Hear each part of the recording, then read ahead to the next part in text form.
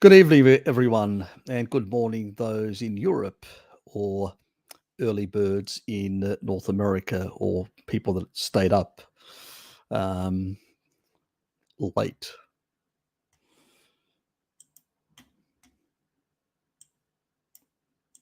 Oh, Tracy's here. G'day, Tracy. You're midheads. You've been hanging around that Ted bloke, haven't you? Picking up some bad habits, my dear. Picking up some bad habits. It's a nice sunny day. It's actually a warm day. I've got the window wide open on that end and trying to create a bit of ventilation here. I didn't want to turn on the fan because it'll make a bit of noise, and I didn't want it to affect my live stream. So if I start sweating, you just have to put up with it, so be it. And I do sweat very easily, which is hypothermia genes. Can't do much about it. I just have to move, like power walk for about 15 minutes and I sweat like mad. So as I said, I lose electrolytes and I lose water very easy, which is a big problem for me.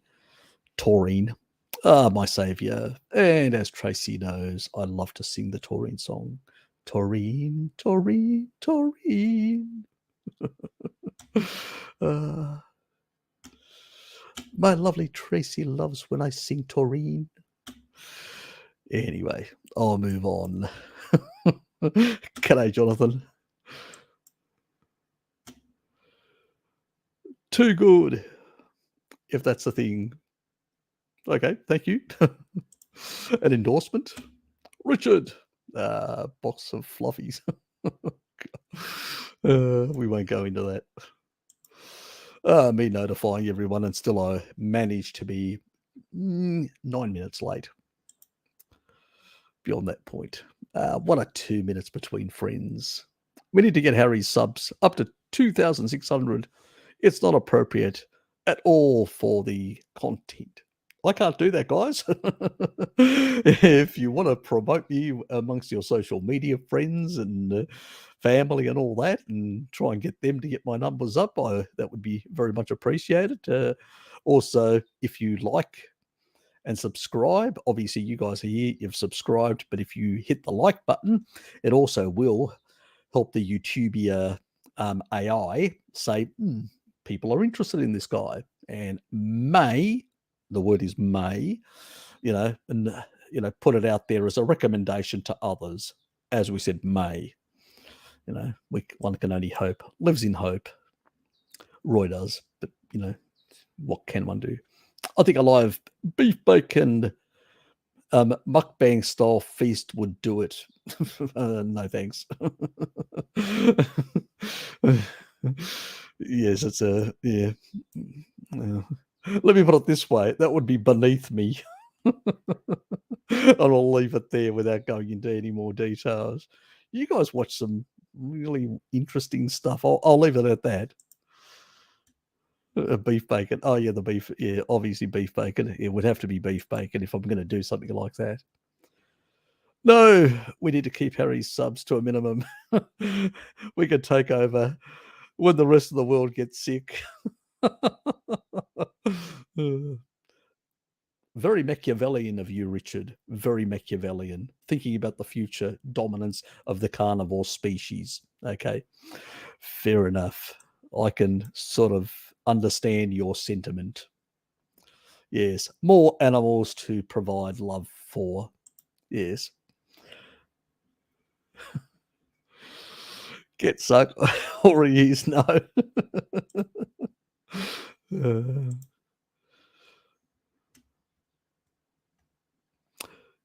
Fair enough. Tom. Sanity. Tom comes along and sanity hits the place. G'day, fellow taurine supplementers. Have some fatty beef ribs making in the slow cooker. Smells like butter. Ah, yes. Wonderful. He has a butter cake. I do. You brought it over.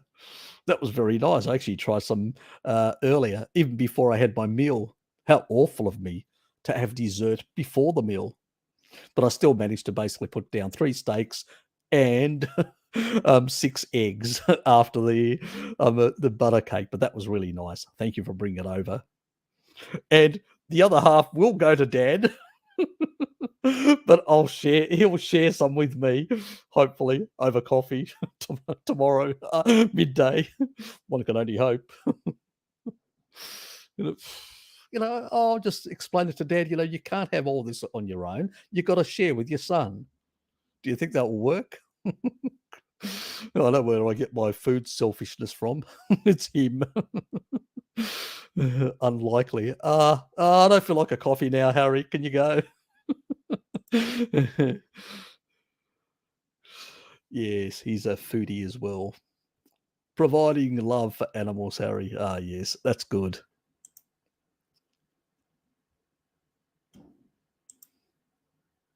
Tender lambs. Oh, yes, exactly. For the slaughter. Yeah, I'm going to do it. Don't worry. Because I know you're going to ask him, so I have to do it. So if I don't do it, then I'll be in your bad books. You'll deny me any treats for a month just to torment me. Anyway. Lovely. Sounds good. And I know it would have been New Zealand butter. Pre-loved New Zealand butter, that is. I'm not going to. See what I suffer torment. This, even Richard's on the bandwagon. There's no. Let me just pop this out. Why isn't? I thought I popped it out before. Anyway, it can be annoying. Now does. Oh, it's working. Okay.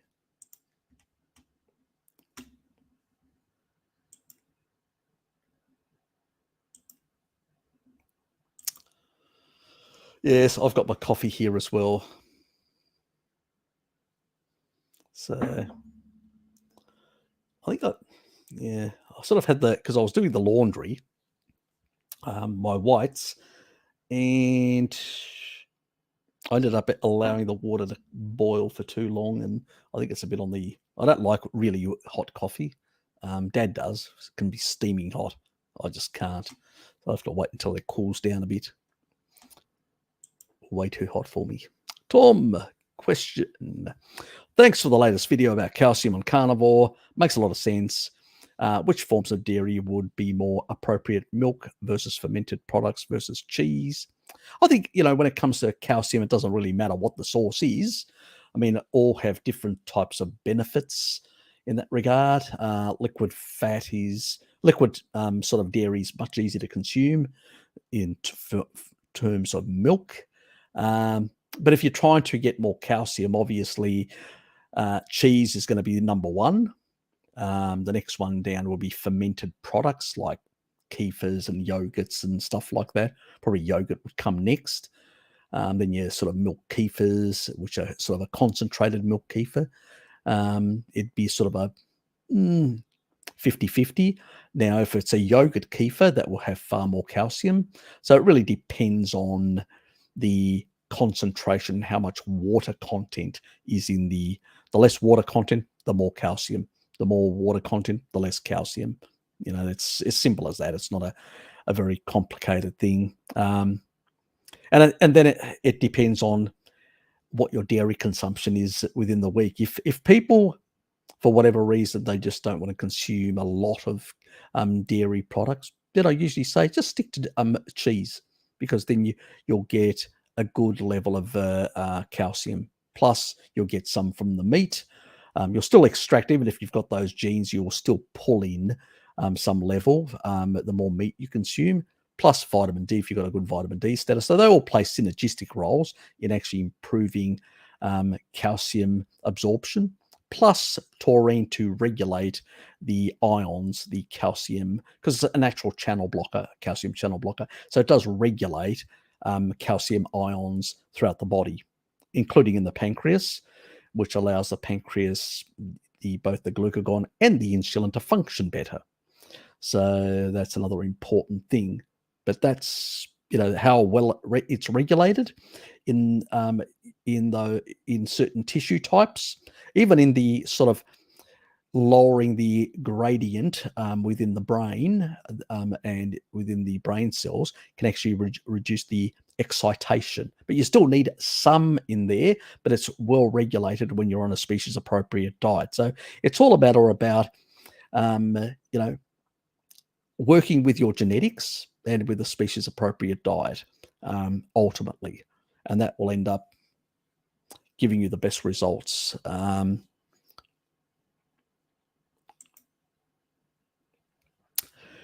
So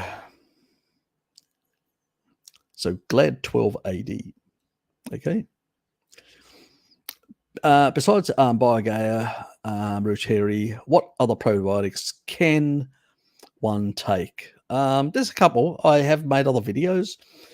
Please go through and look at the microbiome videos and all that. That's how I get actually more looks and views. I can't give away all information in that regard, but just there are some of the rhamnosus types, the bifidobacteria types. There's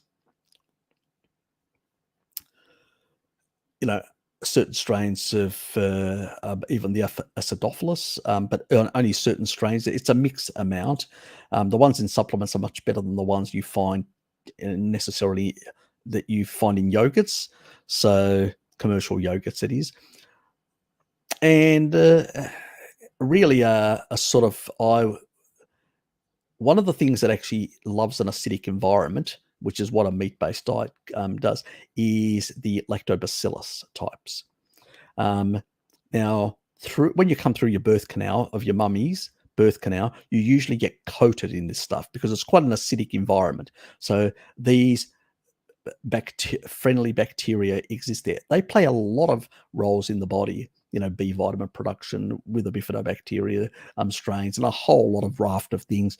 So it's important to consider those as well. My main focus is unless somebody's got really major gut issues, they've done everything. They've done the Dietary, they've suppressed the pathogenic bacteria, they've done the you've taken insufficient taurine in your diet to basically regulate the gut and the microbiome by suppressing certain things and then if things are not 100%, you may be missing out because of prior exposures to glyphosate, which is a antibiotic mimicking sort of pesticide. So it is problematic. It's like having antibiotics every day. And if you've had a lot of bouts of antibiotics as well, that can decimate the lactobacillus strains in the body. And they do play a lot of important roles in the physiology. Without going into the weeds, they also, a lot of people, once they put those back in, they improve them. They're just the way the body will process food as well. And also it will make them more tolerant to things like eggs and dairy and things like that. So I usually say to people, put it in a kefir. Now, there is, Bart's Discord, Bart K. He's got a Discord run by NecroKitty, and she's got the recipe. So I usually tell people, go there and get the recipe from NecroKitty. Why? Because I want to promote. We need to support. You can't get everything for free. We need to support, and that's where I push people to basically get that information, because NecroKitty was suffering from severe diarrhea for 2 years, and then I sorted that out with her, and then she had a severe constipation that was lack of certain bacterial strains, and we sorted that out on the other side, and now she's got normal poo, she's normalized all these things. And I used to email people and all that, and I've stopped doing that.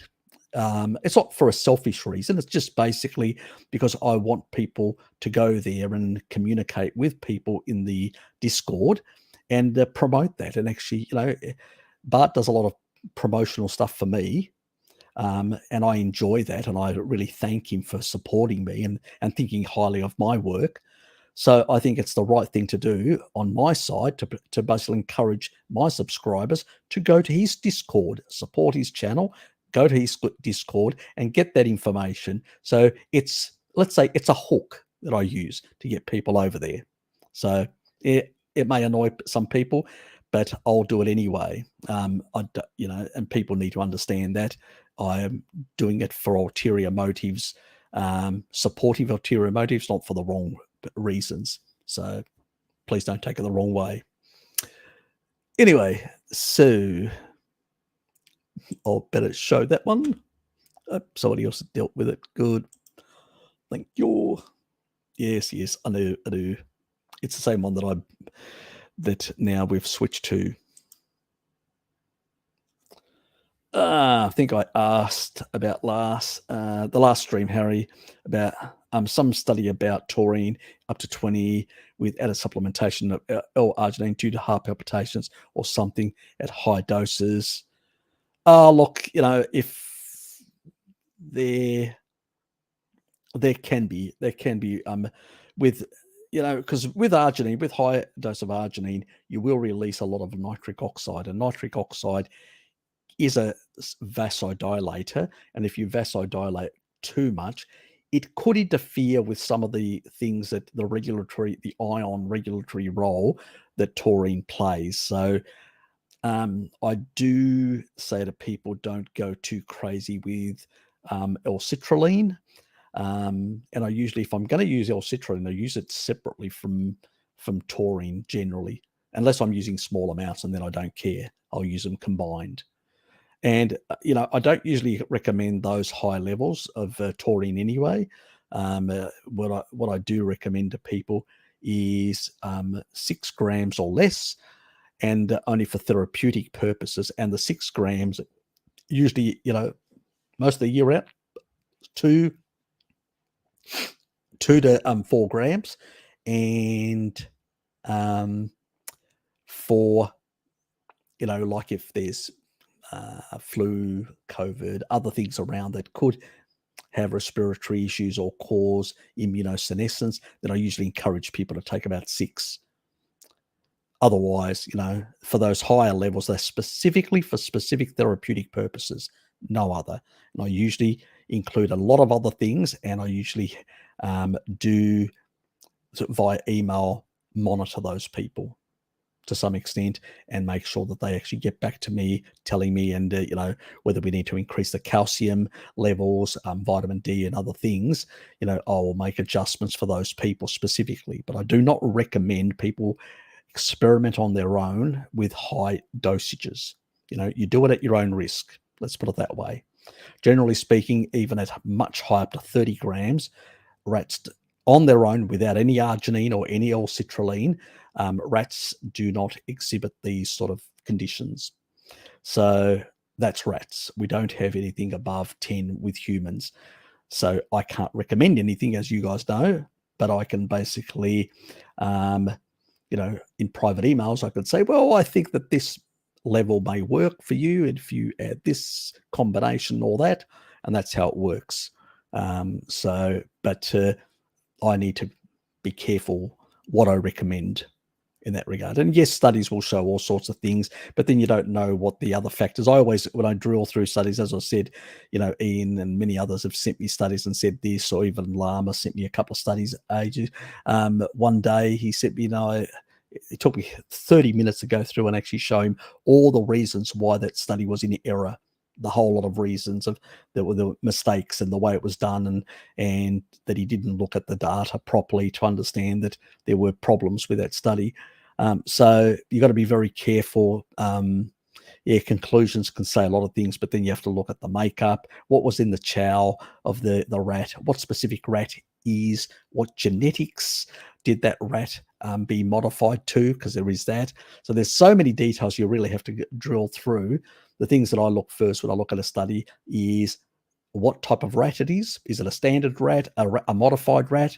What sort of genetic modifications, what knockout, what they've knocked out, and for what reason, and what are they, and what are they including in the chow? And sometimes I'll look at that and I'll go, it's problematic, and I'll ignore it and I'll look for something different. So yeah, you've got to be careful what they discuss. Anyway, shoot me a link of the study and I'll look at it, see what I think about it. That's the easiest way, because usually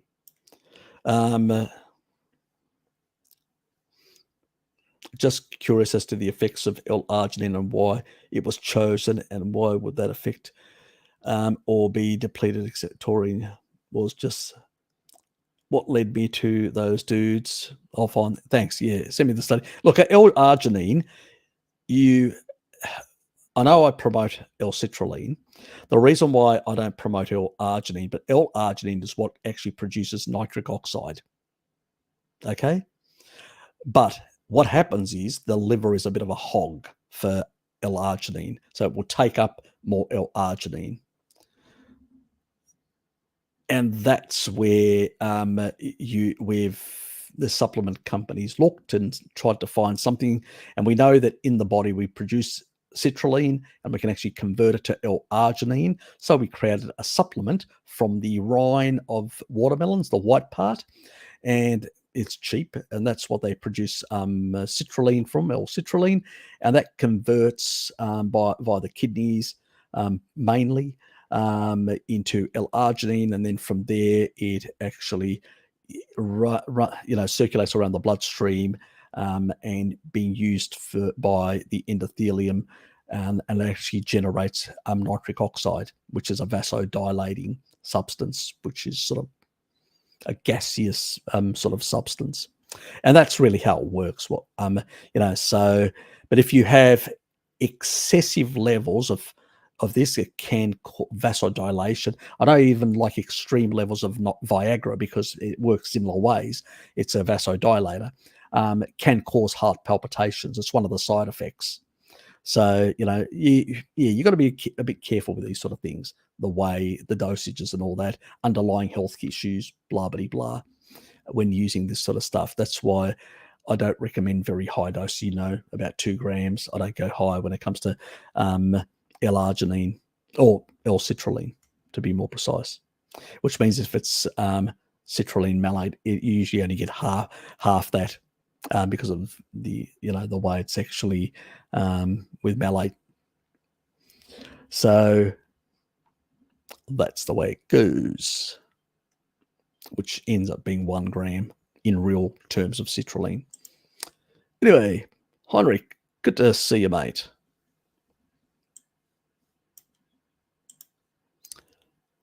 G'day, Alien Dron Service. Just had some taurine and glycine with milk. Good for you. Yes, I thought it would be very late for you. You missed the previous one, so you're doing an all-nighter, are you? God almighty, get some sleep, mate. You can always watch it tomorrow. Thank you for being here, but still, look after your circadian clocks. Yes, nothing like a coffee. No, right here. Sometimes, not always. Depends. If you've gone through bouts and bouts of antibiotics. See, if you use L-reuteri and suppress the pathogenic bacteria, then you use taurine to re-regulate the gut microbiome, and you're eating animal foods that are higher in these sort of beneficial bacteria, what will happen naturally? They will grow and all that. But some people, like Necrokitty and a few others, can have like severe loss, where they've lost completely the species, or they don't have an appendix. That's where you keep your gut microbiome, and you can restore it from there. So if you don't have an appendix, that's another issue. So you may need to reintroduce those things. So it depends on your circumstances. And by reintroducing those things, you can actually restore, the capability of tolerating certain foods and all sorts of things, and for your gut to work much better, so that's really what it is. Oh, thanks, Richard. Thanks for the tip.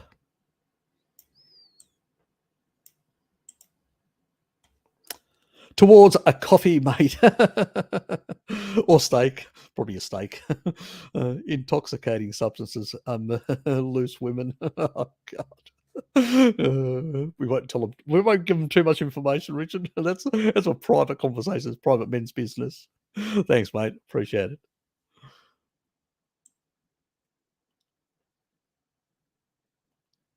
Oops.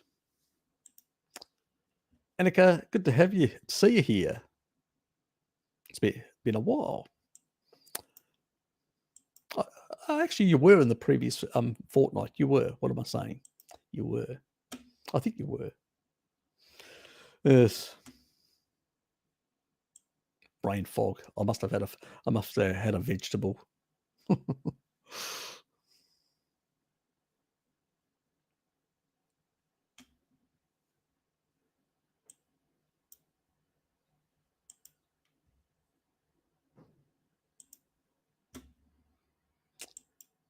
Hello to you as well, Jonathan.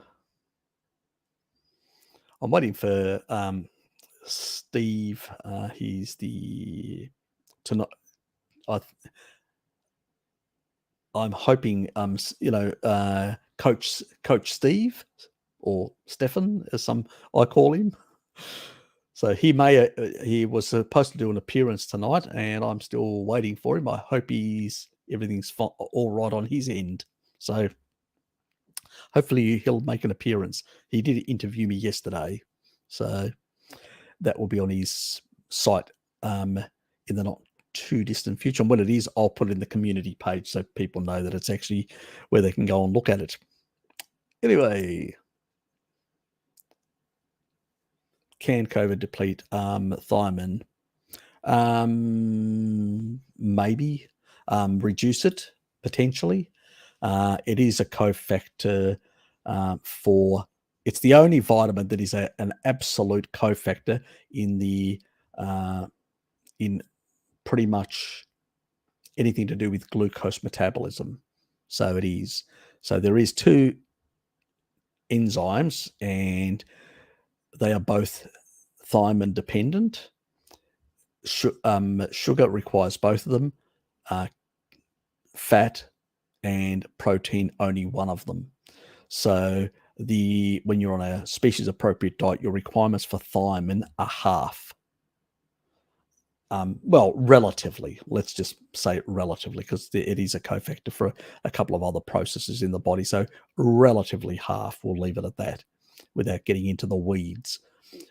So what COVID does, it does affect the endoplasmic reticulum, which is the area around the nucleus where a lot of transcription happens of proteins and all sorts of things, enzymes and whatever else.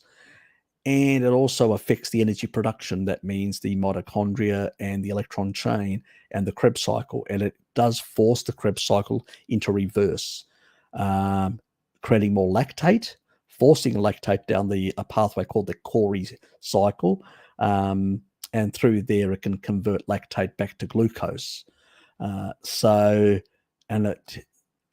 It's preferred fuel. Surprise, surprise. Because these are primitive organisms that predate the existence of, oxygen in the atmosphere. It's pre-oxygenation period. And so obviously it uses this, and it's hijacking the system. Taurine tends to go in there and sort this out. It forces lactate through the Krebs cycle, so prevents it going down the Cori cycle pathway, and it prevents it from being turned into glucose. So it forces it into oxidation, to oxidative phosphorylation. As a consequence, it denies COVID, and also the spikes. It denies, energy for those things to replicate. So it is really important that we use that as an adjunct in dealing with a problem. On the other hand, piggy and basically tuna are very good sources of thiamine. They're the best sources in the food supply, so to speak. But if you're concerned, there's always the option of a supplement in the winter months when COVID's around a bit more prevalent within the population because of low vitamin D status. So, I mean, yeah, but it probably does use a bit more thiamine than oxidizing fats. But so that could be potentially an issue, but I haven't seen any research actually showing that it's actually causing a thiamine deficiency as of yet. Maybe, or just lowering the level that the rest of the body can use for other purposes, potentially. I'm not sure. But I'll take a bit of a look into it. I've sort of viewed it from the angle that I just explained. Obviously, that technically would use up some level of thiamine. Is it using up shitloads of it? I'm not really sure that it would use that amount. So maybe. One doesn't know exactly unless somebody looks at it. There's no study that I've come across. I did look at one stage, but I didn't bother.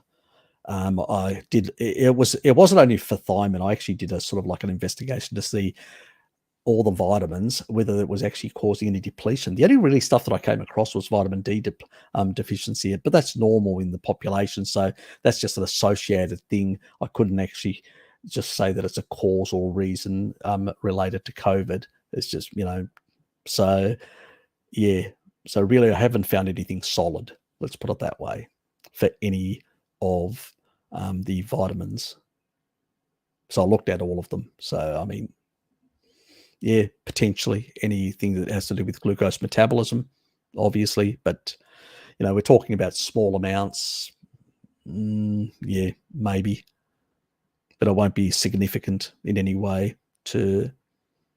but if you're concerned, as I said, just supplement or eat a bit more piggy and tuna.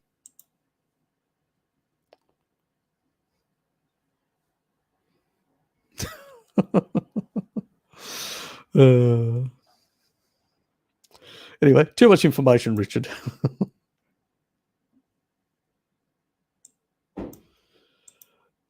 You guys are having a conversation amongst yourselves, pretty much ignoring me. Oh, Tom, at least somebody's asking me questions.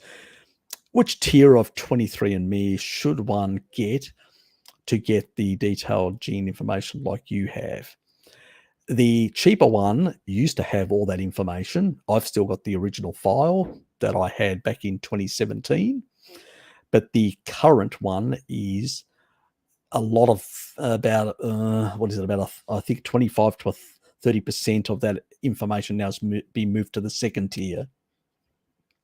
Now, the second tier does give you some additional stuff, plus some of the stuff that used to exist in the first tier. So I'm very annoyed about that when I bought the product, they didn't actually maintain, if you know what I mean. So that was a bit annoying the way they went about it. But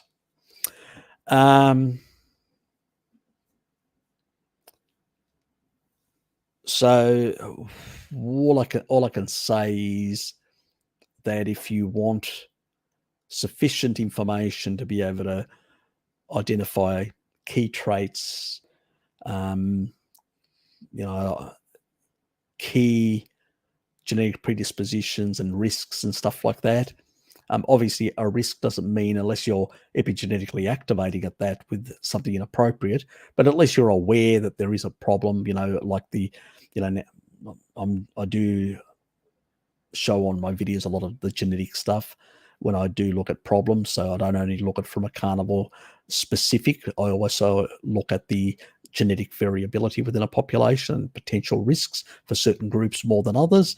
And so people can then identify those genes when they look at my videos and then say, okay, I may have this calcium, like the recent one, or the MTHFR, which I did the methylation part 1 video, which covers that in riboflavin and how it corrects it and stuff like that. So when you look at that, at least you can look at the genes and actually do a bit of comparison. There's probably a number of other a few other videos of mine that do cover some of the genetics. I do plan to do more on the genetics and providing a bit more of an insight in some of this sort of stuff. It is in the pipeline to happen later this year and early next year. So there'll be more of that sort of stuff.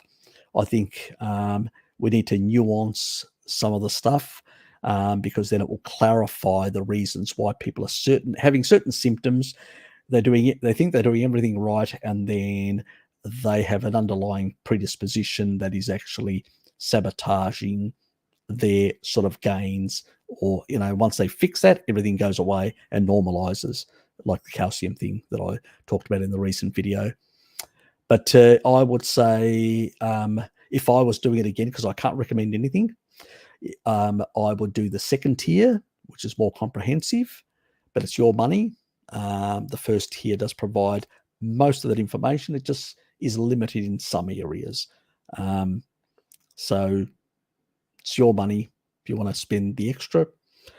In my case, if I was doing it again now, I'd probably spend the extra, but I can't recommend that to people. So it's a choice you have to make for yourself if you're prepared, if you want that additional information.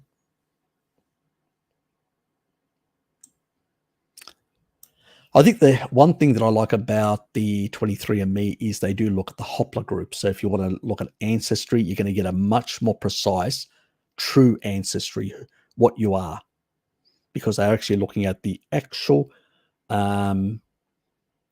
key genetic markers for certain populations. So there's no airy-fairy stuff. Oh, you live in this country, we'll just basically skew it in your direction in this way or that way. No, they actually don't really care where you live, but they actually look at exactly which Hoppler groups you're related to, which specific gene pools you come from. So they have much more precise ancestral information as well. They didn't in the past as much. They used to just basically aggregate it against their members, which country they came from, and then they decided, no, we're going to go for the Hoppler groups, and they cleaned it all up and really now have much more precise ancestral roots, true racial roots. And I know some people don't like that name, racial, but while 99% of us all come out of Africa, and we're all of us come out of Africa, and we basically 99% of our genome is pretty more than 99%, pretty much identical. There are specific markers that indicate that people bred amongst themselves in a certain locality. So while the amount is minuscule that differentiates one group from another, that small can say you are part of a group that lived in this part of the world for so many. And you can go back, because it actually has a history of all the Hoppler groups you've been part of, right back to the location in Africa. That, and how they moved. Like I think my father moved through the Middle East up through Anatolia, where my mother's lineage actually went up into part of Central Asia and then sort of came back down the other way. So it probably has some more, genetics that are sort of, from that part of the world, which would be the Indo-European type tribes, stuff like that. So a bit of element there. So it's interesting, that sort of the lineage in that regard. But then, you get to a certain location on the planet where it's more concentrated up to this day. And you can say, well, I'm probably related to this population far more than any other population. For me, 99.1% Greek. So the common genetics for the last couple of thousand years, no difference. And they've actually done like they've taken collagen from ancient people, looked and compared, and that's how they work out the Hoppler groups. So they do look at true archaeological ancestral connections to the populations in certain parts. So it's quite interesting. And they're using that sort of data. So on the that sort of side of things, you're going to get a better picture than some of the other sites. And it surprised me because that was never their focus. It was more on health, genetic, predispositions and things like that. And, whether you've got Neanderthal genes, which I've got some, or whether you're basically going to go bald, which pretty much, nowadays, that's not the case. But I used to have severe alopecia through here, not anymore, but that's species appropriate diet has sorted a lot of that sort of stuff, and more sulfur, has sorted all those issues out. That's the advantage. But usually, my family on my father's side, my father's got a lot of alopecia. We usually some of us go bald. So luckily, I've held that off. And even on my mother's side, everyone went grey in their 30s, mid-30s. Even my cousins, my sisters, that I know that they won't admit it. They put colouring through their hair. So anyway, we won't go there because I'll probably upset them if they hear this. But that's the reality. So, and I think I'm a testament to, in my family, that a species-appropriate diet will improve those areas. And it's slowed down in the last decade my graying, So, I can't stop it completely. I have photosensitivity. So when I go out in the sun and all that, it does grey my hair, and it has greyed my hair, but it's much slower than other members of my family. And unlike them, I'm not prepared to put any colour in it. If it goes grey, so be it. I've got the genetic predisposition. I'm not going to sort of be childish about it. Anyway, enough about myself. Shut up, Harry. Anyway, move on. Oh, yes, definitely hit the thumbs up. Yeah, I know. All the home brands from Coles and Woolies, they're all from New Zealand, which is all grass-fed and grass-finished dairy. It's laughable, and it's cheaper. It's funny. Thanks for the cheap stuff, mate.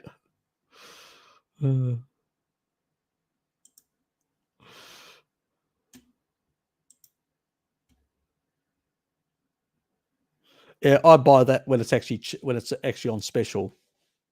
Otherwise, I buy the home brand. It's the same stuff. It's just a brand name.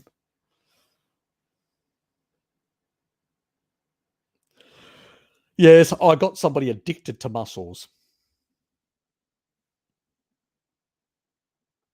I'm eating more, Anyway, we'll move on. Ah, nice. I actually get from Margaret River. This is in Western Australia, and they have this.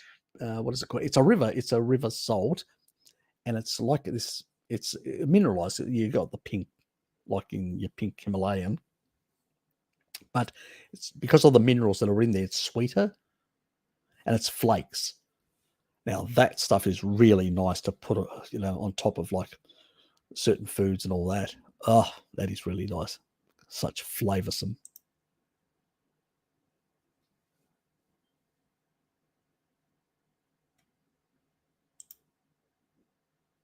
Hey, we've got pretty good lamb chops over here as well.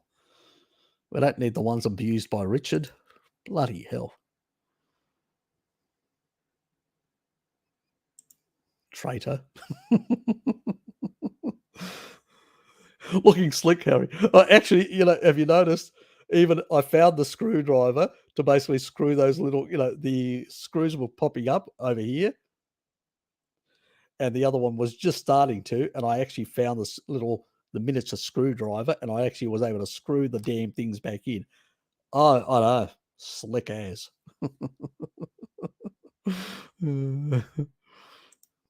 Because it was really amateur the way it looked. I couldn't damn find the screwdriver. Annoying when that happens.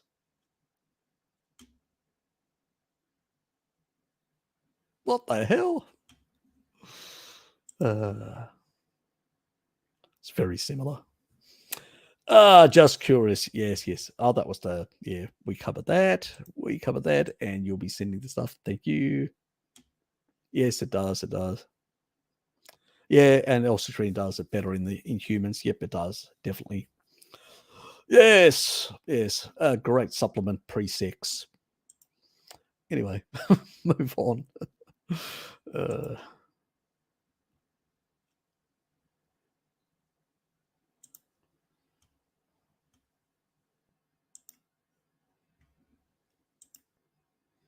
I use it as a vasodilator for one. Well, I used to use it for the heart, but I use it for another organ. We won't go into the details, Richard. You know what I mean.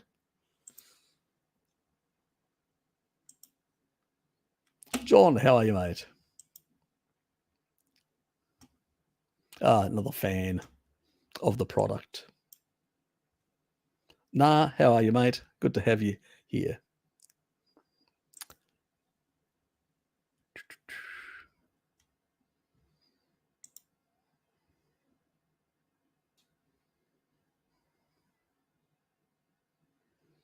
Yeah, well, you're a big bloke, Jonathan, so it helps, as a pre-workout, as a pump, so yeah, it definitely helps in that regard. But also for hanky-panky, but we won't go into those details. This is a serious, well, semi-serious live stream.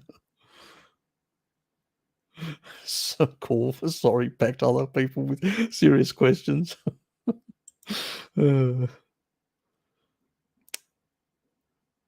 Has extremely sore, itchy wrists over the past 2 weeks. I looked into in regards possible histamine reaction. Well, histamine reaction will be sorted out by basically, well, with your histamine reaction, it's probably going to be sorted out with taurine, but it also could be because taurine can be depleted by oxalate. She could, potential a bit of oxalate dumping is a potential that creates itchiness as well, and also can, lower calcium serum levels. So I usually recommend people when they're having these sort of symptoms, because I don't know their genetics, consume a bit more calcium-rich foods, a bit more dairy, cheese, if that's easier for somebody, for the simple reason that, you know, histamines will be sorted out by the taurine. We need to sort out any potential risks in there. And I think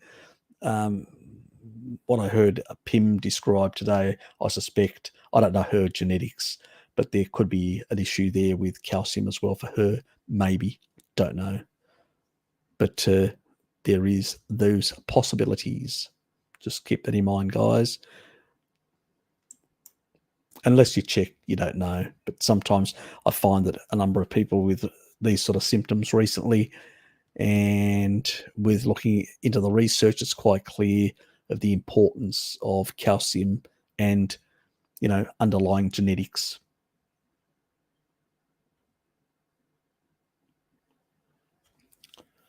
Your stools, yeah. Well, definitely. Look, if also consider potentially going in and doing consultancy with Bart Kay. He's the person that I recommend because he deals with a number of these issues that people have, and so can transition people better to a carnivore diet if they're having some of these issues.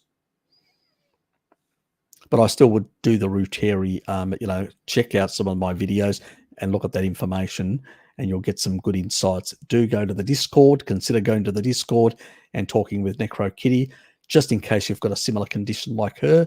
And if you do, then she can give you a bit of a insight of what me and her we troubleshooted her condition, worked through the condition, and came up with a solution that worked for her and resolved both the diarrhea that she had for 2 years. Then she moved to constipation. We resolved that as well, and now she's got normal poo. So, I don't know what your gut is, and sometimes, I could tell you go and do these tests and come back with me and email me the information. But sometimes just going through a proper protocol will resolve that, and potentially a whole lot of other issues that she found as well got resolved. So, a lot of us have done a lot of derangements to our bodies over years by doing inappropriate things. Yeah, I thought so. Yeah, so, as I said, I must have had a plant today. It caused me intermittent brain fog. Alex, good to see you, mate. Good morning, all. Yes, it is morning in the Netherlands. How are things over there with those crazies that are in power? Ah, great. Nothing like it. Enjoy.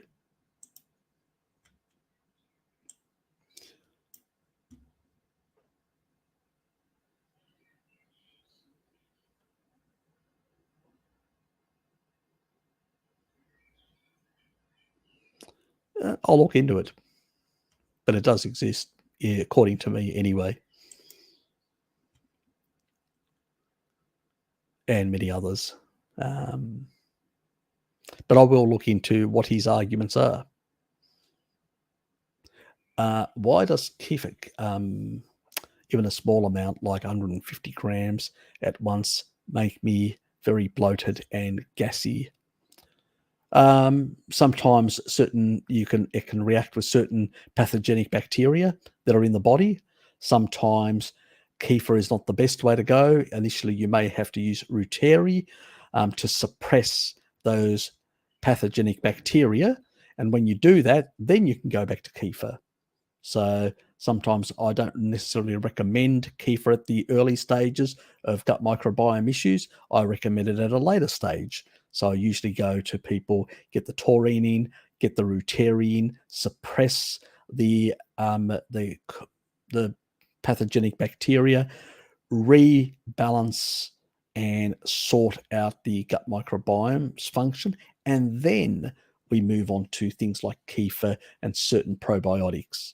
So the initial stages are try and sort things out, clear out the pathogens, improve the stomach function, the enteric function, your gut, and basically your gallbladder function, all these. And once these working properly, usually a lot of these problems resolve. So sometimes people don't even need to do the kefir. But if they do, because there's still some issues of whether constipation or diarrhea or stuff like that, we may need to look at additional things. So, but I would say go and check my videos, my earlier videos, the ones on, there's a microbiome one, and there's also one on the gut. And it has a number of videos that cover a lot of these points, things to do to sort these out, what you need to use. So I'm not going to sit here explaining it to you for half an hour or more when the videos do exist, and you can check them out, which covers all these points and exactly which supplements, where to buy them, blah, blah, blah, and all that sort of stuff. Anyway, and if you need to consult with somebody, do consider Bart K. He's well aware about a lot of these issues as well, or even chat with NecroKitty. Yeah, there are differences in it. You can get, that's the other thing. Richard's right about that. Some of the bought stuff is not real kefir. It's got a brand kefir, and they just put the juices in. They don't put there's not the actual kefir in anymore. And then they pasteurize it. They put a whole lot of other things. So it's really like a soury water rather than a proper kefir. And the other issues are water and milk. You may not be adapted. So that can be another issue. Thanks, Richard. Good points.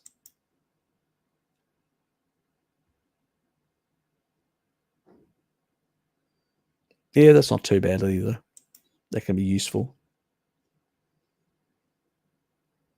Okay, milk from the store, organic.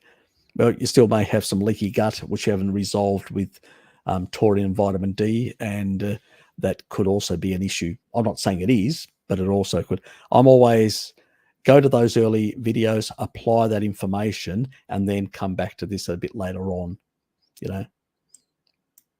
because you need to fix the underlying issues, and then we can actually progress in repairing and healing and adjusting and sorting things out. Yeah, I've actually got localized. I used to get them from City Organic. They do not have any more live grains. I did go around and ask them. and they no longer have. They don't no longer order them. So the only way now I can get live grains is from the mainland. Somebody's telling me that there is somebody in Moona, which is the next suburb, the second next suburb after North Hobart is Newtown, then Moona. Somebody says that there is somebody up there that does sell. I'll have to find out whether I can get some or not. Otherwise, I'll have to, I occasionally do it, once a year. But I won't, not this period. I usually do it in the winter period. So we're getting now spring. I don't bother. Next winter, I'll be doing it a bit for a while, probably, for a month. And people do fermented stuff. Take the Inuit, they'll throw the Maasai do fermented stuff. The Inuit will throw a fish under snow and ferment it. And humans have been eating fermented meats and whatever for millions of years, and even our earlier low pH signifies that we had a sort of a scavenger existence. So it's a sort of a natural thing, and only the acid-loving bacteria would come through. G'day, Stefan. Come on board, mate. Come on board. You've got the link. Join us. Good to have you here. Or Steve. I'm going to be calling you Stefan out of habit. In Australia, we pronounce Steve Steve. But anyway, everybody's got their different pronunciations. I should respect. I'm waiting. You're still not in here? I can't see you.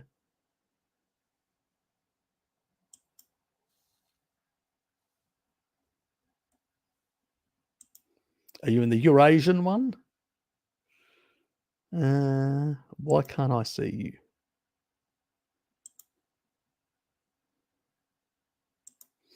Did I send you the right one? Give me a sec.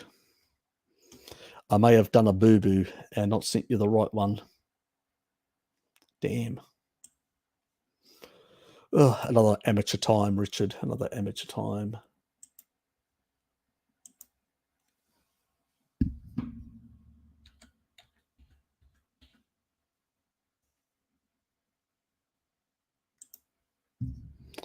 So bear with me for a sec, mate.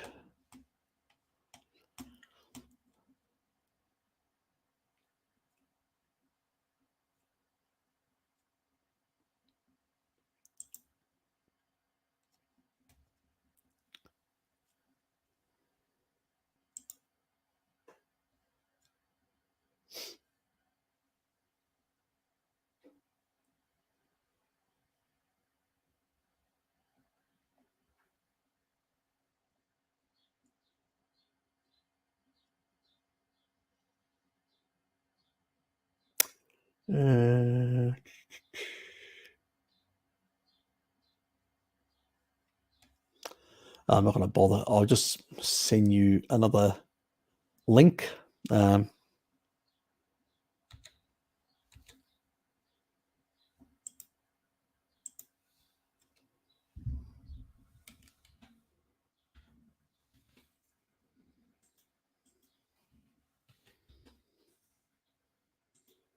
Send it to you. So get out of the other one because I suspect I sent you the wrong one.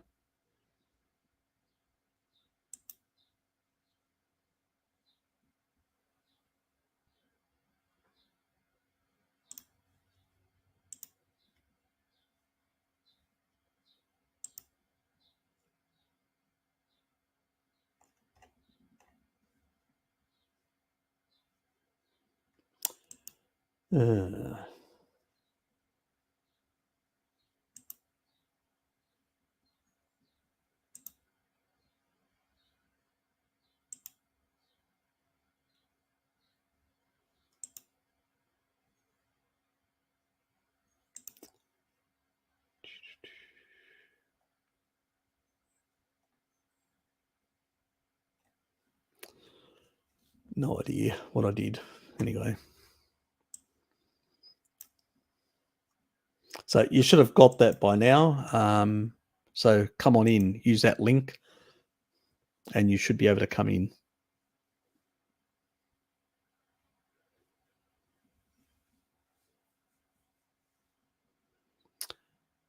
key.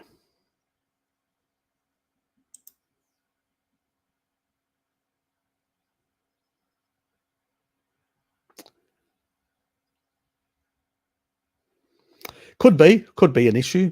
That's why I usually like using Dietary, which suppresses C. diff and a whole lot of others in the gut, in the enteric system. It actually, and then it allows the proper regulation to then unfold. So I find that actually works much better. You're welcome.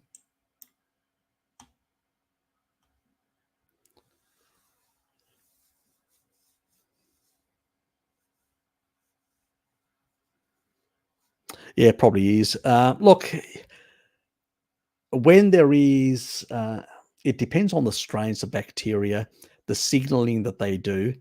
Remember, a number of bacteria can travel up the vagus nerve into the brain,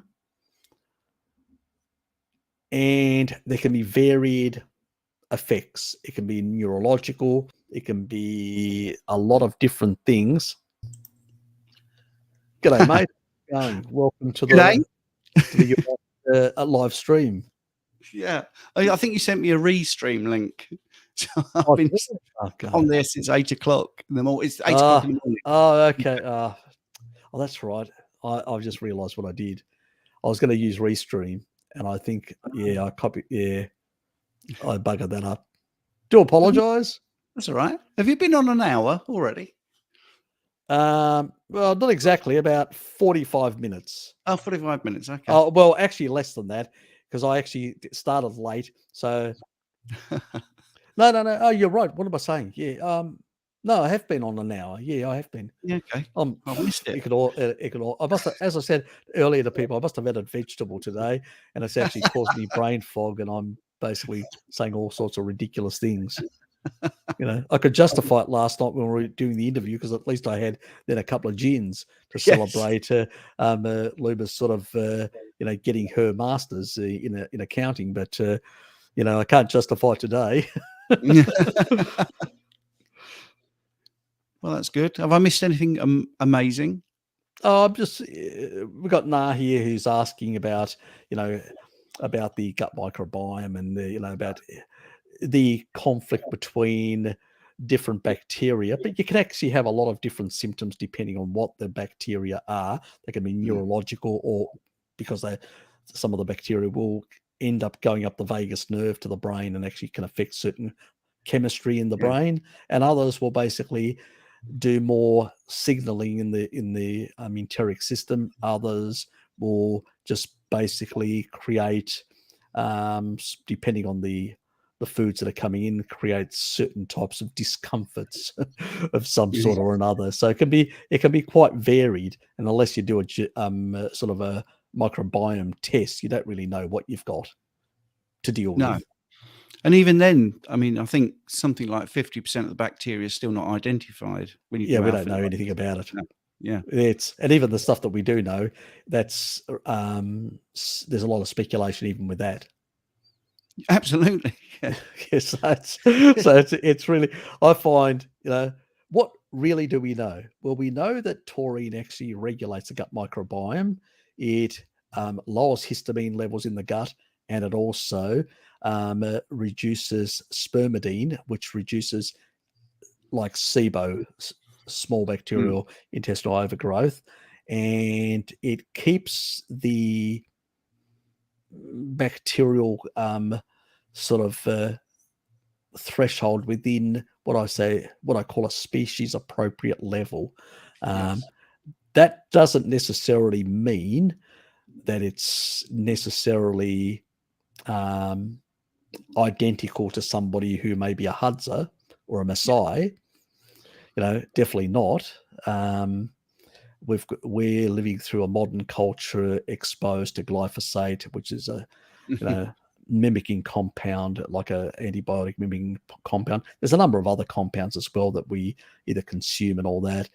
Then there are things that grow in our personal environment, and chemicals that we get exposed to, and they do have an effect as well on a number of bacterial strains as well. So the composition that we end up can be quite different, even from person to person. It's quite horrendous. Where you see much less of that, you'll see greater sort of diverse colonies and strains and much more richer gut microbiomes in tribal societies, but you won't see a lot of differences between the members of the tribe either, which is interesting.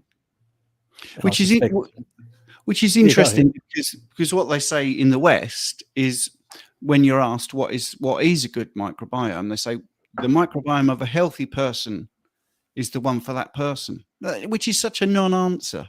It is. It's a bit like it's idiopathic. We don't know.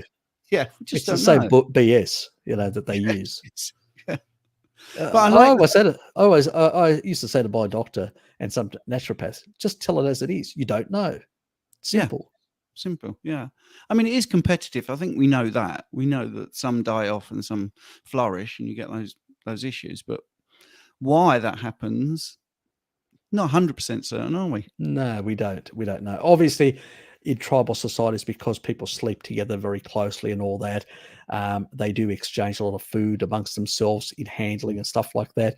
They will tend to, and they're less squeamish about, let's say, the tactile nature of dealing with food and interactions amongst themselves. So they have a tendency of exchanging a lot of,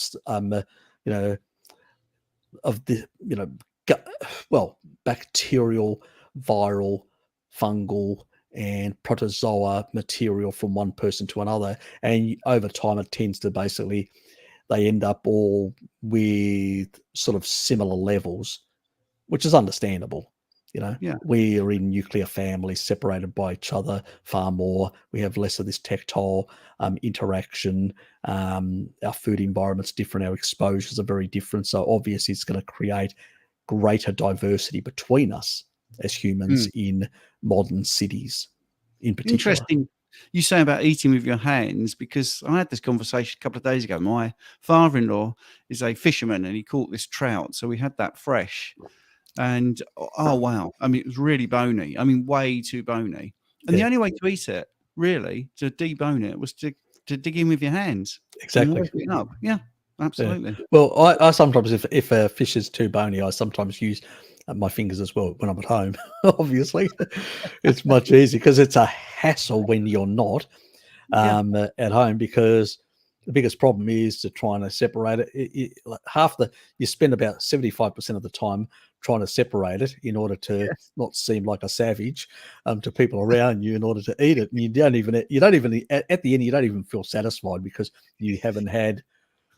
I wasn't in a restaurant, don't worry. It wasn't with family either. Yeah. That's why it's much easier when you're within a home environment, where when you're in that sort of environment, oh God, it is. That's something to try though when I'm out next. Well, you'll be popular with your family in particular. Very popular. Anyway, when someone has family history of diabetes too, does it mean he would have high chance of get diabetes? He consume high carb diet? Do you want to answer this one? Well, yeah, but I might go against your grain actually, because it doesn't matter. It doesn't matter.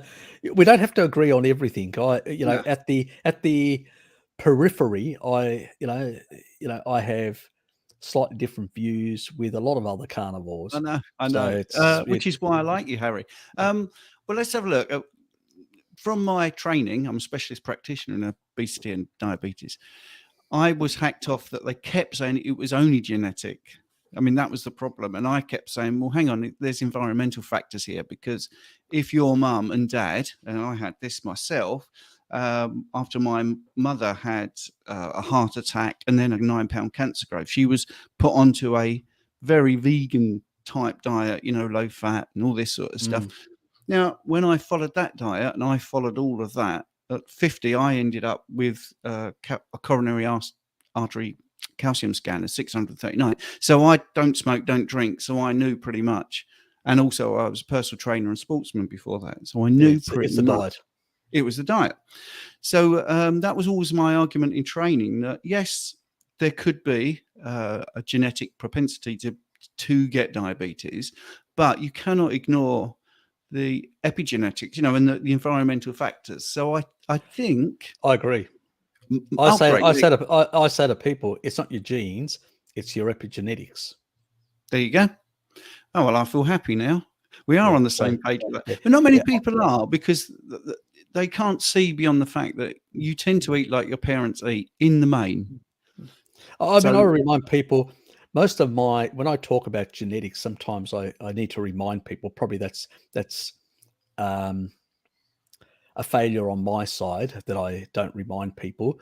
I usually sometimes say it, but in the end of the day, nobody's genetics. You've got to be very careful when interpreting genetics. Genetic predisposition is not your, future. It's not going to be part of your life and all that. You can silence those genes. You can methylate them. You can. Well, I'm proof of that, Harry, because I sound like I've trained you in everything, but when I qualified as a phlebotomist, I was lucky enough to be able to do lots of bloods. And at that point, I was still looking at low carb, and I was pre-diabetic. I mean, there it was in black and white. My fasting glucose was terrible. And here I am.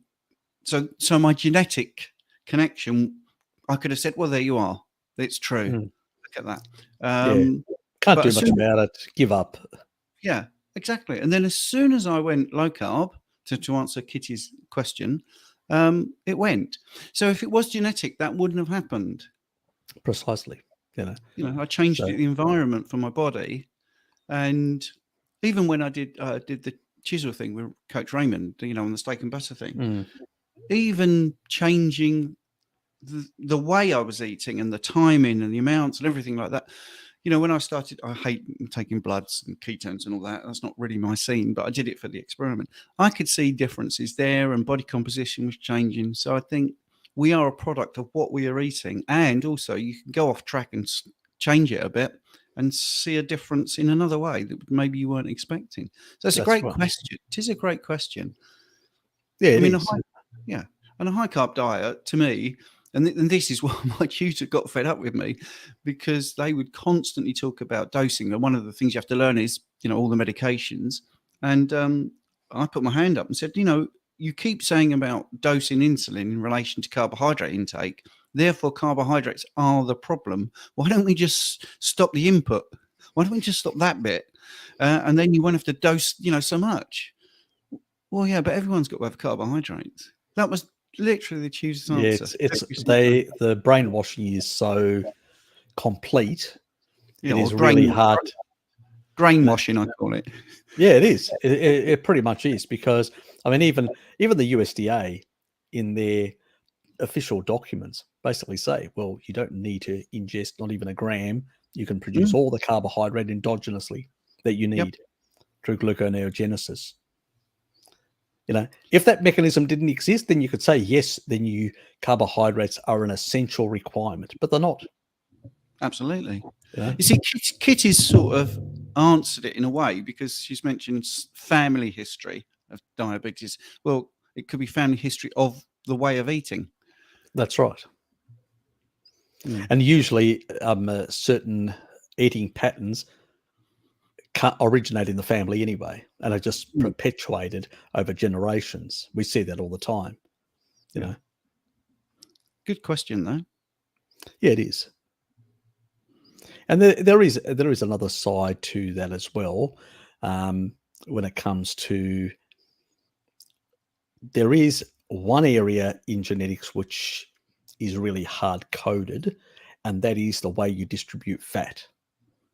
That's an important element. The TOFI. Yeah. Thin on the outside, fat on the inside. That's hardwired. You can't turn that off or on. That's hardwired. And as a consequence of that, some things are, they just are. And as a consequence of that, that is an area where these people cannot actually increase their adiposity to store this excess energy. And at some point, they are going to be diabetic much faster than anyone else. Yes. So they are more predisposed to that. So that's an area where genetic history can be, epigenetics doesn't play a role. It's just your genetic history. You have the tolerance and capacity to manage excess carbohydrates for a very long period of time are just practically zilch. Where somebody who's got, the ability to create new fat cells may become morbidly obese, but may not even pre-diabetic in some cases until they get to a level where just from the physical capacity of the structure of the body to be able to create, generate more is just impossible, and at that point, then those people start suffering some of the. There's a tipping point, isn't there? Yes. I mean, that's one of the things that I try to get across to people when they come for bloods. I try to get them to do their fasting insulin, C-peptide, those sort of things, if they're interested in diabetes. Because I can say to them, if your blood glucose, you finger prick, and your blood glucose is okay, doesn't mean that your insulin in the background is okay. That's right. Because it could be high levels of insulin that are keeping it where it is for now, but at some point, I've got a great graph actually, but which shows sort of insulin in the background of going up and up and up, and blood glucose staying level, and then at some point it starts to creep up, and it starts to peak in insulin, and then there's just a tipping point where it all goes wrong, and it's incredible. I mean, even using your TOFI, thin on the outside, example,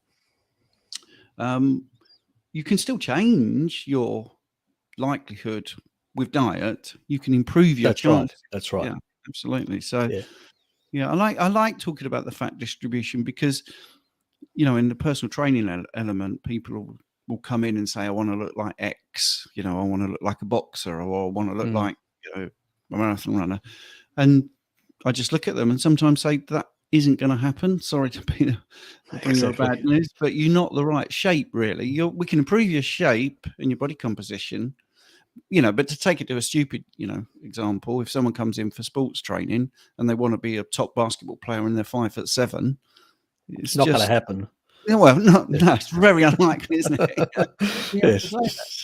But you got to have realistic expectations with your muscle skeletal structure the way it is. Yes, that's basically it. One of the things I was going to say, Harry, and I was going to talk to you about it yesterday, one of the reasons I like talking to you is because many influencers make, diabetic regulation or blood glucose regulation a bit too simple, because they say about your blood glucose goes up in your bloodstream and your insulin goes up, which is what I just said. And I'm going to check my credibility in here and just say that isn't really what happens. We know that incretin hormones have a much bigger role to play. Right. I've covered that in recent sort of videos. Yeah, and it's when you try to tell people that, which basically how we know that glucose or sugar or carbohydrates going through your small intestine has a big impact is because when they do experiments and they directly infuse your bloodstream with glucose, you don't get the same insulin spike as if you eat that amount of glucose. So something must be happening once it's in your mouth, basically. And, it's the brush border of the small intestine where there's K and L cells which pick up the sweetness, and that sends a message, to increase your insulin. So it is all about what happens, not all about, but, it is what happens in your small intestine and how that responds. But, there's a lot of signaling that does happen in that location that makes a big difference in the way the body utilizes those, and also sets itself up, for the way the hormones are going to be activated and actually going to respond to that sort of stuff. But also nutrients that are coming in.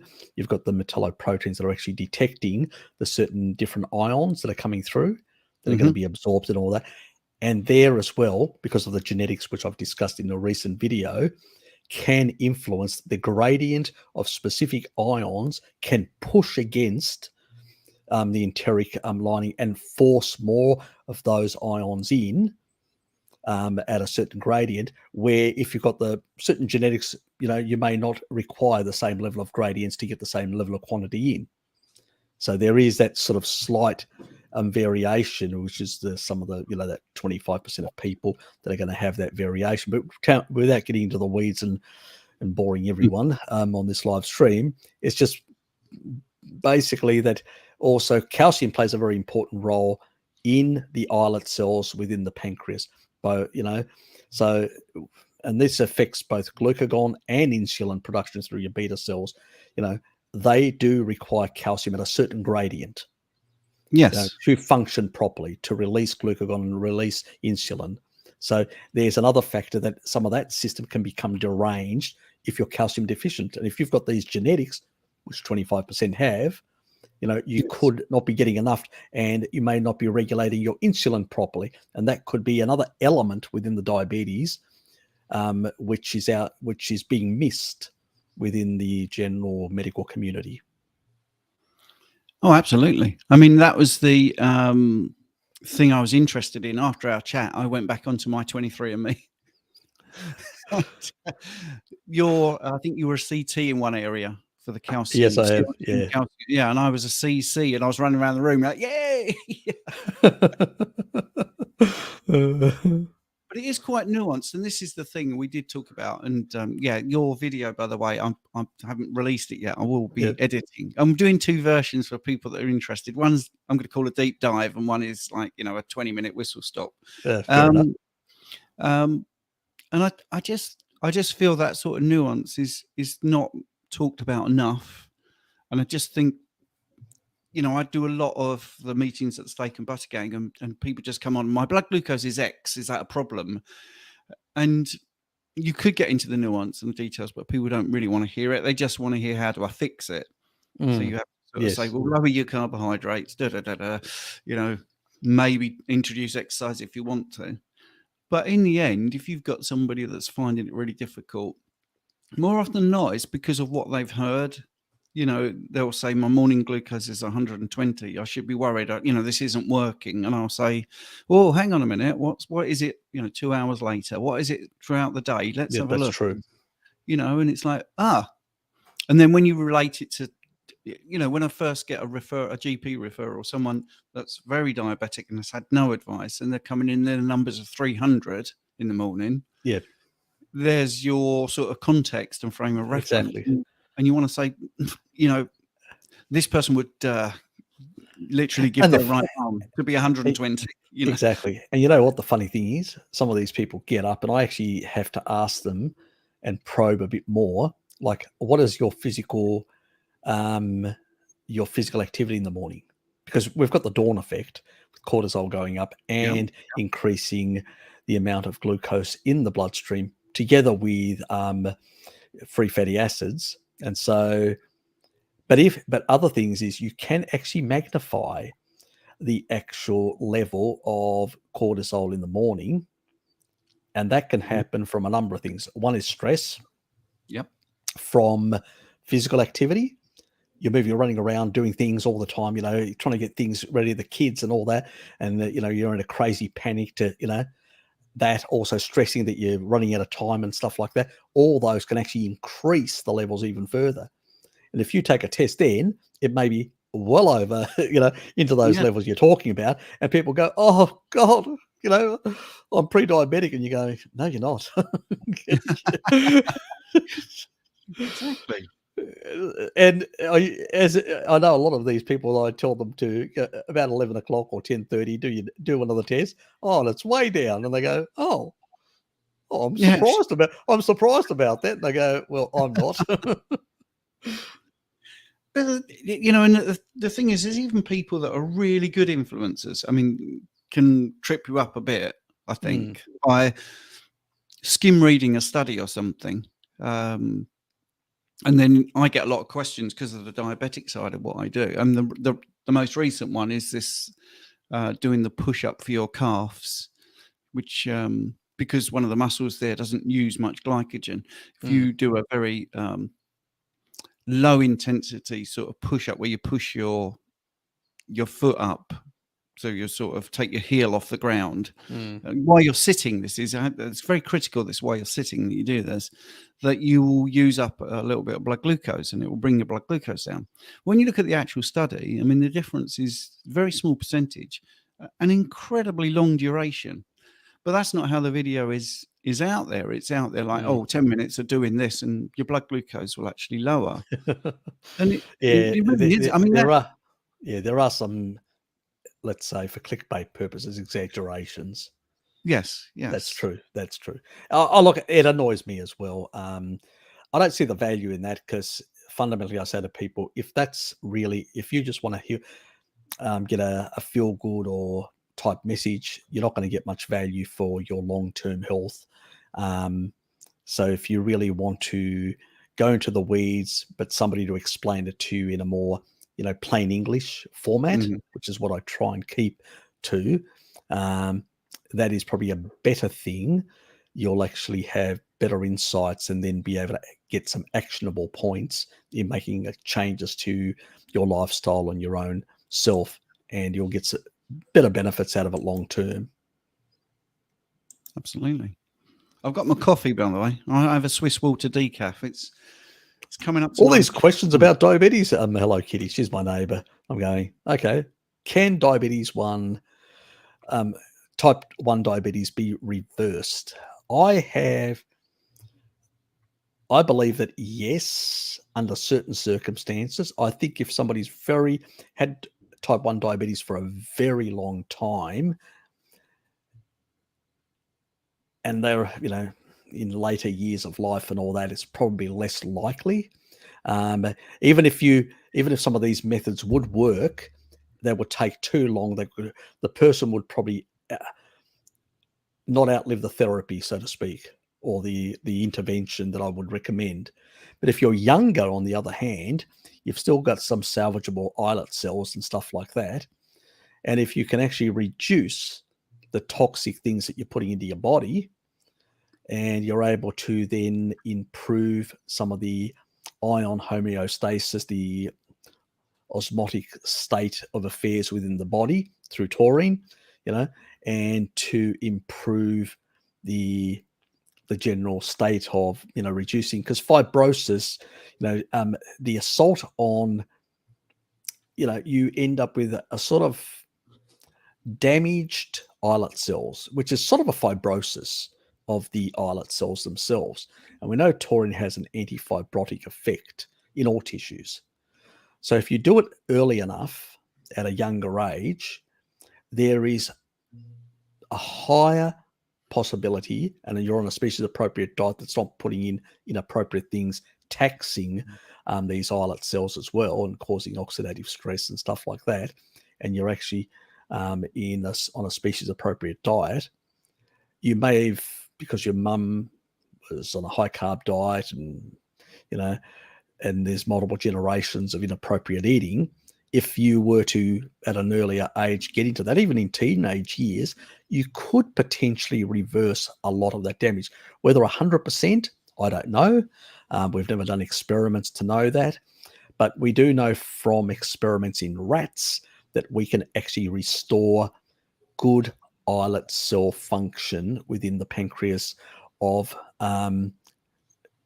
rats that have had, pharmacologically or induced damage to their islet cells. Now, that's not the same as, what happens in somebody with a diabetic. It's slightly different, but it's still, we're talking about structural damage of one sort or another, in a sense. There is a certain level of misfolded proteins as well when it comes to protein structures within the body, which creates this sort of fibrotic state. And we know that taurine refolds proteins properly and actually deals with fibrotic tissue. And we know it works in the rats and a number of other mammals where it's been used. So if you're young enough, I think there is the potential. How much, I don't know. I suppose also, if you look at the history of diabetes, type 1 and type 2, so up until 1922, they didn't know there was a type 1, type 2. That's right. What we do know is there certainly wasn't the percentage of people with these conditions. So it was there's gotta be- minuscule. yeah. So there's got to be some. And do you remember which populations it was primarily noticed in? Wealthier populations, not poorer populations. And the wealthier absolutely. populations were the ones that were engaging the Randall cycle more often and consuming a lot of the more inappropriate, let's say, sweets and things like that, because they could afford them. Back then, to get pastries and all that were done in pastry stores, which were run by chefs who knew how to do this sort of stuff, and they were expensive. And you used to buy them only for special occasions, and the wealthy could afford them far all year round. And like modern day people, they had these sort of issues. It was a wealthy person's disease, diabetes 1 and 2, primarily. Yeah. It was called the sugar disease. But what I was going to say about the type 1, can it be reversed? I've actually trained someone. So you can be a high-level functioning athlete with type 1 diabetes, because my client actually ended up being in the Olympics throwing javelins. I know that's not like endurance sport, but obviously there was training going on and constant monitoring of blood glucose, and can be managed. I mean, that's Dr. Richard Bernstein's sort of big thing about the magic of smaller numbers. If you have smaller excursions with your blood glucose going up or down, first thing is it's easier to manage. So can you reverse, if you extend that question, can you reverse the implications of having type 1 diabetes and complications? Then you can definitely minimize those with diet. Like you say about structure and stuff like that. I mean, whether you'll ever get those cells to produce enough insulin is debatable. But like we don't have any experiments in humans. That's true. These are all induced in rats, the damage to the islet cells, and then using high doses of taurine, which we're talking about, 20 to 30 grams per kilo. It ends up being these mega amounts that they're actually putting in. It's a short-term intervention, which would still for an average human would be a massive quantity and all that. Yeah. And with our physiology, I don't know, do we cope really well at those levels? I have got no research to back up anything to recommend. All I can do is just say they can't make money out of dietary interventions and things like that. So, I just want to pick up on David's comment in the chat there about the Solus push-up that I was talking about. Okay. I wasn't mentioning Andrew Huberman's Huberman. I've seen his report, and it is actually quite well documented that it's a long-term duration. I think he makes. I was talking about a different influencer who made it look like it was a 10-minute fix, but yeah, David's seen that as well. I've seen that, which is much more appropriate to what the study said. Because I don't know if you can see the comment. He's talking about I can. Yeah. 5 hours is not 10 minutes. I mean, 5 hours of sitting there taking your heels off the ground basically and doing the Solus push-up. That's a long endurance to do that. I know some people are sitting at a desk. I know you do your live stream, but can you imagine doing that for that entire live stream, Harry? Every single time? No, I'd struggle. It's definitely a different sort of problem, and the way it's. I don't think it's practical. No, that's what I mean. The difference is marginal. I mean, it helps in the studies. The studies are quite well. I just usually say if you push away from all the inappropriate stuff, you're miles ahead in comparison compared to these sort of interventions, which give you marginal sort of differences. So, I know it's sort of comparing apples to oranges, but you could have the control group doing the push-ups, and you could have the other group reducing the carbohydrates, just doing that with no dynamic exercise, and just see. Well, did that actually help in the long term more than sitting at your desk doing the push-ups? It's a hack, but it's not really.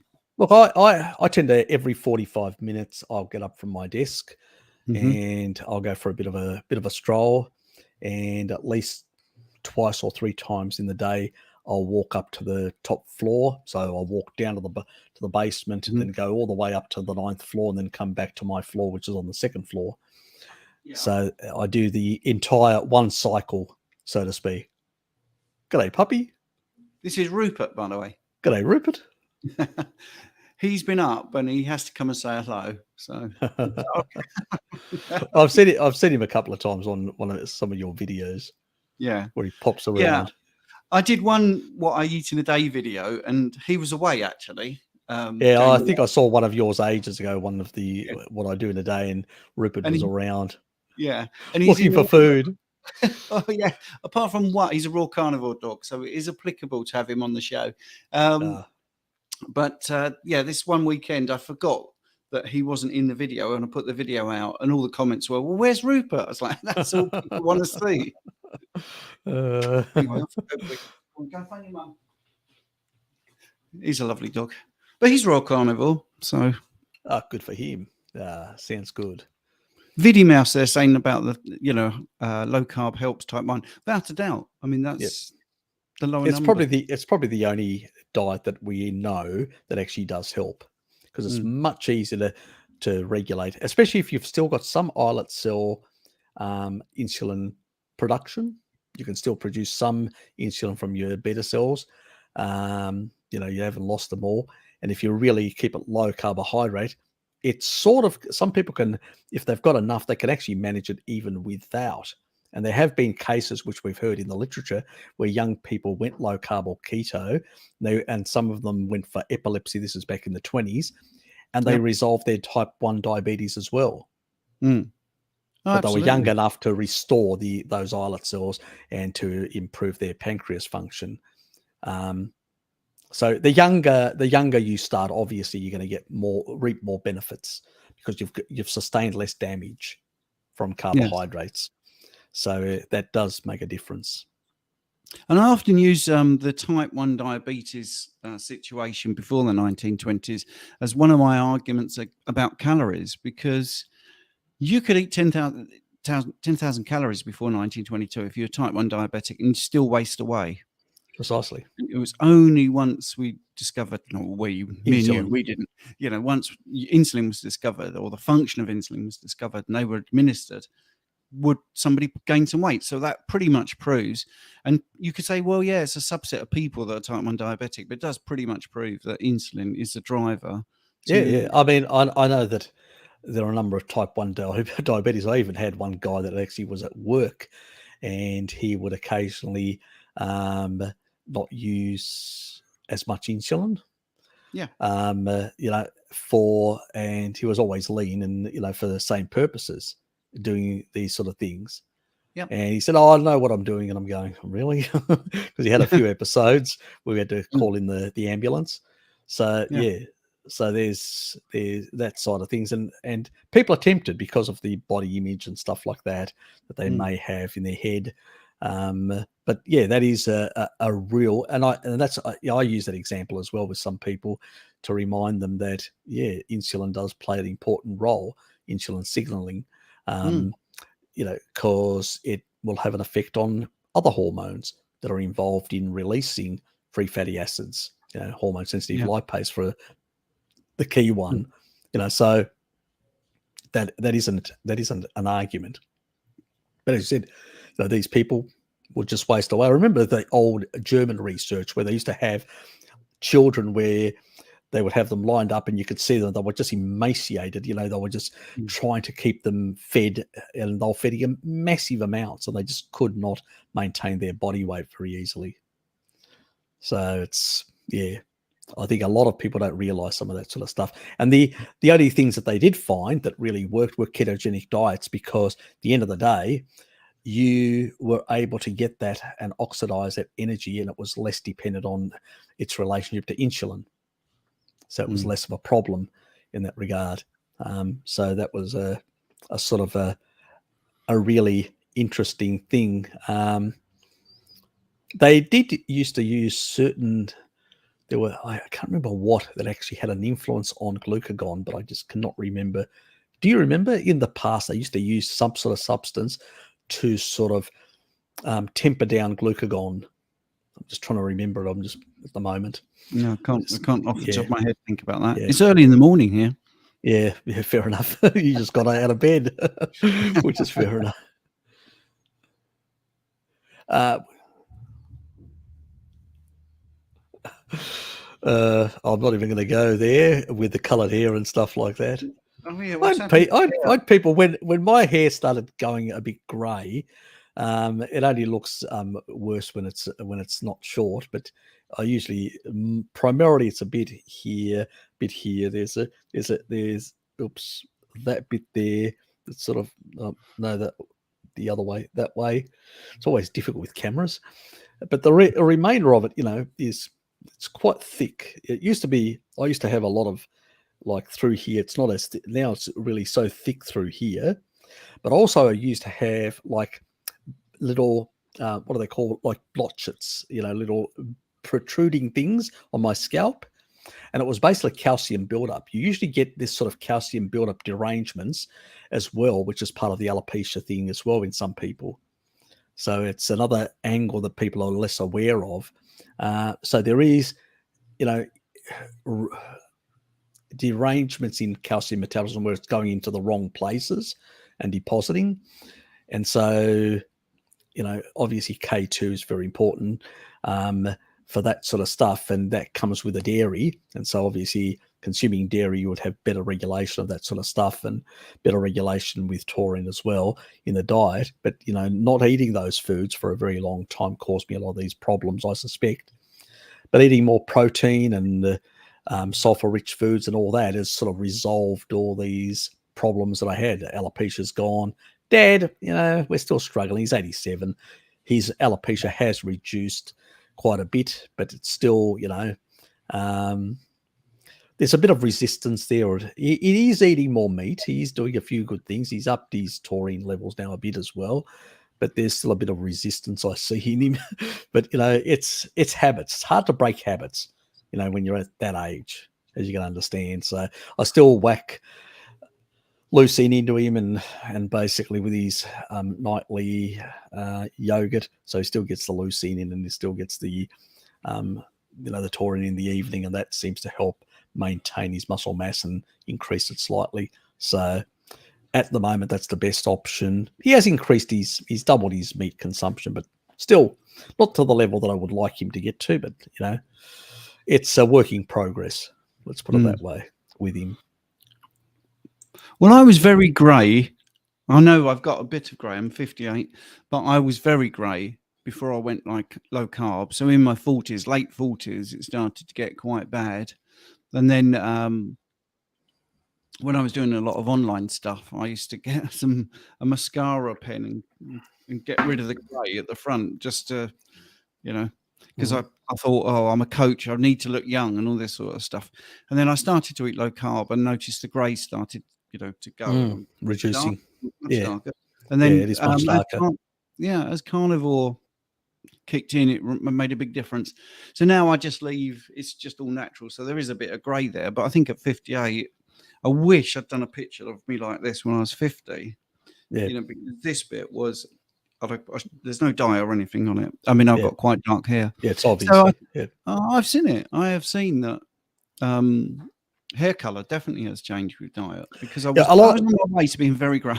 Yeah, a lot of people basically have seen the same results. They've seen resolution of things like alopecia. They've seen resolution of greyness. Now, not all greyness is the same. There is some photosensitivity, like what I've got to UV.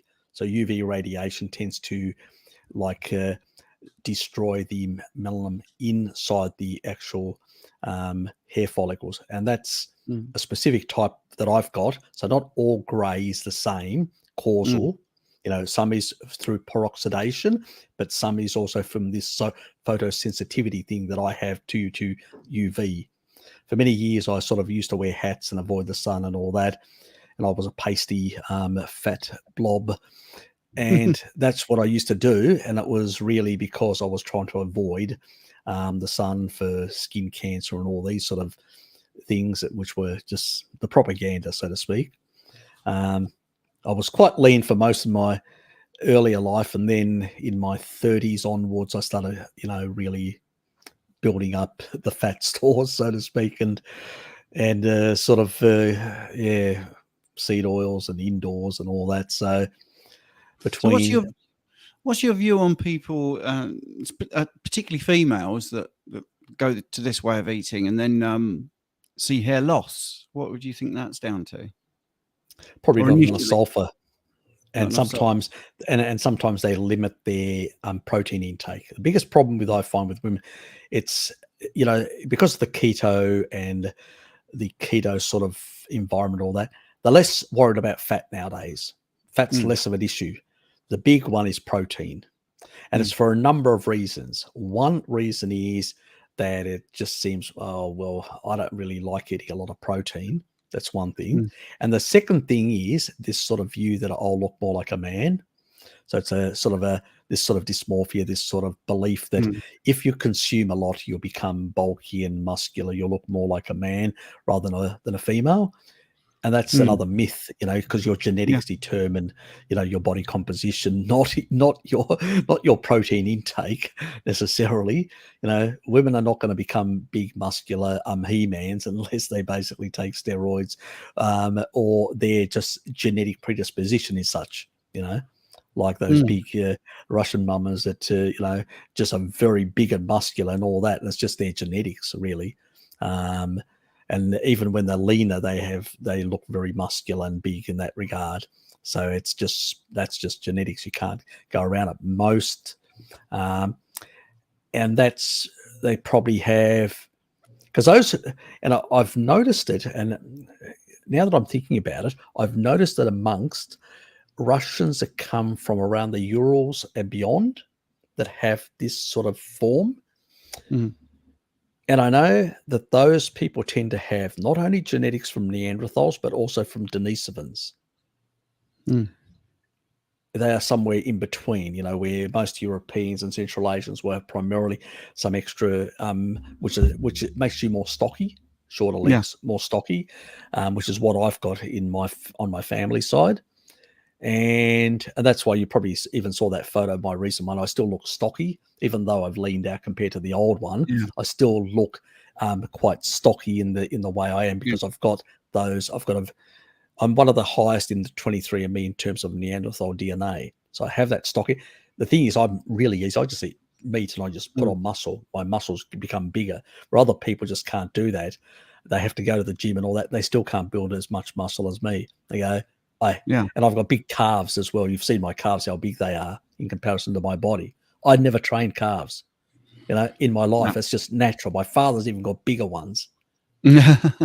Ask Hello Kitty. My father's got massive calves, just ridiculous. It just runs in the family. We were built for bodybuilding. It's just we've got that natural sort of body composition. And I think that these people will have slightly higher Neanderthal DNA, but also Denisovan. And I'm not claiming, because we've got no real records of what Denisovan women looked like, but maybe Denisovan women were slightly stockier, because they would actually be able to cope better in the very harsh environments, the cold environments of Northern Asia. And that's how I've sort of extrapolated. And there are some depictions that seem to indicate that, but it's unclear. So, these are ancient depictions. The biggest problem with ancient depictions on walls and all that, there's let's say, like we say in cartographic license, like artistic license. And so, you know what I mean. It doesn't prove anything. But it's still interesting the way the comparison of depictions of Homo sapiens sapiens and this population, when you go right back into their ancestry. I mean, one of the things, this is nothing to do with my training, but it goes back to my deep, distant past. I used to do stunts on TV and film, stuff like that. And I was talking to one of the accent coaches just about different accents. And one of the films I was on was Bourne Ultimatum films, and so obviously quite a highfalutin accent coach. And I was just talking about him. How does he train people? Now, he said, well, if you think of the Scottish accent, it's a cold environment, so they don't really move their lips, right? And he was going through all the different accents. Now, if I tie that into what that conversation was, he basically said wherever somebody lives, they will speak in a way that is good for their environment. So if it's a cold environment, they'll have a very closed mouth, and if they are sunny and it's great, they'll be very expressive. So when you look at these African, on the equator especially, big smiley beaming faces, and it's like Southeast Asians as well. Yeah, it's incredible. You see that we come back, and even in the Mediterranean, it's a warmer climate.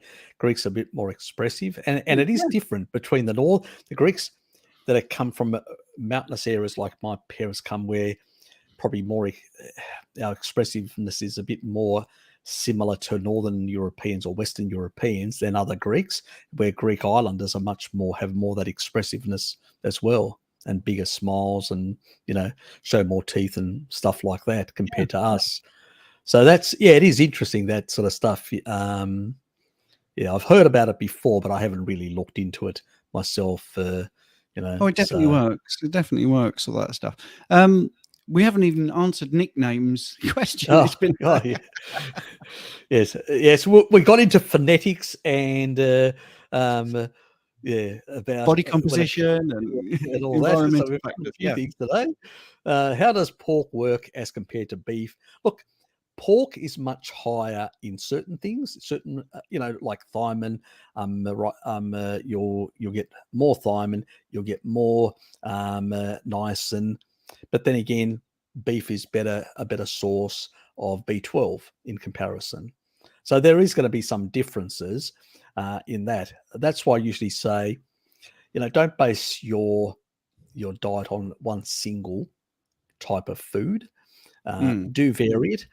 In my case, I tend to, because I like pork, I have to say, and I tend to eat a bit more rather than beef. And I actually, if I'm going to have any other meat, it won't be beef, it'll actually be lamb chops and stuff like that. So, and I don't really worry about B12 or riboflavin or stuff like that, because I usually have a glass of milk a day, which tends to mean that I get a large part of my riboflavin needs and B12 needs from the milk, the raw milk. It's very high in it. So it's much less of an issue for me, those certain nutrients that I can get. Where the issue may lie is in iron, and then the mitigating factor there is when it comes to recycling and iron metabolism. Taurine tends to sort that out anyway, so I'm probably less concerned. Remember the research that I was looking at with the Palestinians, the girls that had anemia, and then they were giving them taurine to correct iron anemia. So what happens is at the kidney level, you end up recycling more iron and losing less. And so if you've got more, you'll release more. If you've got less, you'll recycle more. And it becomes less of an issue. So taurine also potentially for people on plant-based diets could be a potential, let's say, lifesaver for them in terms of this sort of issue. But also women on SAD diets and all that are not willing to budge to some extent from certain dietary approaches that could improve their iron metabolism status, so to speak. So that's one thing that I usually do recommend to women in my family and all that, even though they're not on a species appropriate diet. They have seen improvements in those areas by just using that supplement. So I'm less concerned about that part. But yeah, anyway, other people have got different preferences. What do you like most? Well, actually, I think Nick might be alluding to, again, we're talking about other influences where some people talk about pork and poultry having too high levels of linoleic acid and that being problematic. I think that might be why that question's there. But I wouldn't be concerned about that. I wouldn't. I eat pork. I mean, I was going to answer that question exactly how you did, really. I mean, I actually include all of those things. I think this is the problem where people want to go down the route of I only eat bacon, which is what some influencers do. I'm only bacon and eggs or something, or this BBBE thing, which is beef, bacon, and eggs, and butter. So I include poultry because I like things like duck, and I think one of the things we must. Harry is obviously the ultimate science geeky person about all this, and I love it, and that's why I'm here, because I'm into that sort of stuff as well. In the end, you've got to enjoy your food, and I like duck, and it's not problematic. That's right. And it's healthy. So I include all of those things. I like beef. I had a ribeye last night, which was to die for. Absolutely. I'll probably have bacon this morning. Not a fan of chicken. I think it's a bit too lean for me. I don't find it satisfying, which is really weird, because when I was high carb bodybuilder in my 20s, I literally lived on chicken with no skin. I was by the way, so we're talking about genetics. I was highly allergic to fish and seafood, which isn't in that list, by the way, there. And I was hospitalized twice, so it was quite serious. And linking back to diabetes, in the 1920s, if you had diabetes, every doctor, would want to see you and talk to you and examine you. Well, I had a huge flare up where my face swollen up. I couldn't hardly breathe. And I was looked at by about 30 medical students over a period of half an hour, where they came in to just look at me. Yeah. And so it was pretty bad, pretty severe. And now I can eat fish. And all the stuff that would have got me hospitalized, I can now eat. So that goes back to epigenetics and slowly training your body or reducing your intolerance, however you want to look at it. So there are people that are anti-fish as well. I mean, like I say, yesterday I had trout, which was freshly caught by my father-in-law, way too many bones. It wasn't that enjoyable, but it was tasty. But I think in the main, I enjoy a good bit of sea bass or some scallops and that sort of thing. So I'm going to ask you. I'm going to ask you what you're nodding there. But what do you think? Do you think that's a bad thing? When I look at the N15 data and the carbon data as well, and I've looked at a lot of different populations. I've done, I did the ancient Greek one, but I do discuss about all the other populations as well. Now, that was parochial of me to do the ancient Greek one. I know. But that's, I don't apologize for that. And what did we notice even in that? We noticed the majority of animals were ruminants that they were consuming, and then there was some coastal fish. Yep. And when I look, when I was looking at the Persians that were in the mountainous area of the Persian Plateau and some of the mountain regions, when they actually, before their ancestors moved into agriculture and stuff like that, and as the N15 data and the different carbon types were shifting, one thing that I did notice in those earlier stages before they went to agriculture, they also had some level of seafood in their, in their diet. Wasn't a lot primary ruminant, some seafood.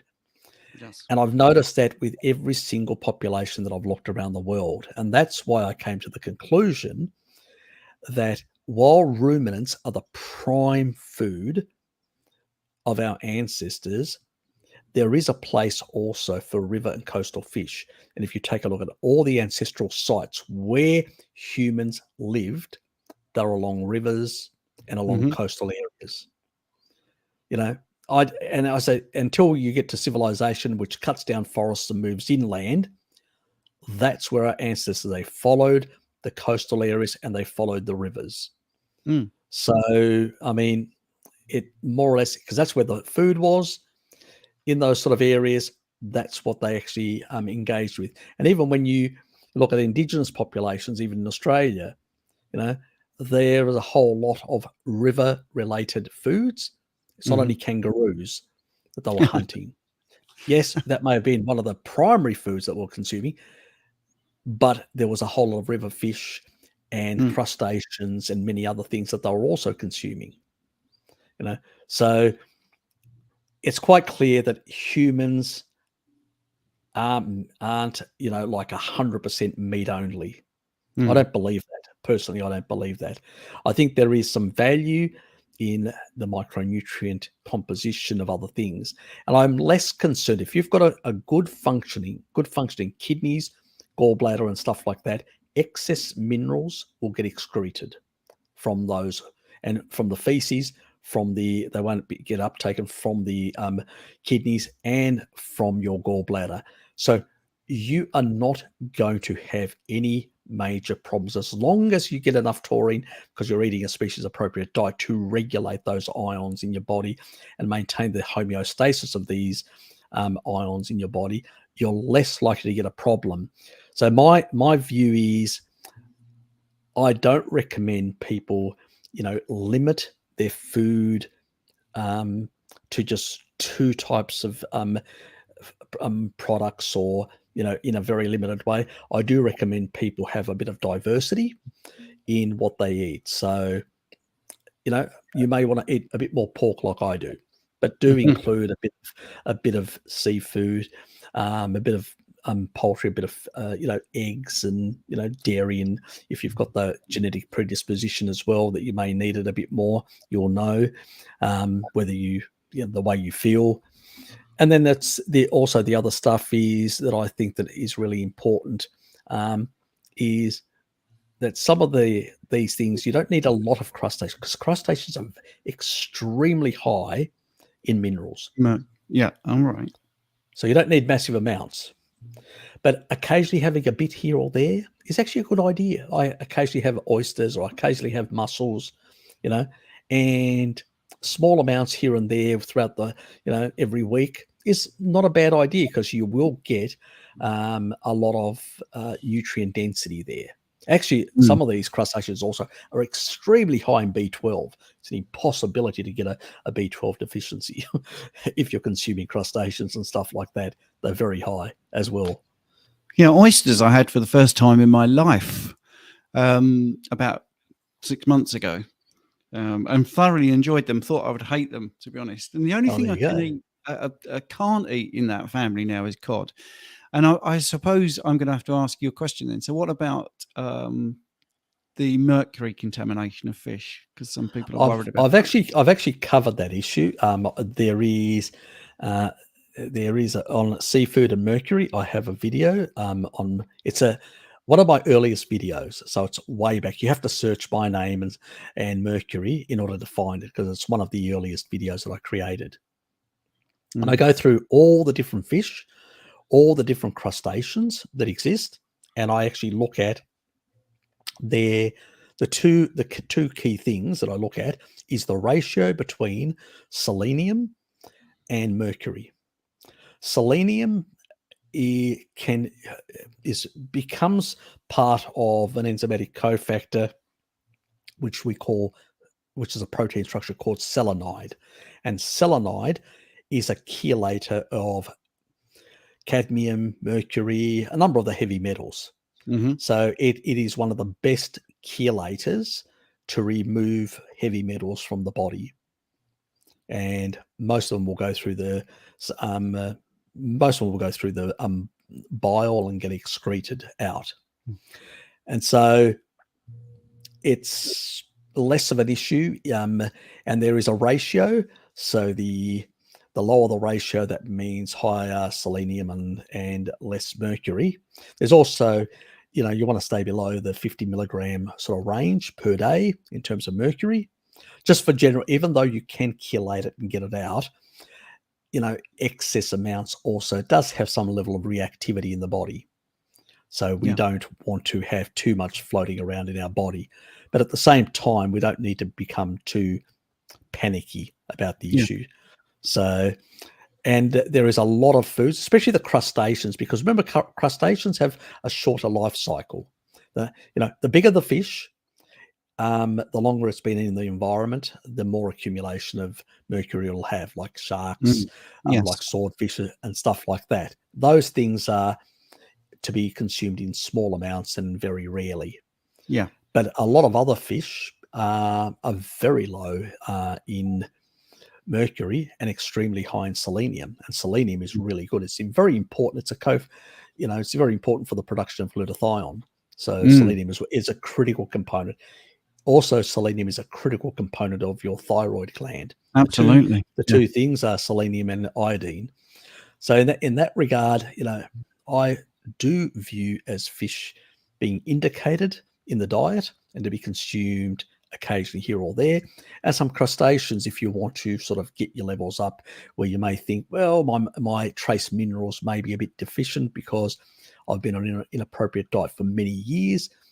A quick way of actually getting up your sort of the levels of your mineral requirements in your body is in the early stages, as you're transitioning to carnivore diet, is probably adding a bit more crustaceans in there to really improve your iron status within your body. So that's an easy hack without having to go out and buy trace mineral supplements and all that, because I did that sort of stuff. And in hindsight, I say, well, that's ridiculous. I paid so much for something which I could get from crustaceans, which are, especially mussels, which are much cheaper. One of the cheapest things you can buy are mussels, and they are, powerhouse in micronutrients. So, why not use them as an option? You mentioned the selenium there. I mean, one of the things when I'm doing blood tests, I always get people that want their thyroid panel to include selenium, and they've never heard it before. I'll have people in their 50s that, mainly females, sadly, that have thyroid issues, and I'll say, we'll send this off to the lab, but we'll also do a draw. We'll check for selenium, and it's like, wow, why? How long have you had thyroid issues? Yeah, exactly. 15 years. What? And you've never heard of selenium? So and they don't realize the thyroid issue may not be Hashimoto's, may not be autoimmune. It just may be a deficient in selenium or iodine or both. Normally those two. So it's like, to answer Nick's question, and I learned this about you, Harry, yesterday when we did our interview, is we can easily get off the question, and that was my fault that time. Can carnivore be based entirely on pork and poultry? It's not optimal, is it? I mean, it's just not optimal. That's the answer. That's what we're saying. I think that's it's the answer is no. It's not the optimal way of going. You'll probably do far better on those two in comparison to a high carbohydrate diet and all that, but there is the potential for very mild deficiencies of one sort or another, but very mild. And do I have evidence for that? No. Because you could argue, well, Harry, I'm eating quite a bit of this food, and so I'm getting a bit more taurine in there, and than most other people, and that probably will regulate those ions and recover and recycle some of that sort of stuff. And you could put that argument to me, and I'll go, well, yeah, that'd be a hard argument to argue against. But I think it's at the end of the day, I think it's wise to vary, because there's a lot of genetics and a few other things that none of us know exactly what our makeup is. And it's always it's like hedging your bet. It's better to have a bit more, nutrient density, because you can always excrete the excess if your body's well regulated. Yeah, but I think that's one of my bugbears. It is, when people say, in some of the online meetings I do, is it okay if I eat X, whatever it is, like apples or something completely non-carnivore? Oh, I like the odd whatever. And I actually say, right, there's two ways of answering this. One, you're a free person. You can eat whatever you like. You can do that. I mean, if you want to eat apples and be carnivore, you can do that. But you're asking us, do we think it's optimal? That's what you're actually asking. And of course, the no BS part of your MO is to be blunt and say, well, not really. That's not a good thing to do. Yeah. But if people, that's my nature. That's my nature. I can't help myself. If I see something that I just don't find sound in some respect or another, I'll be argumentative about it. Not in a in a very friendly way, but not. But I will say to people, I'm not going to be agreeable just for the sake of, it's a bit like agreeable. Well, it's a bit like Bart wouldn't invite me on to debate Jack Cruz, over some of the stuff that he's saying. And again, he wanted to. I understand. Look, they got a relationship, but he didn't want to mess it up, and he didn't want to argue with anyone. But I was really keen. Let's put it that way. Well, I won't get into that. You flashed up a thing from the composition consultant that mentioned selenium, but it wasn't up for very long. Okay.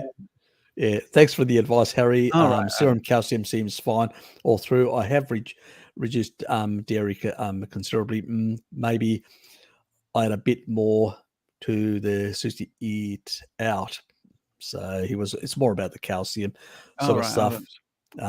But you are taking a bit of taurine, and that does help in recovering a bit at the kidney level. So, I always say that supplementing taurine can be a bit of a biohack cheat in the carnivore space, because unless you're actually eating oysters every day, you're not going to be eating 2 grams every moment. I use it more primarily as antifibrotic and sort of balancing and sorting things out in that regard. But if you're doing it in a more pure way, you would include a bit of diversity in some seafood to get some additional, minerals and vitamins and stuff like that. And I think that's what our ancestors did in the N15 data. When I look at it around the world in populations pre-agricultural, I find the same patterns. Primarily ruminant, some sources of coastal or river fish every single time. There's a pattern there, pretty much. So, and that's a long adaptation. And there is a bit of talk about was there enough omega-3s within from ruminants for the bigger brain, or was there some sort of requirement for some fish as well to support that? Now, the body can synthesize some of these things as well. So there's a lot of. I'm going to leave that for another video, but it's what I mean. It's very much in the weeds, and there are the capacity for the body to produce some of these sort of things, and synthesize some of these type of fats, and it can even do it from ketones itself. So. But I think it's even your current situation. I mean, we're talking about a modern society, modern diet. So if you have, if you look at carnivore from a different perspective as an elimination diet, this is why some people do this, the beef, salt and water, purely to then add foods back in to try and be forensic about it and see, well, what is causing me the problem? So yeah, that's true. This is where you get, I didn't realize I was allergic to egg whites, and as people add those foods back in, so there's so many different ways to approaching carnivore, and I think I'm just saying that for the newbies that want to come in, definitely. Oh, here I am. That's when I came in. I'm just going to flow through. Oh, wow, we're miles behind, aren't we? We are. And that's the thing. It depends what you're doing it for. If someone comes in with lots of autoimmune conditions, sometimes it's really good to just eliminate as much as possible, go back to basics, and then build up. But I think in the main, if you're doing quite well with carnivore, I think a bit of variety, obviously within animal products and animal fats is the way to go. And that's what I see in coaching clients. The more variety, they tend to, there's more, hate the word, but compliance, there's more sustainability of sticking to the way of eating. You're enjoying it. Look, I know what you mean. My sort of view is that we sometimes, there's two things that we do. Either we get too much into the weeds, and there's nothing wrong with that, but sometimes that can be an issue in itself. And then in other cases, I think we're also we have preferences, food preferences and stuff like that, and so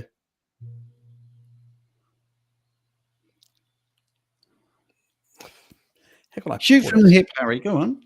Well, I think we like to follow influences. We like to because it's natural to be a social creature. Yeah. That's the normal thing. And so we like to be agreeable. We like to be, like part of a clan.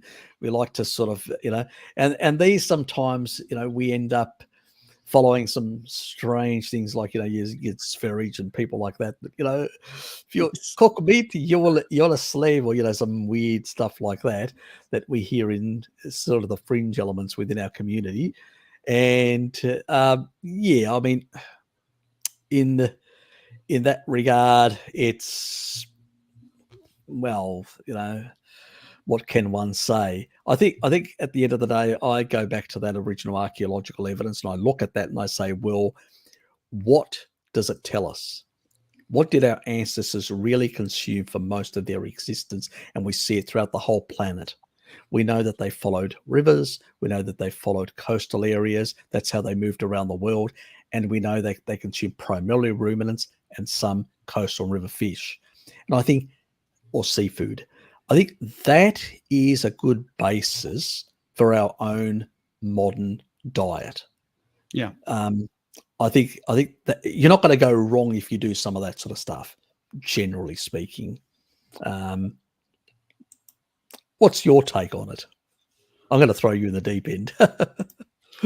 Well, no, I think the ancestral part is really critical, actually. I think it seems obvious to me that, I know Bart, you mentioned Bart there, is always going on about the isotope testing. And it seems obvious to me that we should eat a species appropriate diet, but we also have to accept that, a million years ago is very different to 10,000 years ago. And we definitely know that, there is influences from the environment on our genetics. We talked about genetics earlier. So I think we have to take, a broader view of everything and look at both things. Look at the species appropriate part, or the proper human diet, as Ken Berry says, which is, I think, is a really good phrase. But also look at the realistic side of things, which is, for the last 10,000 years, there's been, a difference in the way we live, and you have all these outside influences, endocrine disruptors, and plastic bottles, and all the other things. So we have to accept that we live in a different environment and a different world, and social constructs of, I said earlier, I was eating that trout with my hands, but I certainly wouldn't do that in a restaurant. Certainly, so I adapt my behavior to fit in. But in the end, I think we can't go wrong with a really basic thing, which is eat animal fats and proteins, avoiding the highly processed. If you want to get fit, you start with the simple things, like take out all the processed food, take out all the foods that are highly, hyper palatable, take out the seed oils, and see how you go. And the more you reduce, and I think that's my journey in a nutshell. Fix the body to function properly, and then start reintroducing some of those animal foods. And then your body should, once it's actually sort out the tight junctions and stuff like that, things start resolving themselves very fast. Now, g'day, Mike. I've got a little bit blasé, I think, that's the thing. Yep. So he's asking about carnosine. Okay. Yeah, we know it's a dipeptide. That's why I clicked on the other one that you had. Well, it's synthesized from alanine and histidine in the body. Does have anti-glycating effects. It does, it's highly concentrated in the brain, muscles, and gut from memory. I'm not sure whether it's in any other organ concentrated in high amounts. Heart as well. Yeah, that's true. Heart as well. Yes, it is in the heart as well. Good point. And so it does have an anti-glycating effect. That's what most people talk about it, about the anti-glycating effect. They'll enough for antioxidant, anti-glycating effect, and stuff of that sort. Which is, and it's a sort of has that like a natural chelating effect as well. But did you know that as zinc carnosine in the stomach, it also has like the mucosal sort of stuff that actually gets produced in there. It can actually have like protection, like with H. pylori and all these sort of things in dealing with suppressing these little nasties in there. And it's a really good supplement for people with, God, my brain. What is it called? God almighty. Ulcers. Oh, damn. God. Which is bacterial based, H. pylori and other things, ulcers in the stomach. So it actually helps with that, improving sort of, because while taurine helps also regulate the pumps in the stomach, and I've talked about that, it improves the healing of any scar tissue within there. Also, zinc carnosine actually creates like an improved mucosal membrane to protect that lining. So again, there you go. Eat a steak, you're getting both, in a sense. Yes. All three. You're getting all three. So this is why we usually say that, when you're on a species appropriate diet, eventually these things will improve things. Now, some bodybuilders will say, oh, well, I'm going to use carnosine to basically reduce the glycating effect of the carbs that I eat. Well, just don't eat them. Yeah. It's a ridiculous argument to put forward. I find it very funny. Anyway. Yeah, and the thing, this just going back to what I said about my training. You see, this was something that came up. Carnosine lowers blood sugar, so they said actually, don't mess about with your meds. So there's many other things. Don't mess about with your meds. Just have less of it. I'm like, no, have the natural thing and reduce the meds. Exactly. But that's the big pharma influence. There's a number, exactly. There's a number of minerals, and I've talked about them in earlier videos, and many other things that actually can reduce the amount. But the best way of actually reducing the stuff is not to eat the stuff in the first place. Absolutely. Yeah. That's the most effective way, not to supplement after the fact. It's like, I'll take my carbs, and then I'm type 1 diabetes, as we were talking about earlier, and then I'll have a shot of insulin to deal with the problem. So histamine is involved in the synthesis of carnosine. What's that? Is histamine involved in the synthesis of carnosine? It is involved in there's look, histamine is not, everybody actually has this like histamine is evil. You've probably heard about that. Well, that's why I picked up on it. Yeah. Anyway, but it does play an important role in immunoregulation as well, in the immune system. Yeah. So it's not all bad. So if we had very little histamine, our immune system wouldn't function as well. It's excessive amounts. Like a lot of things, they're in the certain type of physiological range. Too much, too little can be a problem for a whole lot of different reasons. Yes. Like nutrients and many other things. So too much water. You can have too much of anything. Basically, yes. Very much so. So, Anika, I'm sometimes bloated with kefir. If I take it later in the day, that's why I always eat kefir yogurt on an empty stomach and have no problems. Okay. So, yeah, sometimes with food combinations, yogurt can seem to cause some more upsets. It may be the food combinations and the way some of the bugs, your microbiome, may seem to interact with some of those foods, is the sort of theorized. It is theorized, actually. It hasn't been proven. It's a speculation by a number of researchers in the field that certain combinations of compounds, this is new stuff, because in the past, what they used to do is they would feed people specific compounds to see how their gut microbiome reacted. And then they would say, well, there's an intolerance here, they would say to some people. And this is how they would do it. Now there are some researchers out there that are doing like combination foods to see how the gut microbiome reacts. But even there, it's really fraught with it's speculation upon speculation upon speculation. And I think on this one, even Steve would agree with me that it's I've given up on most of the research on the gut microbiome. You know, I've talked about it. Why I gave up is because it's a bit like the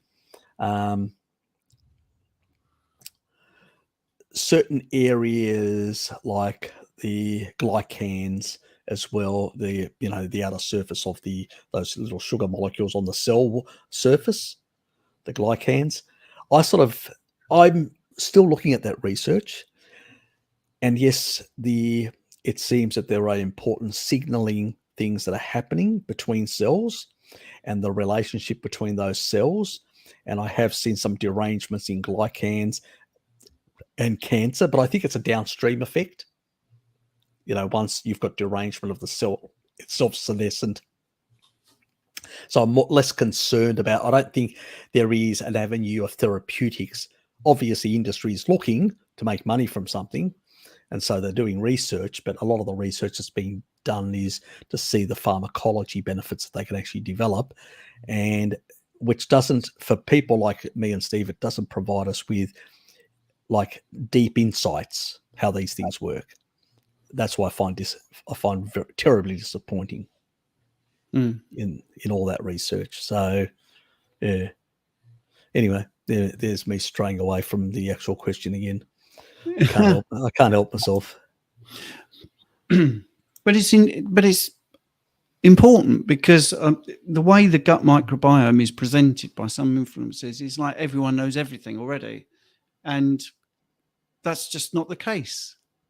It really isn't. I mean, if you do go deep into it, you realise, crap analogy, we probably know more about the surface of the moon still than what's in our own stomach. Yeah, precisely. And that's the thing with science. And I spoke to Harry yesterday. We both agreed. I mean, I just finished the honours part of my science degree. You can prove anything. You can prove anything. Pretty much. Yeah. And if you've got money to get a study, you'll get the answer you want. If you're a pharmaceutical company and you want to prove that anything can be fabricated. Yeah. Or manipulated, maybe. Adjusted. Adjusted. It's adjusted. Yeah.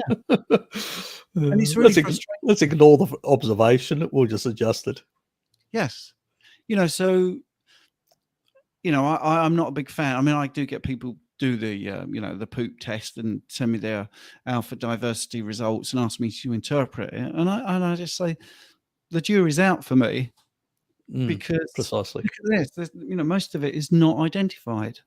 Well, we know certain types. I mean, even like Prevotella as an example. Now, on a vegan vegetarian diet, when you're consuming a much higher plant-based, Prevotella will grow much higher in amounts, and then a number of interleukins actually increase, which we know are inflammatory. So it's quite clear. But is it the Prevotella or the foods that are causing it? Who knows? There's no mechanism. Exactly. We have no mechanism. Now, I did a cheeky video about the vegans, the myths and falsehoods of veganism, and I actually put that in. I said, "Oh, look at this!" And when you're eating meat, these other bacterial strains go up, and that was a cheeky thing against them because Hench herbivore. He was basically promoting the guy in Britain north of you.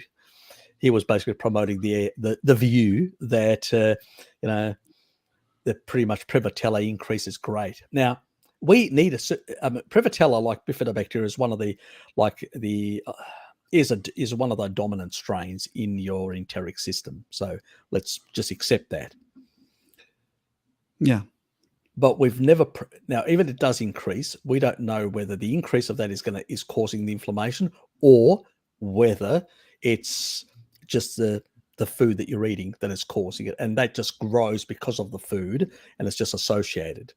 So we don't know.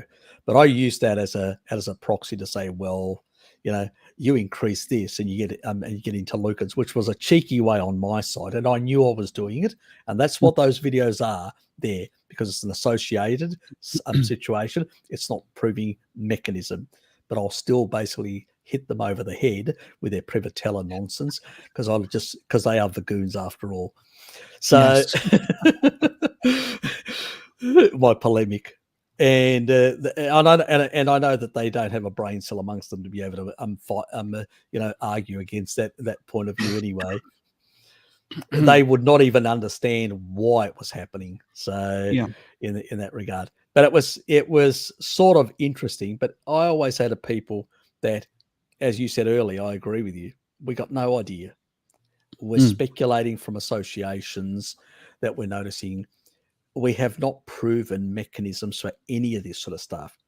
There's a couple of bacterial strains which we know actually deal with dysentery, with C. diff, and certain other things.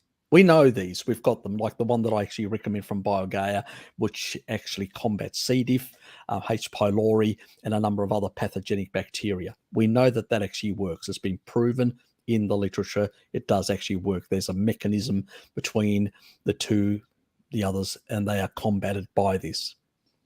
But when it comes to the others, we've got no idea what's happening because not enough research. And we know that the other one, the Metaflor, which is that German one, we know that was actually a person, a German soldier in the First World War that survived from dysentery and was the only one that survived from dysentery.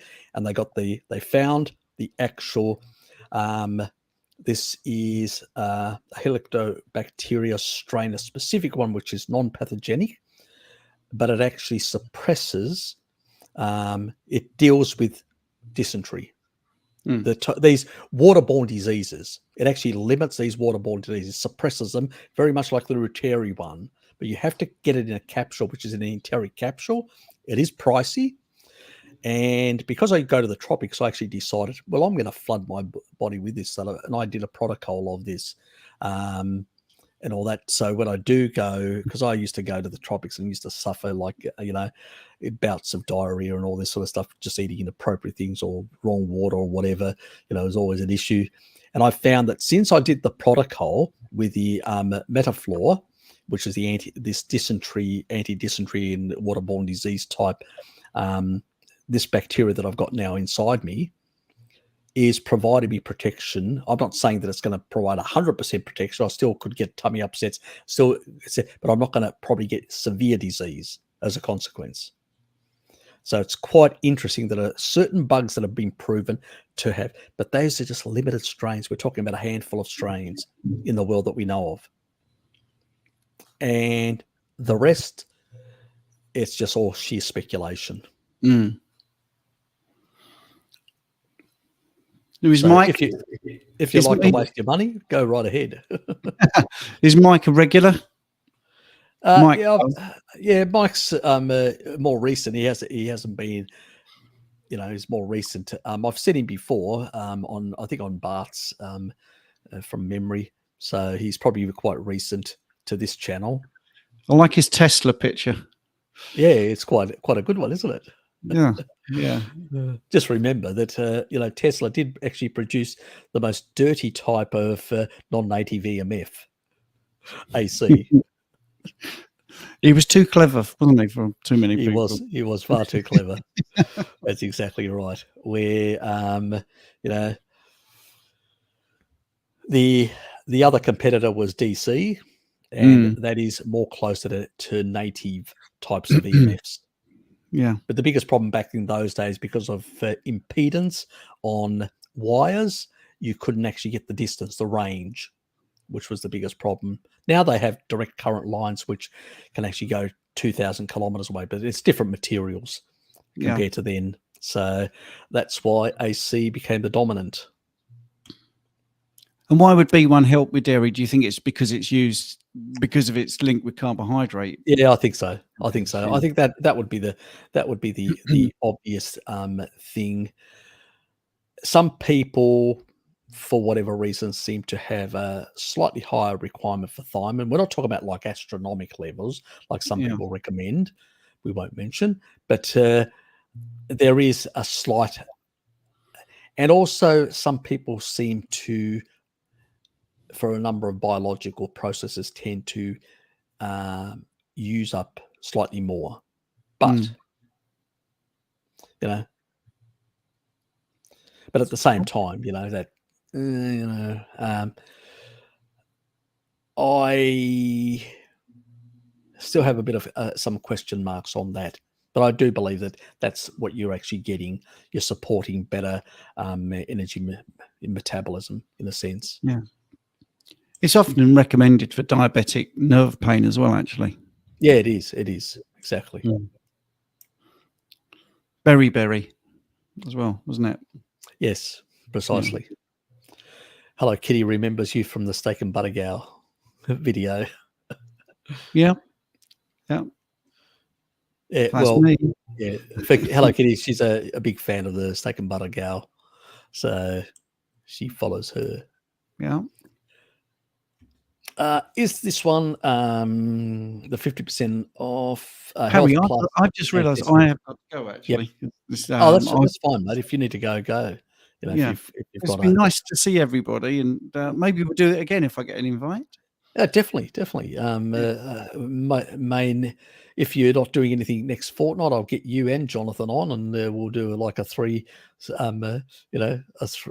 group type thing. That'd be good. That'd be interesting. Is Jonathan in the UK?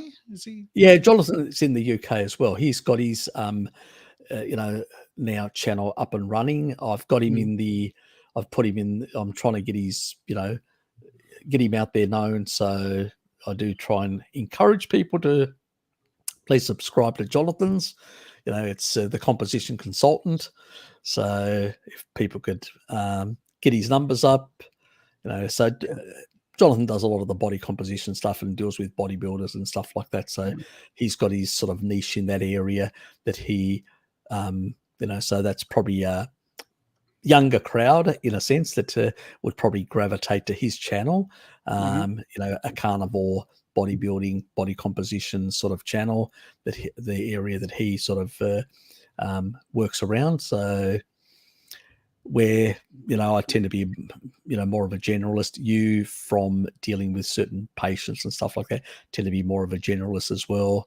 Bart tends to be more of a generalist. He's a man of all sorts of trades, as we know. He's got 4 advanced degrees in areas of physiology, and so he's pretty cluey in that regard. For me, it was a big interest with Bart, knowing that he was a cardiopathophysiciologist, to discuss a lot of things with him in the early days when I first came across him. So that was interesting. Well, that was my priority, obviously, having cardiovascular disease. I think, if people want to see my channel, they just have to look up Coach Stephen. Yeah, exactly. Can you actually send me... on your send me the have you got on your channel, have you got your email and stuff like that you use? I can send you a link if you want. Okay. I will plug that in, and I'll stick you also in my list of the featured channels. So if people want to, thank you. So when I grab the featured channels, you can go, and I'll actually stick that later on after the end of the live stream. So I'll stick that in, and I'll also update the description. Lovely. When I get around. So Harry, it was great having you here. I appreciate you coming on. Thank you. And I'll see everyone soon then. Anyway, see you, mate.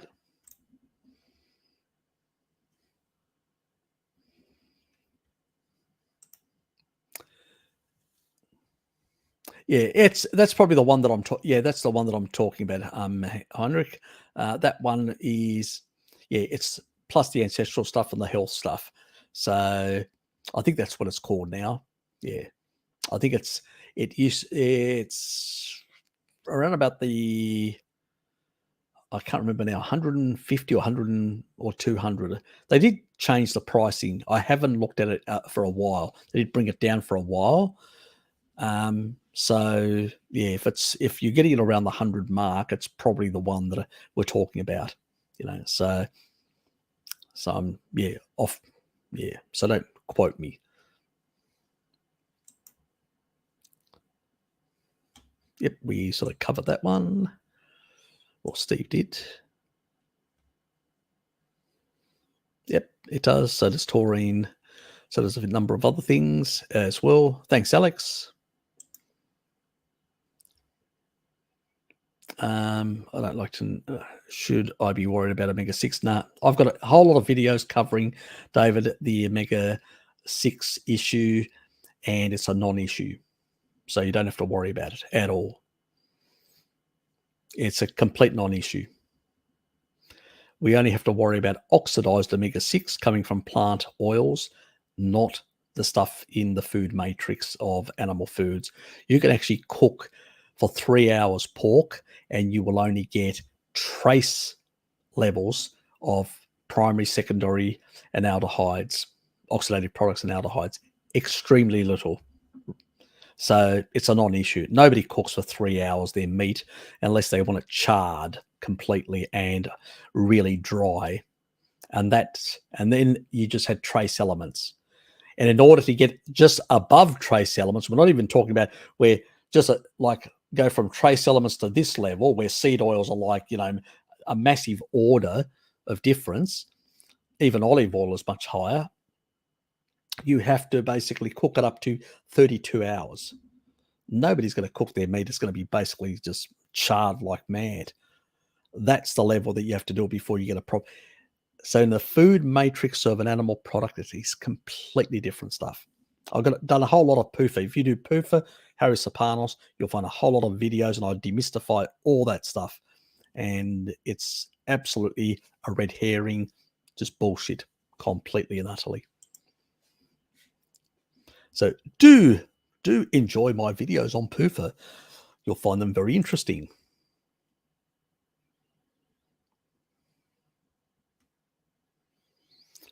Yep, you don't even need a supplement. If you're eating a species appropriate, you'll get enough magnesium. We only excrete about 120 milligrams, 20 from the feces, 100 from the, I've actually done a video, magnesium, Harry Serpanos, how much do you need, how much do you excrete? It's a non-issue. Potassium, again, 192 milligrams. We consume far more. We end up excreting more. Yeah, it's the RDIs are just nonsense. It's because people are on a sad diet and carbohydrate metabolism requires more of these things. That's the problem. Especially anything running through complex 1 in the mitochondria, in the electron chains, will require much higher levels of magnesium as a consequence. So for a lot of reasons, which we won't get into the weeds at this point. So yeah, but at least you understand that the megas are BS. They are completely, unless they're plants. Then you've got the problem. Can I convert?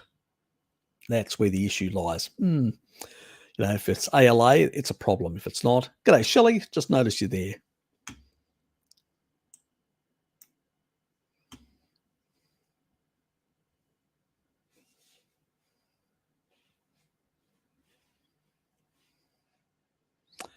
Very much so. Very much so. Food matrix is a very different thing. Yep. Yeah, I usually recommend, like for kids, you know, like cream with it in it for things like that. So, you know, a lot of kids that get little sort of things, breakouts and stuff like that. Yeah, I sort of use lysine, like cream for that sort of stuff. But also, if you're eating a species, that you'll get enough from the steak and from meat. So it's a non-issue. You don't need a supplement or anything. But, you know, if a kid, you get the cream stuff, does a good job.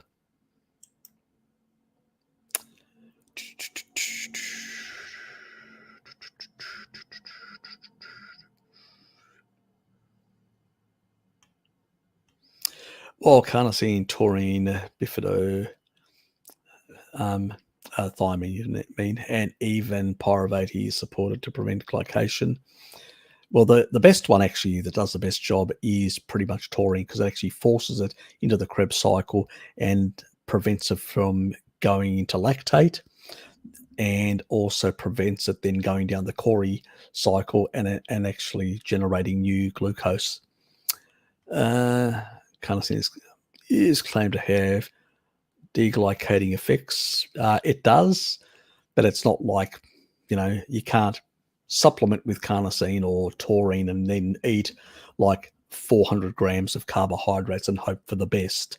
That's just unrealistic. Because if you basically force it into, the cells can't take up more, and it's more you're engaging in the Randall cycle, more ends up in the bloodstream. You're going to glycate the living daylights of proteins, and you can forget it. You can take all the supplements in the world, not going to do it much.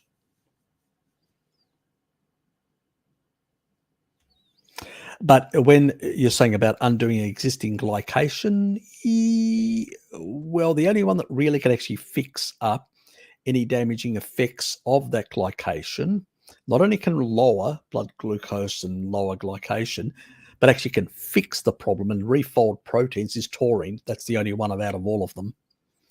So, lamps. Not really.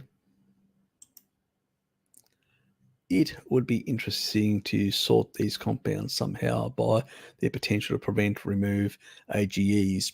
I wouldn't really worry too much, mate. If you're not consuming things that are high in AGEs and advanced glycation end products, I wouldn't really worry too much. Yes,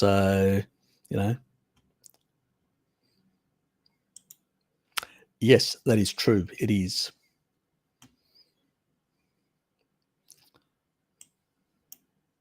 But we're talking about carbohydrate metabolism more than anything else.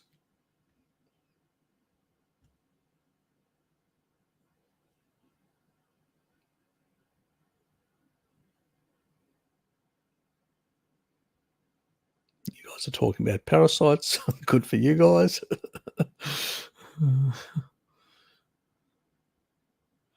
Yes, as it's coming in and happening, yes. But at the end of the day, yes. Once the damage is done, you really need to, it does create some fibrosis, some misfolded proteins, and a number of issues that can be a problem. He's gone. Yes. I think he probably saw your sentiment.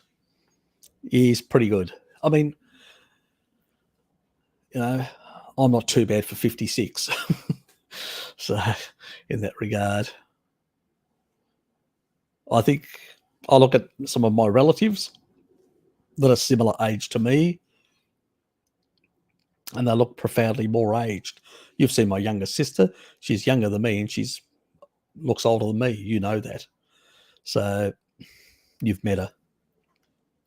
And she was on a vegetarian diet for 25 years, say no more, and had asthma structural, which I helped deal with it and resolve for her again, eating more of a species appropriate diet, which she does now, and her skin has become younger.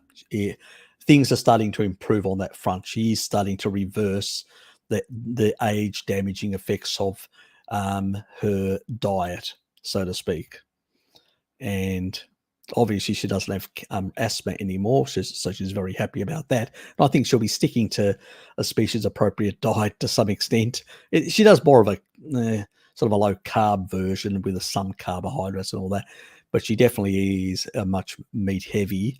And the reason for that is she doesn't want asthma again. She's suffered for it for 25 years with a puffer and stuff like that. So she won't be going back to that. Anyway, g'day, Susie. Hi there. Has Carnivore helped with your sun sensitivity? Mine is actually a different thing. I'm talking about my hair follicles. They are photosensitive, so UV can hit them. This is not like generating internally at the scalp end, like lipid peroxidation. Like in the when I look in the scalp area, my hairs are much darker. So when I cut my hair back and I cut all the tips, if you look at my other videos, it's much lighter. So when I cut my hair back, the hair follicles coming out of my skull, because they don't have a lot of peroxidation, usually those people will have grayness at the base it'll grey from there. It will start greying for that reason. Mine's the reverse. It's happening from my tips inwards. So when I cut it all back, you don't see much grey as a consequence. So yeah, mine's very different. It's sort of the UV flushes out the melanin in the actual hair follicles. It's a genetic thing that I have, and I don't know how to turn it off. The only thing that I have noticed is I've always, even when I was eating seed oils and stuff like that, my diet did include more animal foods than many of my relatives. And I've looked at my relatives, on the other hand, who consume more plants, and every single one of them, including my sisters, their hair went grey in their 30s, like my mum as well. So I'm the only one in the family on that's from my mother's side that hasn't gone grey completely. So does that prove that a meat-based diet actually helps in that regard? Possibly. I can't prove it. It's an N of 1 that I've been able to keep it. Then you've got somebody like Stephen, who's 58, and a couple of years back his hair was much grayer, and now it's less grey. But he's got a different side of issue. His is more greyness from peroxidation from the scalp onwards. It's not less to you with UV. It's a different type of greyness. So yeah, my hair, even as a youngster, was very light, like blondish, because I used to get, like, because of those genes, your hair becomes very that blonde white. That's what I had as a youngster. And then my hair, as I worked indoors more or less more of my life, my hair started becoming more brown, like light brown and then darker brown. And then when I started eventually venturing out, and that's only in the last couple of years, because I've said it, bugger it, I've had enough of putting hats on. I've got a whole lot of hats.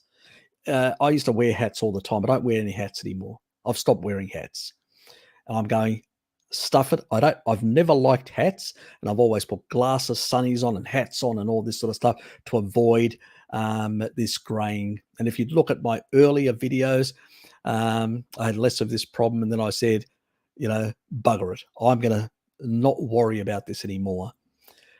And I was surprised that even though I initially grayed a bit, now I've sort of reversed it back, and it's sort of funny. And now I've sort of found some sort of, let's say, a plateau of some sort. So it's interesting in that regard. It seems like the diet is holding it back, but I was quite severely vitamin D deficient, and I'd rather be outdoors and not avoid the sun. I never went out in midday. I'd stay in the office at work, and I'd only go out in the early mornings or afternoons. In the evening, I avoided the sun.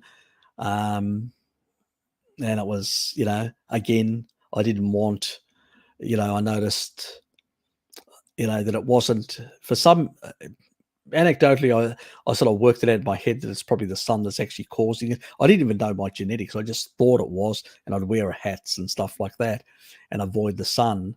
And I used to be quite pasty and all that. And my brother Sean used to basically always complain and say, you never go out in the sun. You're always indoors and all that. You avoid the sun, and, you're crazy and stuff like that. And he was right, And so now I've just gone the other way to the other extreme and said, oh, bugger it, I don't care. And, initially I did get a bit of grayness as a consequence of that. And now it's stabilized. And now it's slightly even sort of seems to have reversed a bit as well. So seems like the diet is doing something. Can I claim that it's doing everything? I don't think it can silence those genes that have perpetuated over a number of generations. A lot of our genes are they're not like ancestral genes. They have been turned on certain things over, a bit like Pottinger's cat, over a couple of generations, Susie. And as a consequence, you end up with these sort of things. I'm hoping that it will, slow down, maybe even reverse. I may get lucky. I'm looking into ways that I can actually, if I can find a way to turn off the genes, pretty much is the short answer to that. I still haven't found it. I do a lot of genetics research, working out how genes get turned on, turned off, and how to turn them off. So it's why I look at all sorts of research around the world, like the Ashkenazi Jews and their mental with high levels of phosphatidylserine. You can actually silence those genes completely and turn off a whole lot of sort of neurodegenerative diseases. So it's really interesting stuff. So that's why I consume a number of eggs, because eggs are very high in phospholipids. So I'm very much into that sort of stuff. Very, not that I'm saying that I've got any of those genes, but you never know. You may have one other different types. I'd rather be on the safe side in a sense. Anyway, I hope you got something out of that long-winded answer.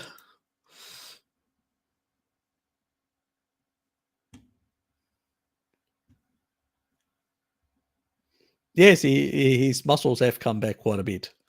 Yes, the old boy. He actually does. He lifts his little weights in the morning religiously, even when he had the stuff. Oh, you're welcome, Susie. I'm glad you did. You did enjoy. You are enjoying my channel. I'm, check out a lot of things. Lilith's here. G'day, Lilith.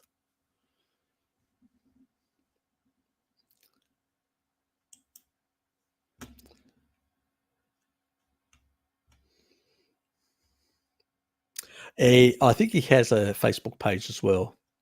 I believe he does, but I don't know whether it's private or public. I can't really tell you that. I think he may have a group on there. You should probably check it out. Yes, he is. He's 87. 3 more years and we'll be celebrating his 90th birthday. So that'll be fun for him. I think we've covered.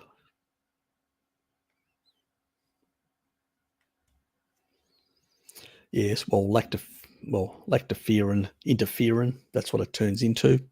So, yep, that's in raw milk, pretty much. Yeah, I love oysters as well, cooked and raw.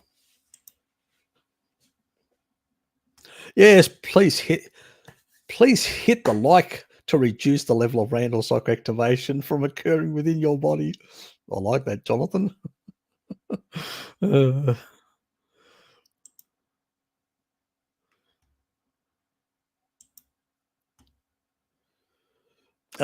Are there concerns of smoked fish? Here in Poland, smoked mackerel is very popular food. What about the PUFAs won't? Nah, don't even worry about it. Do not worry about it. Not an issue. In the food matrix, nah, not an issue. So you really have to cook it for hours upon hours upon hours outside the food matrix, different story. If you extract PUFA from animal foods, it's no longer in the food matrix. It no longer has the same protective effect. So, because I've got a lot of PUFA videos covering cooking for many hours, a number of different PUFAs, animal PUFAs, and you get trace levels. To get anything even lower than the seed oils, lower than any oils, but just above trace levels, you have to cook the damn stuff, the PUFAs, from the food within the food matrix up to 32 hours. Who's going to cook their animal foods for 32 hours?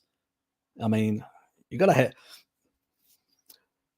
you really have to love the charring effect is all I can say, an acquired taste. So it's not going to happen. So don't worry about it. People have been eating that way for a very long time and didn't have any of our modern diseases. It's only very recently, and it's because of the refined crap that we consume, the oils and the sugars primarily. Yes, they do, very much so. That was my point earlier in a long-winded way.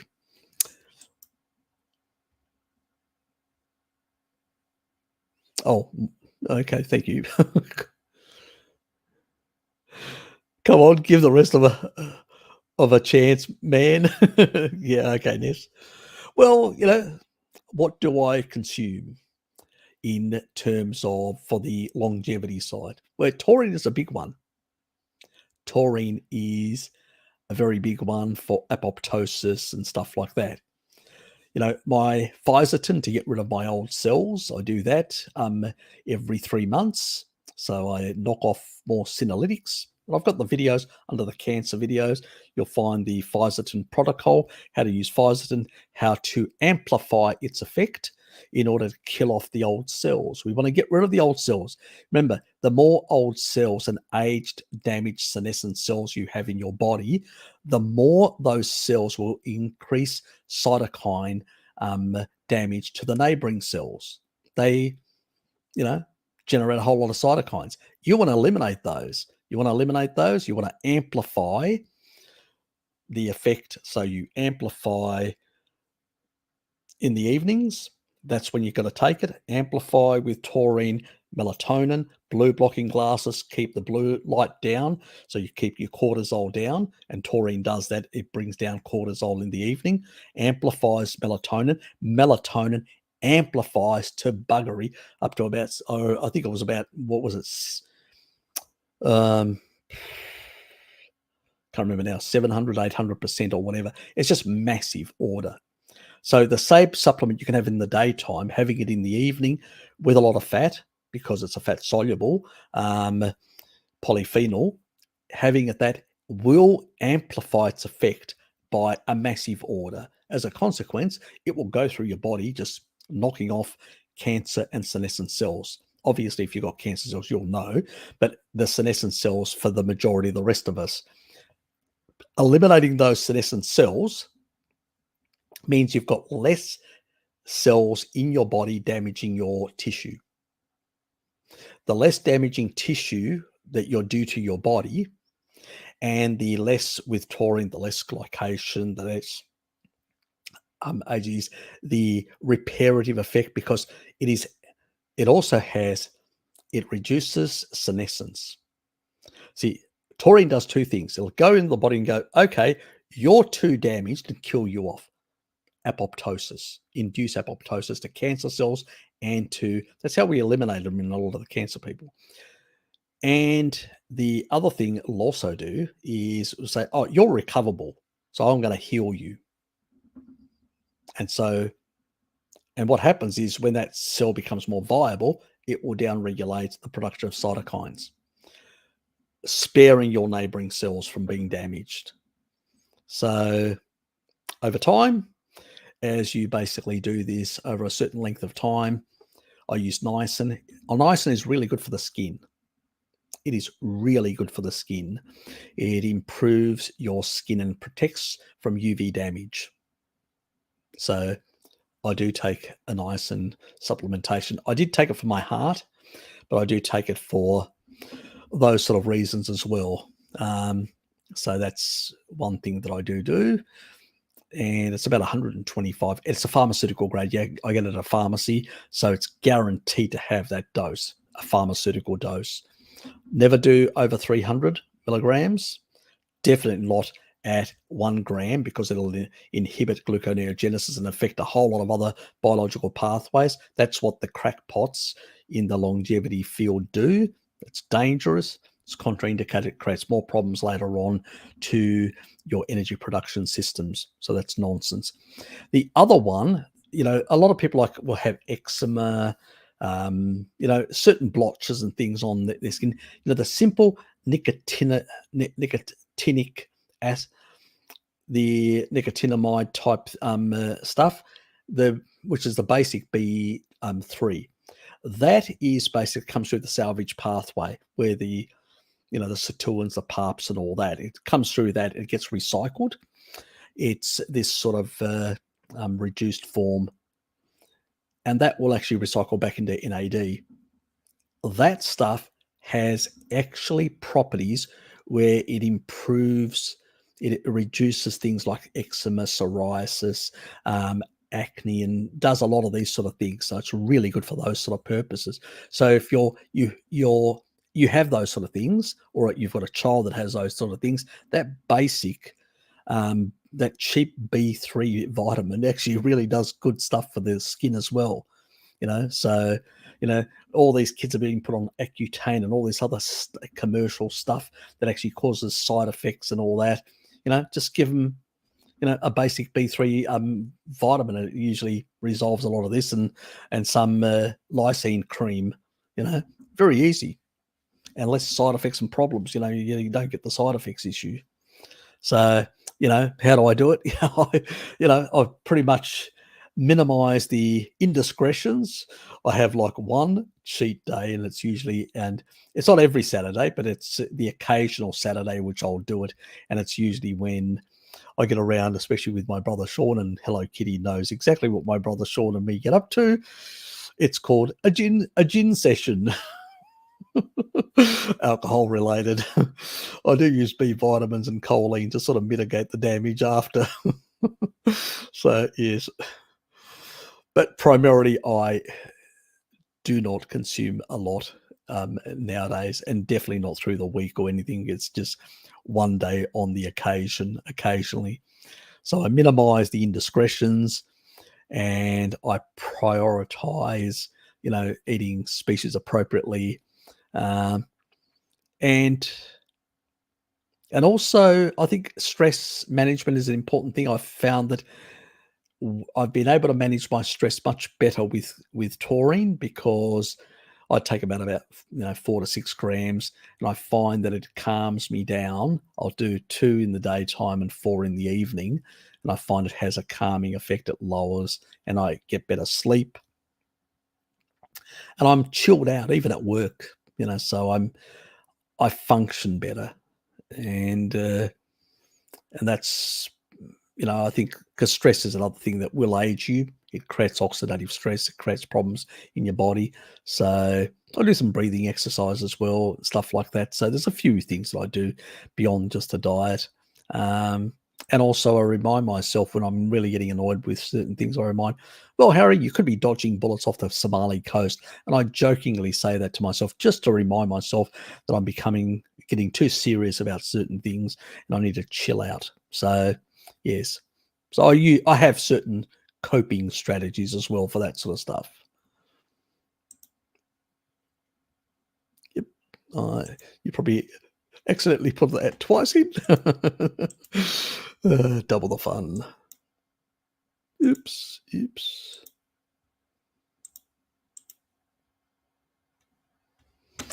Good morning to you as well. Yeah, Steve's a really good bloke, Yeah, he's been on Bart's a couple of times, and I've spoken to him a few times, but I've never sort of had him and he had been wanting to interview me, and we'd actually been chatting, and he said, look, I can't at the moment because he was doing his PhD and he's doing his studies, and so it was a bit hard for him. But now that he's got a bit of free time, you'll see a bit more of an appearance. You'll probably see a bit of an appearance of me on his channel as well. So it'll be a bit of playing around. I'm hoping that, with Jonathan as well, he'll jump on and be a bit of a regular like Lukey, and I'll jump on his occasionally. And so, we'll support each other, which is, what really a good community is all about: sharing information, trying to get stuff out to people, and helping people to, be their best, really. I mean, we all have suffered to some extent, health-wise. Me, cardiovascular disease. And as you guys know, I'm the first Tasmanian to be discharged from cardiology in Tasmania. So they should have given me an award for being discharged, because nobody else gets discharged. They just get on more drugs and get help. They decline. It's the natural way. So how did you do it? And I didn't want to get into an argument about, eating a lot of animal foods with them. So I said, I just got rid of all the processed food and all that, and, bit of exercise and all that. I didn't want to get in an argument like I did with the previous cardiologist. So that guy was a young ass hat, which I felt like putting my fist right through his, But anyway, I did contain myself. I got to the lift and I punched the lift to get it out of my system. It left a bit of a dent. Don't tell them that it was me. Thank you. I'm glad you're enjoying the show. We try to make it colourful on this channel.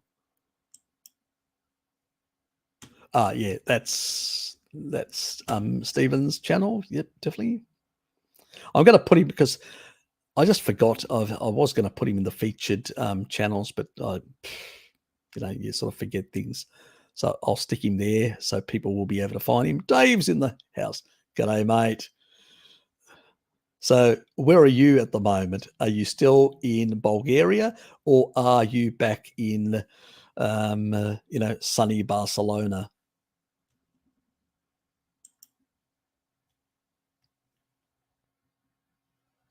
I think most people do. Anybody that's a regular knows what it is. Shelley definitely knows. She also knows the song as well. I sing it once. You only get once every live stream. You don't get more. So you have to go right to the beginning and watch it again to be able to see where it actually happens.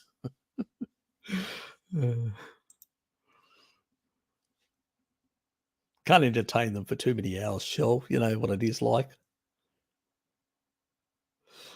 I had an urge to learn macroeconomics 10 months ago. Was doing 12 hours a day until now. Fair enough. That would have been fun. I didn't mind it. I did actually read quite a bit on economics when I was younger. So I wasn't too bad at it. But that was nowadays I still look at those sort of things from another angle to find up solutions and stuff like that, as you know. Yes. 3 to 5% gold. Yes, it's always important to have a diversified portfolio, especially in these times. But land is probably going to become a bit more important as things go along, the way things are unfolding in an economy that's becoming more commodity based will become over time, unless they want to circumvent that with their crypto nonsense, which is what they're trying to force us to into their new system of control. We discuss a lot of these things, just as you know that, so I'm not going to Harry, I've just got some iodine drops. What's the best way to administer it? This morning I put 3 in my coffee. The heat from the coffee won't hurt it. No, iodine is, you're talking about an ion here, so it's not going to be an issue. Don't worry about it. Potentially you could. So that's where you've got to be very careful not to take too much, and you've got to be balancing it out with selenium. So in a sense, see, eggs are really good because they do both have iodine and selenium. Seafood is, again, a good source of iodine and selenium. And I tend to encourage people to get it from Food Matrix, eating eggs and eating crustaceans and some seafood to get some of their selenium and some of their iodine from actual food sources. So don't go too crazy on the drops. What's the dosage per drop? If it's really high, you've got to be careful. And some of those things, because I've actually used it before, the drops as well, they vary so much. I notice in the products, you have to sort of read the damn thing, and sometimes in so small text. Luckily, my eyesight's a bit better nowadays, which is another improvement. My hearing, my eyesight, what else? Carnivore diet. Yeah, and so do check out and make sure you're not overdosing accidentally. That's really important. And 2, try and get a few extra eggs in there and some selenium-rich foods like some of the seafood and all that.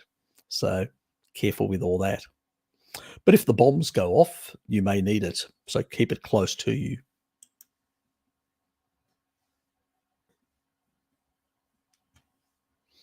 Yes, yes, very much so. That's why I prefer the food sort of approach. I'm so confused as to how much protein and fat I should eat, how many times a day, etc. Perhaps because most influencers think carnivore keto is for weight loss. Pretty much, that's the thing. That's pretty much. Look, I will say to people, eat,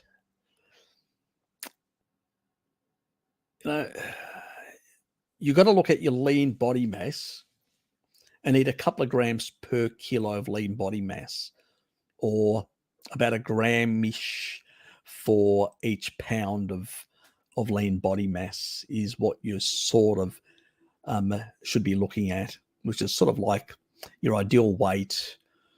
What is it about? It's about 70 odd something percent. I'm always bloody getting this figure wrong.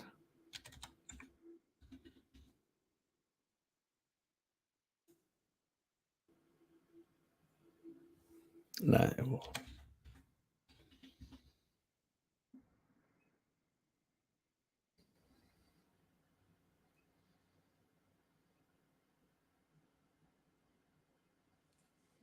That's for men. I think for women, it's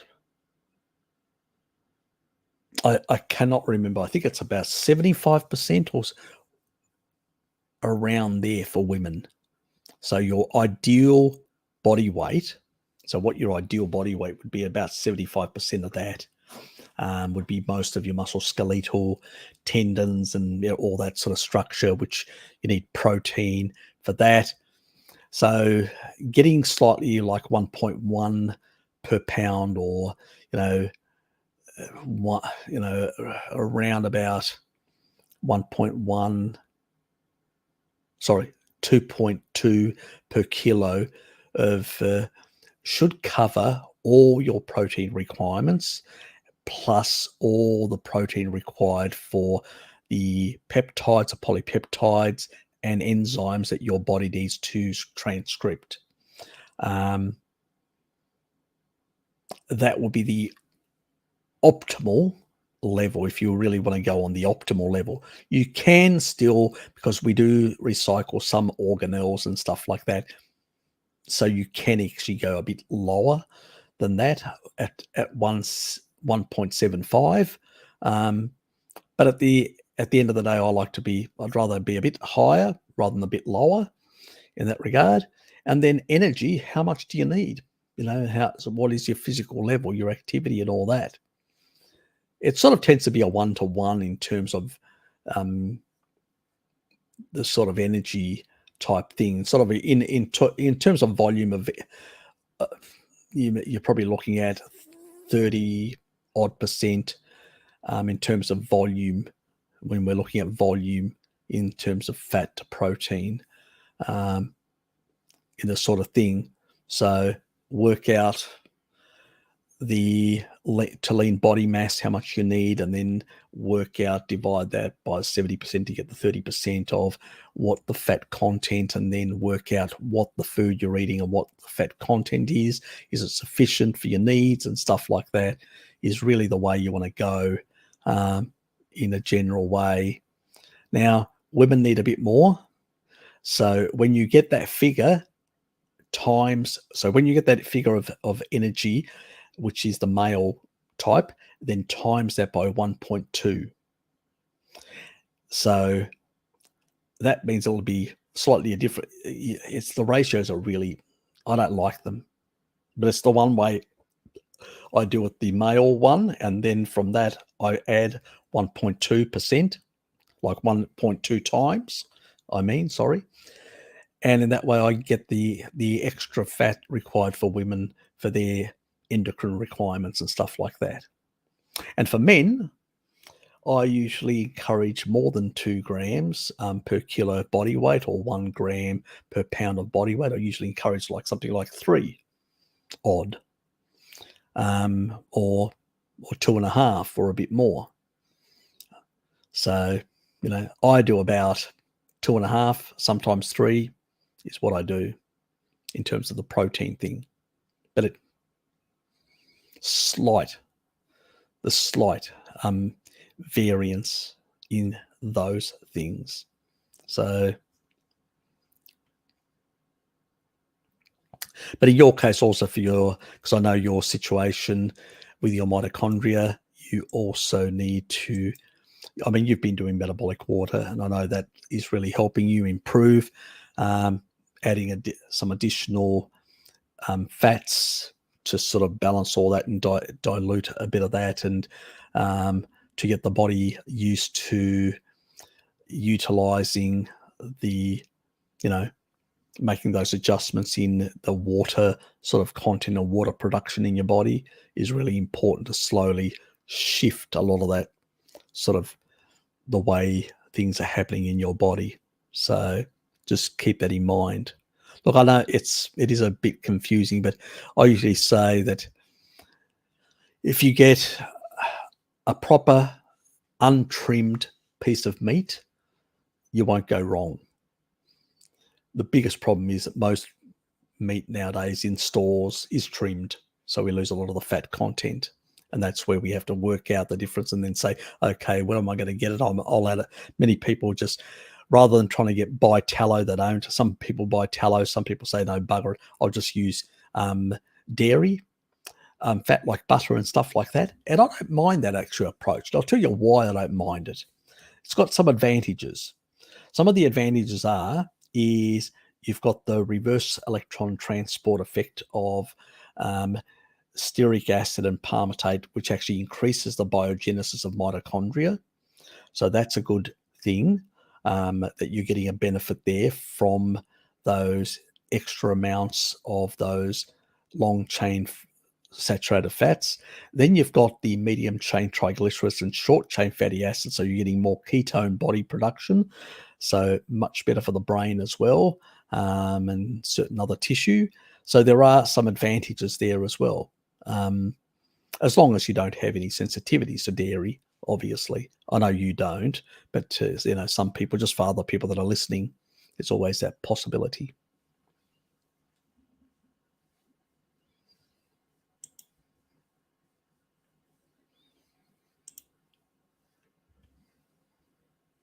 Can we use rocks or some sort of soil to enrich selenium in free-range chicken eggs? You can actually get, if you've got chickens at home, you can actually get like a meal supplement with selenium in it and stuff like that. Obviously with chickens, and that's a point, the concentration of selenium can vary quite a bit, and iodine as well. It is dependent on if they are eating like bugs and stuff like that, they should have good iodine and selenium levels. But if they're not eating bugs, they're traditional foods and stuff like that, and they're eating more grains that are fed to them like caged animals or whatever, or somebody's just feeding them, even if they're slightly free range or whatever, then you could have issues where if those grains were grown in selenium or iodine or both poor soils, then the eggs themselves may have lower amounts of that. But the funny thing is, the animal will concentrate some of the iodine and selenium in to make the actual egg viable from its own. So it's really, the chicken ends up depleting itself slightly.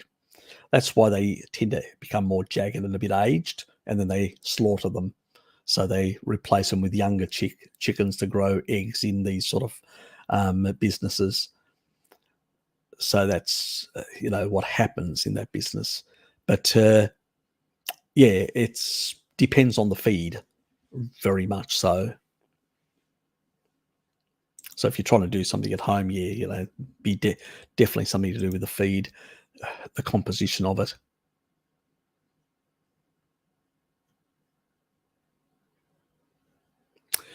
Yeah, I would definitely. Crustaceans are a really good source of selenium.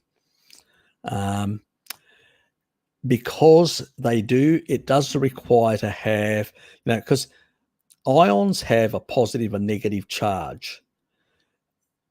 If they don't have the proper ionic, it can be an issue the way, because if they're bound to certain compounds and all that, they may not function the same way. So it's different way it's in a food matrix, and it's a different in the way that it is in a supplement. And then it's in a mineral, like a trace mineral supplement, is probably a better thing. So if you get a trace mineral supplement with a number of minerals, which is what I've used in the colloidal minerals that they're called, then that's probably a better thing than just a standard selenium supplement, in my personal opinion, when it comes to that sort of stuff.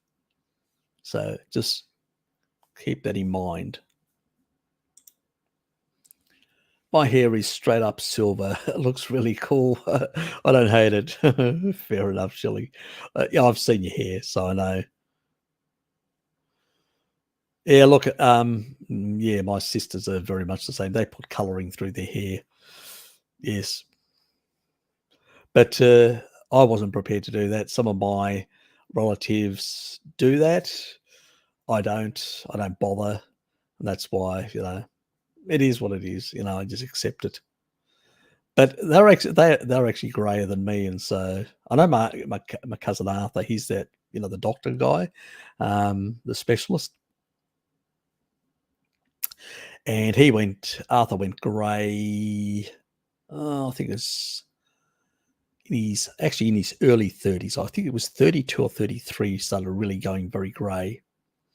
When, on the other hand, Julie, my sister, she's the pharmacist one. She went grey in her mid-30s.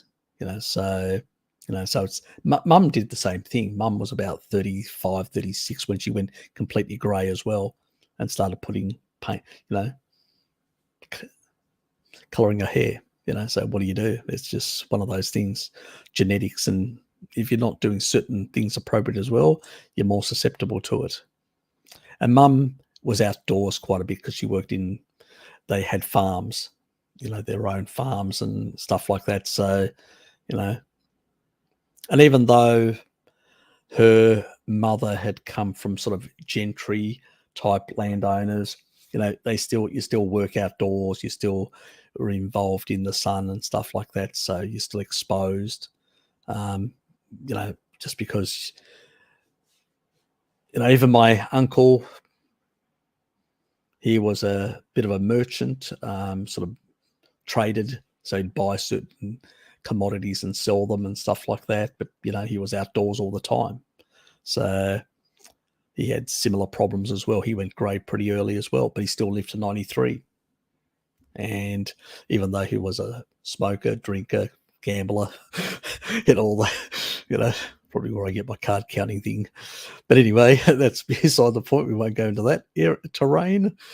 But yeah, so, oh well, susceptibilities, modern people.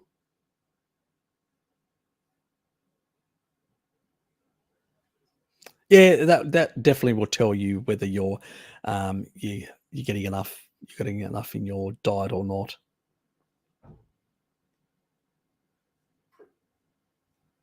Yeah, some people, you may have something similar, because when I was a youngster and I used to run around on a bicycle. This was in Greece when I was doing a high school over there, because I was there for about 6 years.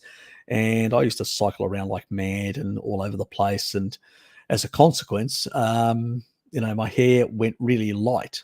And it was sort of like blondish light, that not silvery, but blondish light. And it was, again, because I had those genetics completely unaware of, but it actually went from brown to light, to blondish. My younger sister, her hair was quite blonde, and then it went grey, and then like silvery grey like you, and then she was really disappointed that she lost her blonde hair, so she decided to basically, just I'll just make my hair blonde again. The artificial way. And I go, okay. So that's what she did. But in my case, where my older sister, her hair's like a chestnut type with a bit of reddish in it, hair, really nice hair she has, my older sister. And she's the one that has, in the whole family, gone the least grey. But it was for her before. She does now deal with that because she does have some greyness, but she went slowly into it, into not like my younger sister went mid.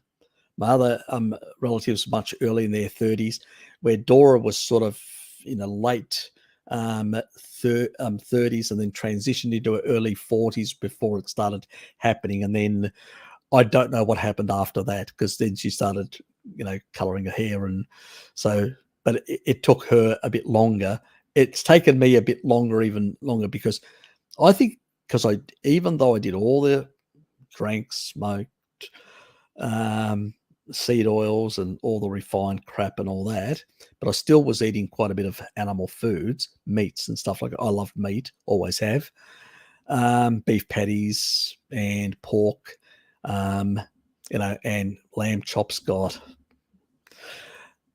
and so I think that really helped as well, for these sort of things, that I had enough. And it was only when I had a period where, this was before I had my cardiovascular thing, when I went low fat and stuff like that and cut a lot of that sort of stuff in, that is when I started noticing alopecia, all these sort of things starting to happen. And then eventually, sort of within that decade of mid 30s to mid 40s, I started moving into that, getting sicker and sicker without realizing, getting fatter, sicker, and eventually ending up in cardiology. So yeah. So it was, up until my late 20s, I was fairly lean. My early 30s, starting to put a bit of weight on, but nothing, major. But mid 30s to my mid 40s, I really stacked on the weight in that decade, really got deranged completely. And certain things happened in my life, partner left. I lost a major position, and then I also lost the presidency of the local, Greek community. There was a lot of plans that I had, to really. I was, let's say, climbing the ladder, and the ladder the ladder was cut in half and ripped from beneath me, and it felt like that, and like everything went to shit in my life, and I sort of went through a bit of a period of depression, and then sort of started hitting the processed food and found comfort, because I was a foodie person. Then I felt a lot of comfort in alcohol and food for a whole decade. And I just got sicker and sicker as a consequence of that. So, yeah. Stress, all those things compounded together, really just drove me into nearly an early grave. Luckily, I survived and came out of it the other end. So, yeah. So things can, I know, things can really suck sometimes, Shelley. That's why I remind myself. I use that old saying. I go, things could be worse. I could be dodging bullets off the Somali coast. I always remind myself things could be a hell of a lot worse. And when I do that, I usually go, get over it, move on, Harry. And I talk to myself like that. And it usually does work. I convince my subconscious to get over it and move on. So I found ways. But I think with the carnivore diet, the taurine effect, how it calms you down by increases GABA ray and reducing the excitatory, regulating calcium through the body and all that, I found that I'm much calmer than I used to be. So I'm glad that I found this lifestyle, and I'm glad that I've learnt so much by deep diving. And I'm happy to share that knowledge as well. So that's why I'm here. So that's the purpose of doing this. When you've suffered, you sort of say, well, if I can help others not go down the same pathway and suffer like me, what's a couple of hours in one's life to, in a sense, you're doing a bit of God's work in a sense. So yeah, that's how I see it nowadays. Anyway, let's move on. I'm glad you're finding it interesting. I'm happy you found me as well. I hope you enjoy. There's a lot of playlists. If you go and see my playlist, I've got a whole lot of playlists on a whole lot of different subject matters. You may find some of them interesting. So please enjoy.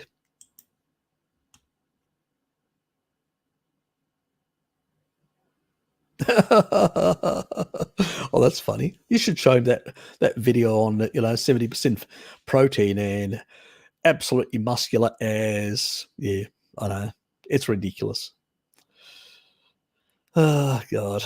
There's still many of them out there, aren't there? Hello, Kitty. There's still many of them out there, Kitty. What can one say? Plenty of clowns.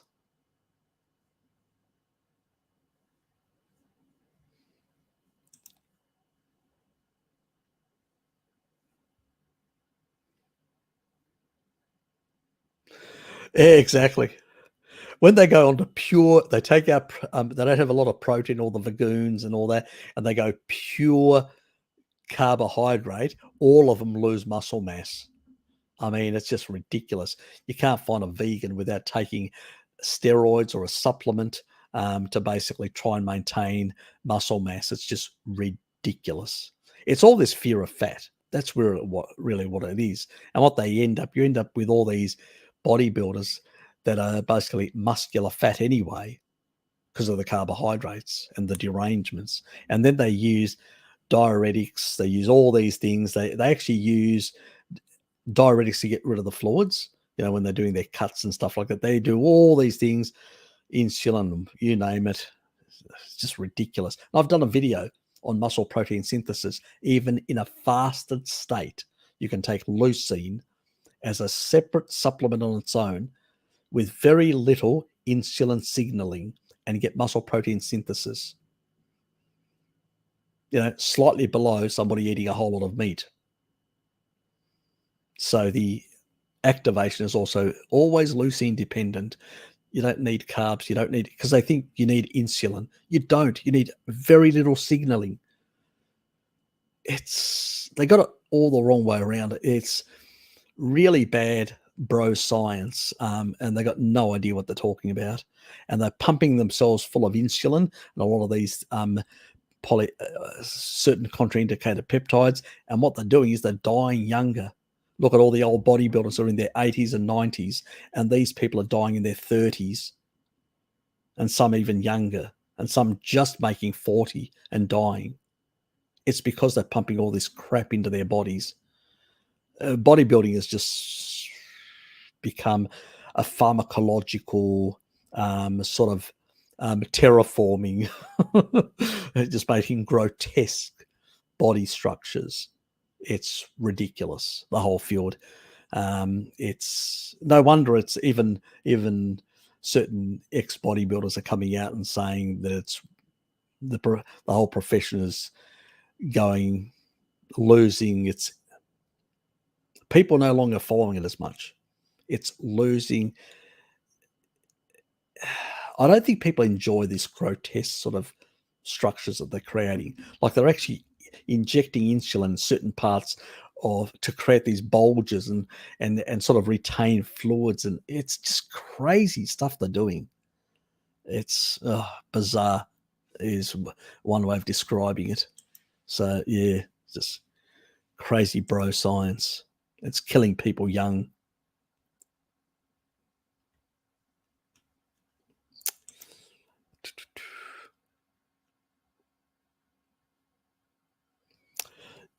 Yep. Yeah, look, muscles, but you know what? When you eat a lot of protein and all that, what your muscles become is the fibers, the muscle fibers are more dense. You have much more strength. See, I've got much more strength. My muscles may not be as big. My father's may not be as big, but they've got much more force of strength. Just because you're bulging, in many cases, those muscles are actually weaker than my muscles, because my muscles are actually true muscles, which is dense. It's not all these fluid retention and all this sort of crap that they, pumping themselves with insulin and all that sort of stuff. So these are proper muscles, for a fit 56-year-old. They're proper muscles. They're not this fake sort of muscles. You don't see it in a naturalistic environment. Tribal people, you see a good definition muscles. And remember, if you look at the ancient Greeks, the soldiers and all that, their muscles were like mine, but they physically are strong. My father could actually lift me and my sisters up like that in his hand. It was monster. So one of those big shields, have you ever lifted one of those? I've actually lifted one of those. I was young then, a teenager, bloody heavy. I needed two hands to lift it. That's how heavy it was. And these guys didn't have bulging muscles like today's bodybuilders. No, what they had is they did exercises that created really dense muscle fibers to be able to lift these things and fight with these things. So, you don't need big bulging muscles. What you need is muscles that have got strength, not bulk. That's real muscle, not this sort of bullshit stuff, which is all visual. And it's a lot of water retention. It's what it really is. And too much water retention inside the muscle actually is damaging to the muscle. So it's pretty much excess deuterium as well. Not a good thing. You want deuterium in the collagen parts of the body, not in the muscle stuff of the body. It's in the wrong place. But unfortunately, these guys do not understand this. And that's why they're causing themselves problems. And a lot of muscle problems later on, beyond all the other things they're creating issues for their hearts and all that. It's just crazy. G'day, Angela. Good to have you here.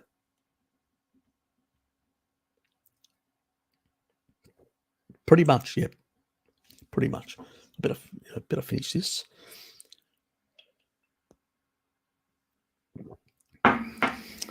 Down the hatch. Anyway.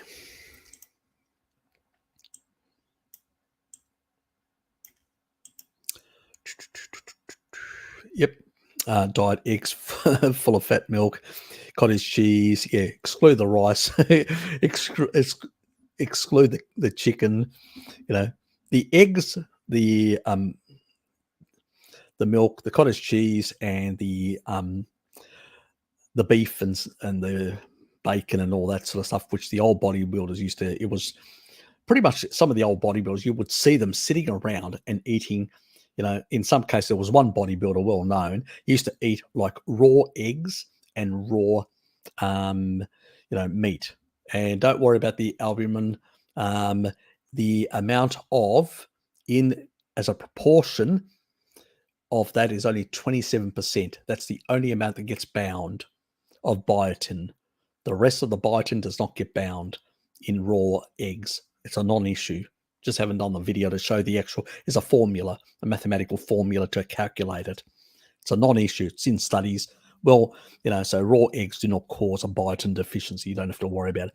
And these guys were consuming like whole trays of eggs and raw eggs. This guy was just one after the other. And he died at the age of 76. And you won't believe how he died. I've said this in one of my earlier streams. He was 76 and he was lifting up, I believe it was a washing machine, and he was going up the stairs and he slipped and he was actually squashed and killed by the washing machine that he was lifting. But, just think of it.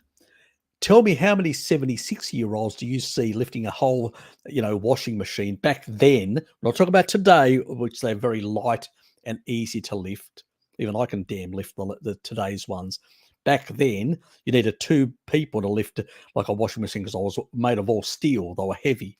This guy was lifting the entire damn washing machine up the stairs at 76. You know, that's the difference. Death by wash. Nice one, Shell. I like that one. Death by wash.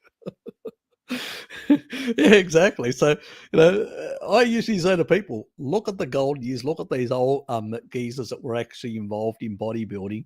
It was a completely different sport than what you see today. These people are all dying nowadays, and they've lost the plot. Those guys really knew how to build bodies, and strong bodies that would last for years. That's the difference. We can learn a lot from that. And I try to point people that, and I say, look, you're not going to get into competition. You want good body composition. And Jonathan does a lot of this because he's his, Jonathan, that's why I promote him, because he does an animal-based, carnivore-based, bodybuilding and composition building. So he focuses on those things. And he does competition as well. But he knows that these ancestral foods are the best way to build really strong, lean body. Well, you're not going, most of these guys are bloated like mad, they're fat like mad, they're just deranged completely. And then a couple of weeks before, they starve themselves, cut like mad to force their body to get ripped. And the moment they finish competition, I mean, I've seen them in videos, they literally go and stuff themselves with junk food. They're so in such a mess. No wonder they're dying young. Their whole body is just deranged in the way they do things. It's not a healthy lifestyle. Believe me, guys. Lukey's up. G'day, Lukey. Death Wash 2000. Okay, and that's a nice one as well. Death Wash 2000. Takes out the old geezer. Nice one.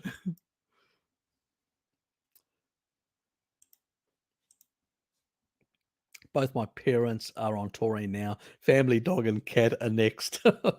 Nice one. It's a family affair. High protein, low fat, high carb. It's crazy. It is. It's damn crazy, and it's not even quality protein. Most of it's just powders. Really, I mean, really, guys, powders. That's all it is. Powders with low nutrient density, and they take all these other supplements on top of that. Yeah, exactly, Bruce Lee. Exactly. They pack on the weight like 15 pounds overnight. Yeah, I've heard that as well. And I've seen it as well, them actually binging after a competition. I mean, binging at the local takeaway joint. And they're eating like, they go to, like one guy there was like he had bought about 5 or 6 pizza boxes, the large pizzas. And he was just munching through pizzas. It's just ridiculous what they do. Yeah, they pack it on like mad. They just starve them. So they do crazy things. They take diuretics. They take all these different sort of substances to basically get rid of fluids in their body and stuff like that. Some of this stuff is really dangerous. Some have ended up in hospital doing this, not doing it right. So it's, they're putting a lot of strain, a lot of pressure and stress on their body, just crazy stuff. If only they did it in the traditional way, they'd still get these really big, great bodies without having the level of derangements these guys get. It's just absolutely madness. What can one say? Yeah, it's just crap, I mean, I know the egg whites and the diet carbs and all this sort of stuff. It's just absolutely madness. They still use some of, like in the California, there's the powdered milk, and they get the powdered milk, which that originated back in I can't remember whether it's the early 70s or late 60s. I can't remember exactly. And then they combine that with egg whites and then some of them put a bit of omega-3s like supplements, and we know that they're all rancid and stuff like that. We know their problems with aldehydes and stuff like that. Most of the commercial stuff, probably Rosita is probably the only brand that's got the least problems with it. But we would rather get it from Food Matrix rather than any supplement in my book. And so yeah, it's just crazy stuff. Diet Coke. Oh God, I haven't had Coke for I can't remember how long. So yeah, been a very, very long time. But I do have the kombucha Coke, cola as it's called. The one that I get, the kombucha cola. That isn't too bad. I don't mind that. It's got erythritol in it. I have it sometimes. I know you give me a hard time about it, but I have it sometimes. It's on the weekends, one of my cheats. I can't help myself sometimes. Yep, eating disorder. Yeah, it is. Yeah, it's crazy stuff. I probably should. I'm going to do one eventually a video at some stage. It's not a high priority at the moment, Shell, but I will get around doing it to just show people really what modern day bodybuilding is and what old traditional style bodybuilding was, and the things that you can achieve without causing yourself so much health problems and damage. So we don't want that.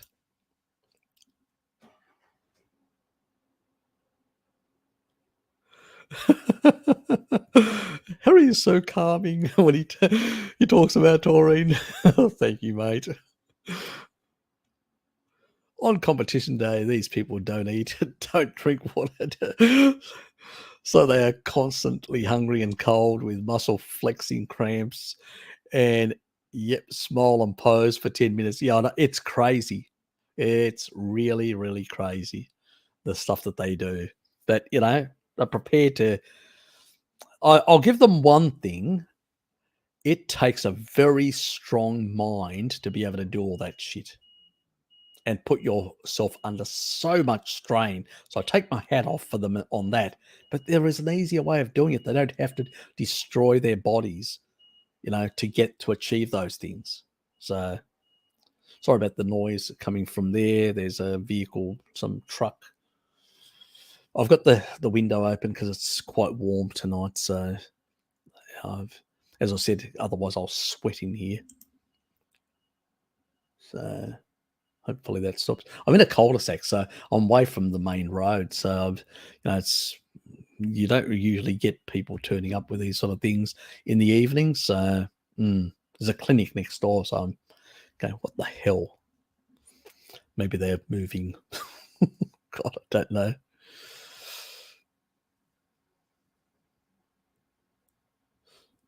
Yes, it is. Oh, God, you've been there. You've seen me. God.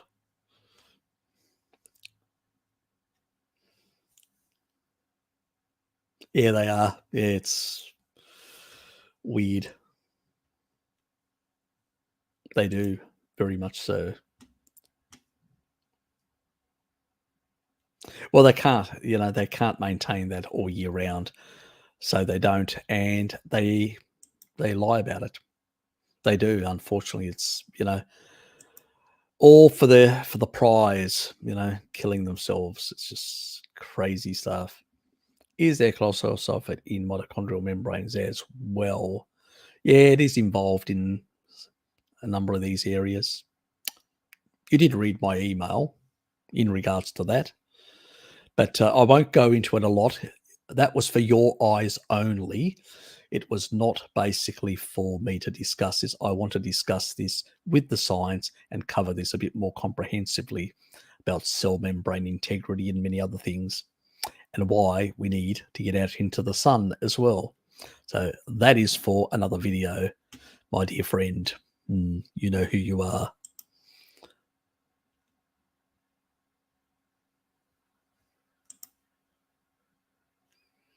Good to see you, mate. I don't know whether you're still here, Dave, but I did call you out earlier. Bulgarian mountains. Okay, you're still there. You're enjoying too much of the cheese up there, aren't you? That's, you're really actually enjoying those raw cheeses in those mountains. I envy you, actually. I wish I was where Dad's village is, up in the mountains. Beautiful lake there.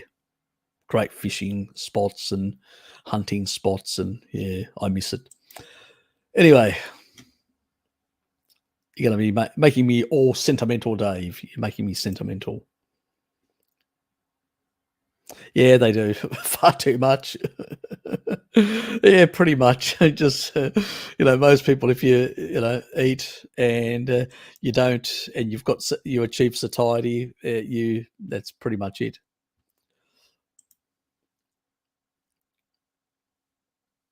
Yeah, we over micromanage our bodies, unfortunately. We do.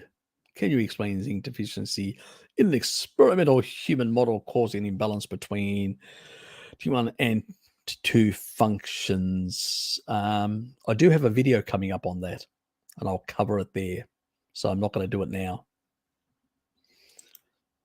I brought some of this up to you, so I'm not going to discuss it, the interleukins and stuff like that, and the 4s and the 10s that are good for us. That was in the previous video as well, and the stuff that I showed you. So that would be covered in a separate video. So I'll discuss that difference. But people just need to know that the interleukin 6s are an issue. The 4s and the 10s are the ones that are more protective. That was shown in one of my recent videos, so people can go and watch that. I will cover that in those. I've already covered in the video, so why are you asking me those questions? I showed you the study as well. So our body is super smart. It will tell us what. Yep, exactly. Does this tie to MMPs and TIMs being out of balance? There is a bit in relation to that, without giving too much away. Yes, there is. And that's where the fat-soluble vitamins do play a bit of a role as well. It's a synergy. It's not just, certain other micronutrients that have an effect on some of these interleukin pathways.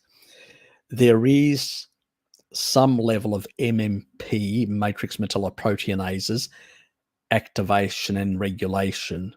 So they can upregulate some of those interleukins.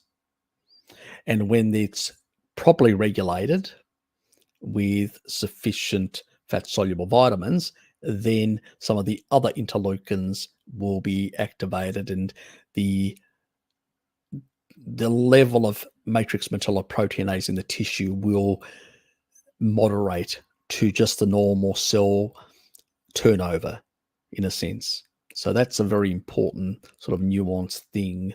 UV, as I've talked about before, does increase matrix metalloproteinase, and fat-soluble vitamins play an important role there.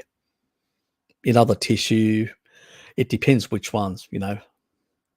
Lungs, it's vitamin D primarily.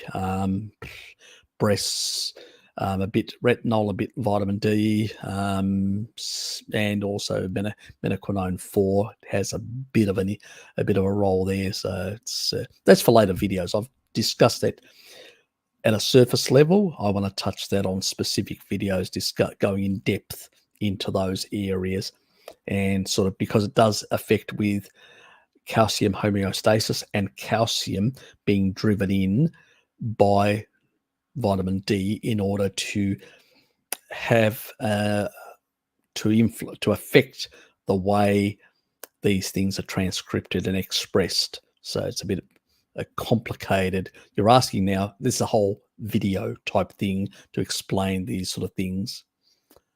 So yes, just consider yourself lucky that you got some of this stuff from me earlier than others. Anyway, without going into the weeds, this is a general Q&A. You should know that. Justice.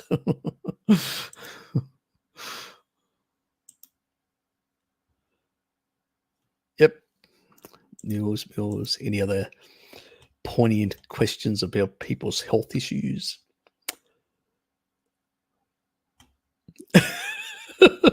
Evening, right? That Harry guy's boring. Oh, he is, isn't he? Freaking hell, neighbours. Who needs them? Oh, yes, I do. Oh, my dear neighbour, that cake was really nice. That butter cake, absolutely wonderful. I'm going to suck up a bit. It's fringe benefits, all about fringe benefits.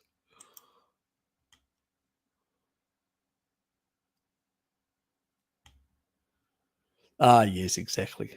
I actually also do love beef tartare, which is raw beef mince and egg yolks. I don't put one. I actually put a couple of egg yolks in there to really, so really enjoy it. One's too boring.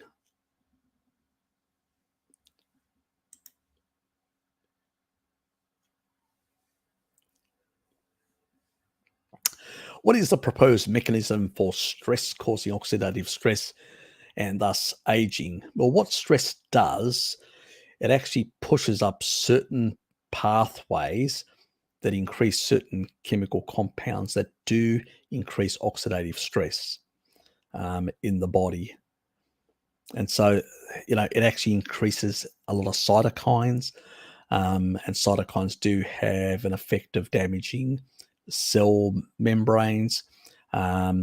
Also, a number of some of the oxidative byproducts can actually be increased in the mitochondria, which can also have a bit of an effect there as well.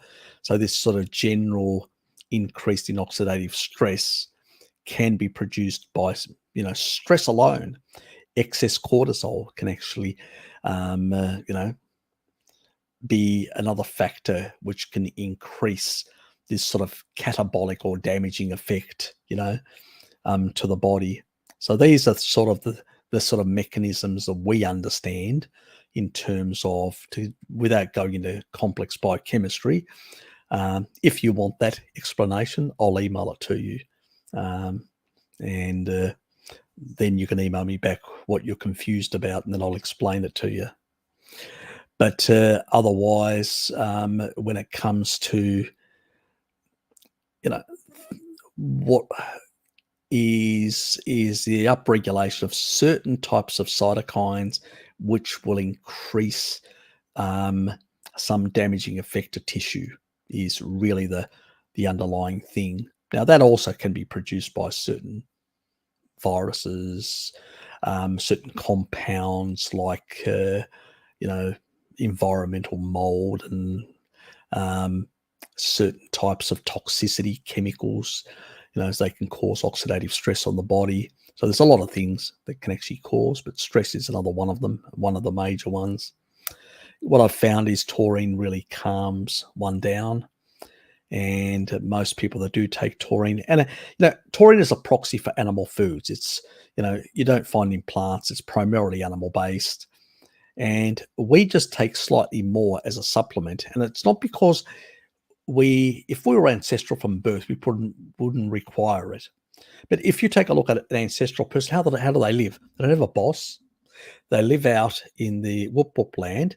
They work amongst themselves, are interdependent, and one supports the other. So they don't have a very stressful life.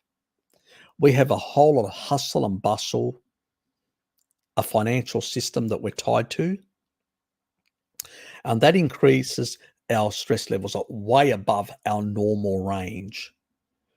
And this is why I say for us, there is a benefit in biohacking, using a bit more, using blue blocking and stuff like that, lowering the cortisol level at night, using taurine to lower it back to normal physiological ranges and amplify melatonin to relax us, and so we can get better sleep, because that also has a beneficial effect in reducing oxidative stress. And also more melatonin will heal a lot of that damage in the mitochondria in particular. So what we want to do is we want to learn how to relax, how to do breathing exercises, chill out, talk to ourselves, and remind ourselves things could be a hell of a lot worse. and write things down. I have a tendency, when I have problems, I write them down. You can't solve a problem that you don't have on paper. Once you have it on paper, then you can say, well, how can I solve that problem? What can I do to mitigate those risks or threats or whatever? And by writing it down, see, what happens is, in your mind, you're getting negative effects in your environment. We live in a more complex world, not a simple world like a Maasai or a Hadza, in a complex world. And so we've got a lot of inputs that can stress our bodies, a lot of stress points. And so as a consequence, by learning to identify things and learning to manage things, we can overcome these stresses. Most people what happens is their stresses overwhelm them over time because they never deal with them. They never confront them. And so they tend to escalate. The things that you need to do is write down what they are, identify them, work out strategies how to resolve them. And what happens is, because you're getting all these inputs coming in, negative inputs from your environment, you look at the media, the crazy stuff that are happening around us and stuff like that, and these, about uncertainty about the future, and they do generate more stresses. But by looking at the sort of stuff and writing it down and recording it, then what we can do is we can actually say, okay, I can deal with these things. And also what happens is, subconsciously, you don't have these irritating things in the back of your mind. You've brought them to your conscious side, you've identified them, and now you're basically working out some strategies how to resolve them. And you're also realistic about what you can resolve and what you can't resolve, and what you can actually sort of mitigate, or let's say take steps that will avoid that being too damaging to you, the stuff. So these are the sort of strategies. And then what you're doing is, this subconscious stress that's coming from your immediate environment can be lowered, the threshold. That reduces oxidative stress in your body. And then you could also, as Tracy reminds me about taurine and increasing GABA ray, which calms down the body. Yeah, you can add that as well, as you may want to take a bit extra, and that will help calm you down even further and allow you to cruise through the day in a more calm manner and cope much better. So understanding the things around you, plus using a species appropriate diet with some taurine supplementation, can actually improve your coping mechanisms and all that. And that's really what people need to do. The sun is really important as well. I can't stress it enough. Getting out in the sun is so, even in winter, getting out in an environment, can be so distressing. And, we shouldn't neglect. We are creatures that evolved in a natural environment. So, we shouldn't neglect. It has a lot of powerful abilities. I sometimes go walk, even in winter, through parks. It's so calming. So, think of strategies that can actually reduce, it's fine to say, oh, what are the mechanisms and all that? These are the mechanisms. I could actually go through, do a 30-minute video discussing the mechanisms that cause oxidative stress, and show exactly which cytokines and how much they do, and how they affect the integrity of the cell membrane when they get released, and how damaging they can do and what degree. But it's, fine. You learn a bit of biochemistry, but ultimately, most people don't want to learn that. They want to learn how to cope with stress. And really, ultimately, coping with stress is learning to both mentally managing it and taking dietary and other lifestyle steps to mitigate a lot of those deleterious effects. That's what we really should be focusing on in that regard. Unless you want to do a biochemistry and physiology, qualifications, it'll give you a lot of knowledge, but it won't help anyone So for me, it was more learning how these things work, and then what sort of compounds and what sort of approaches, mental approaches, I can use to mitigate those things. Oh, hey there, Witchy. Yeah, she's a scoundrel, isn't she? Yeah,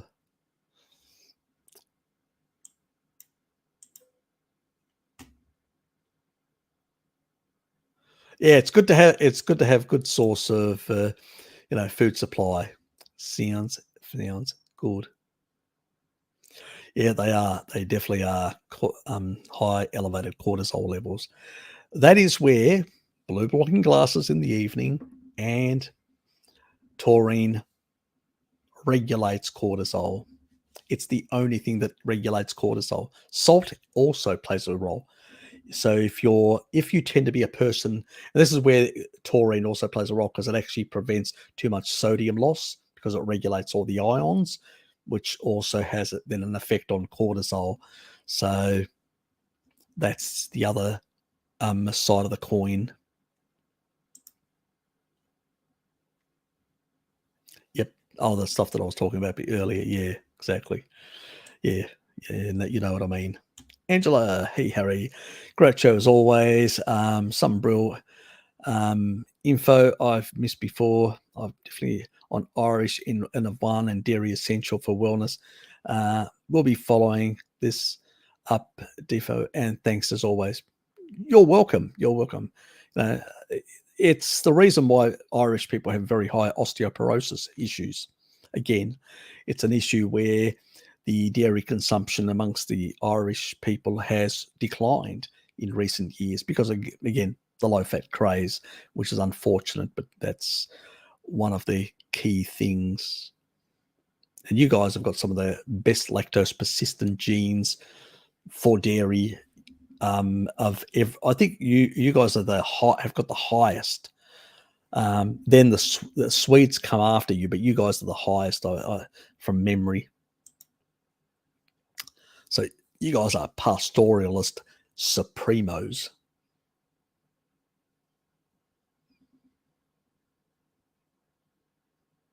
No, you don't. You don't. As long as you're getting a good hearty meal, you will basically maintain, because you will get enough sufficient from a big bolus of meat. You'll get enough leucine to undertake the insulin signaling, and you'll get enough amino acids there to also have a bit of an effect on that. Also, you'll be getting a bit of taurine, and taurine also helps raise insulin a bit. Yes, taurine does, but doesn't actually cause insulin to do fat storage. So signaling is one thing.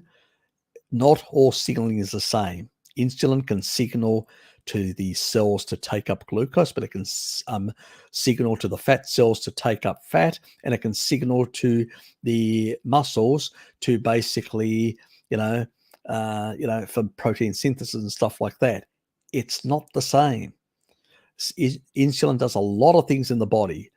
Unfortunately, the low-carb community has demonized insulin and made it out to be just a fat storage hormone, which it's not.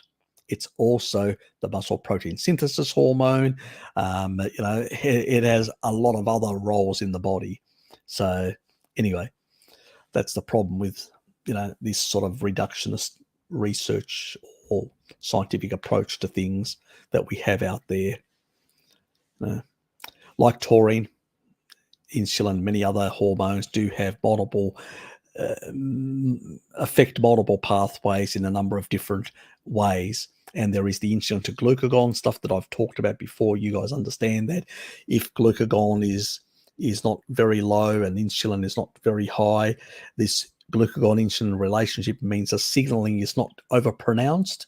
It is within physiological ranges to achieve protein synthesis, and it's not deranged like 70-1, which is on a fast food diet. So that's an important point. It's not merely the signaling, but the type of signaling and the intensity. very different things. So high insulin does not necessarily mean bad thing. It actually means that it depends what sort of signaling it's doing and at what level physiologically in regards to glucagon. Very important. Something completely missed out there by many.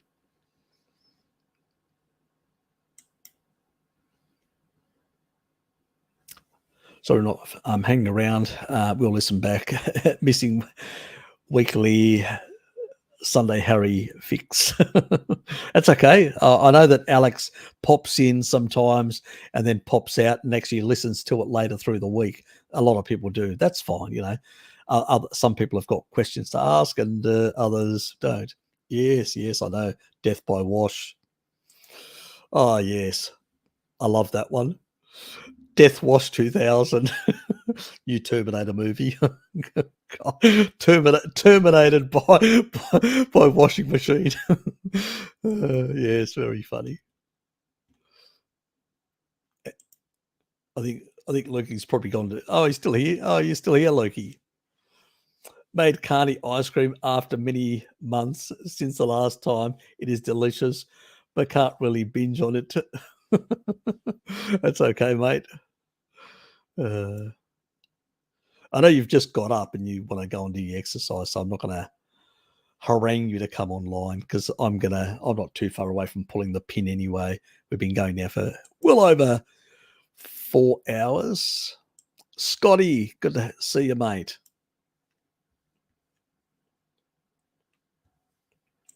That's the stuff that we were talking about before. I watched my brother devour a whole pizza by himself after a show. the binging is real. Yes, it is.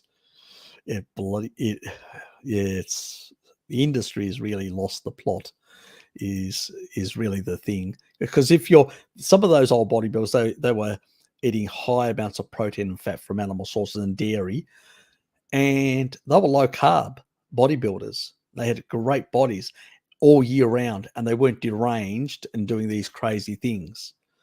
I don't know where bodybuilding went wrong, but you know, it lost its way at some point. It probably was in the 80s and 90s where, you know, the low fat craze and, you know, lean meats and carbohydrates and all that, and it's just pretty much lost it completely after that.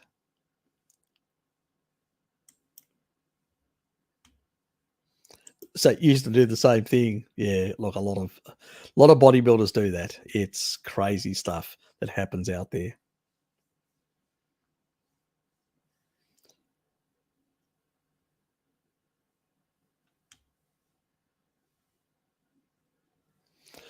Yes. I think a lot of us did that, Scotty, back then. A lot of us did that. I know.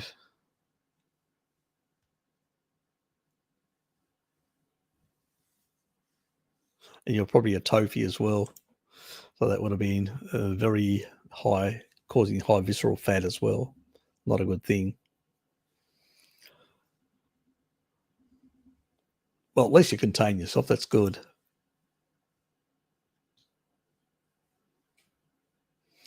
If rubbing teeth with salt instead of toothpaste, is there only advantage in using iodinized salt? I use that Grant type toothpaste, which doesn't have any fluoride, doesn't have any nasties.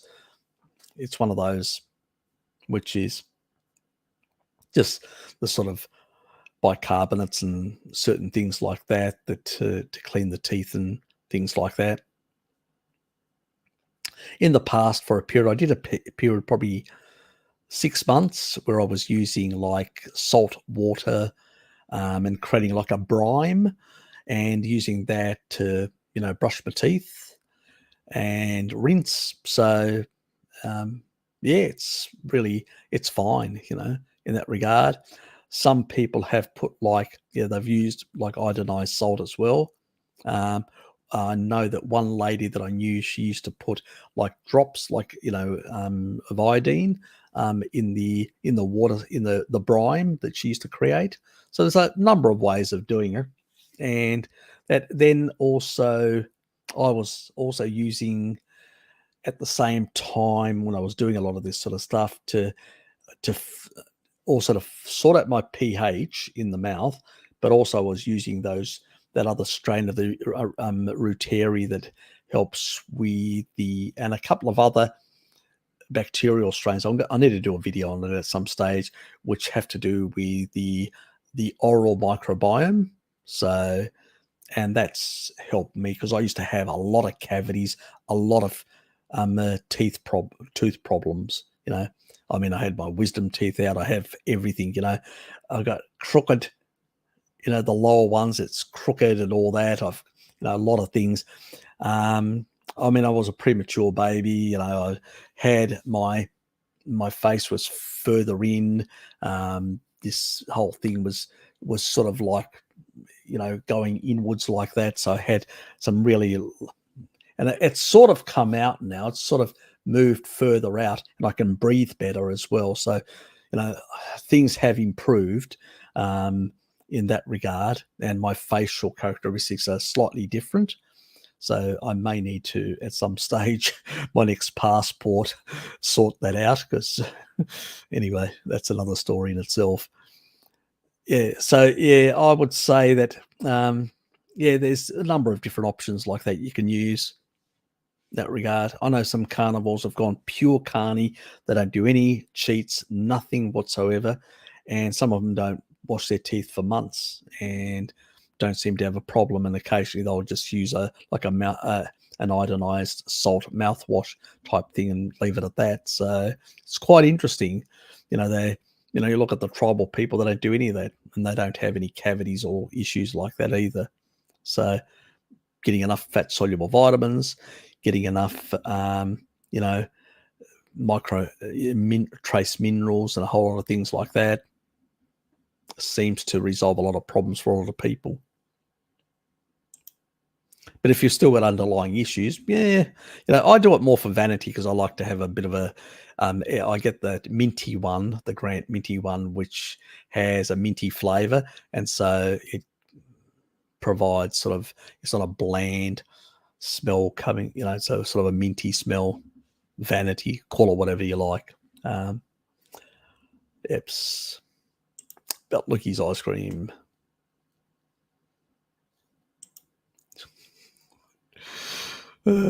Taurine has me chill.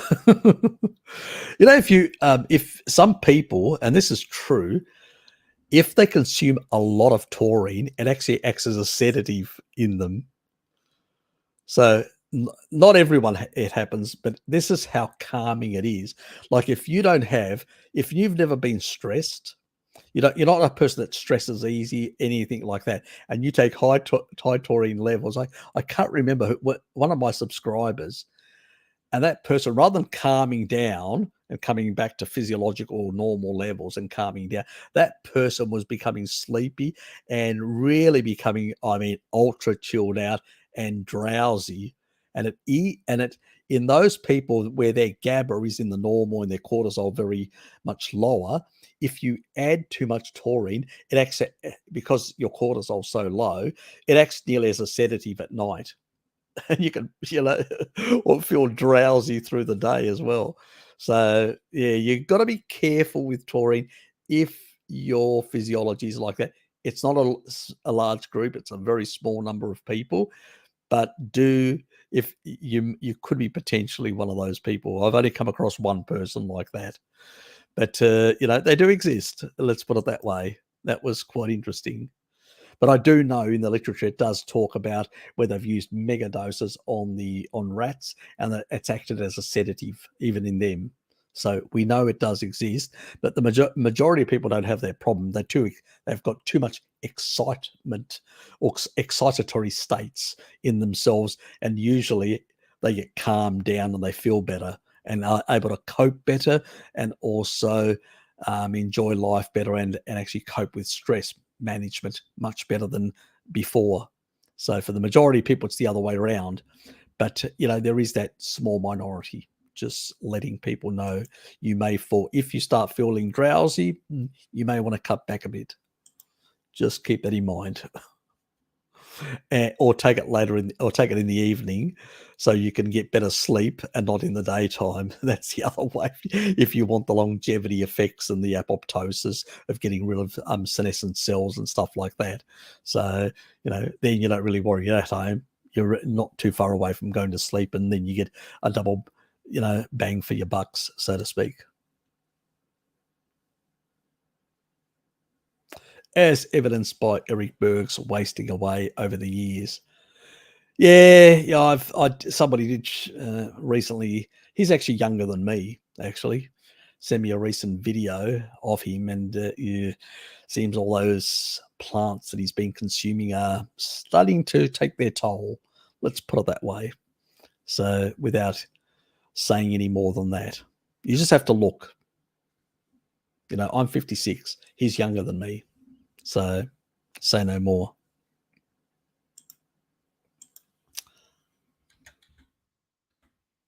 Let's check that.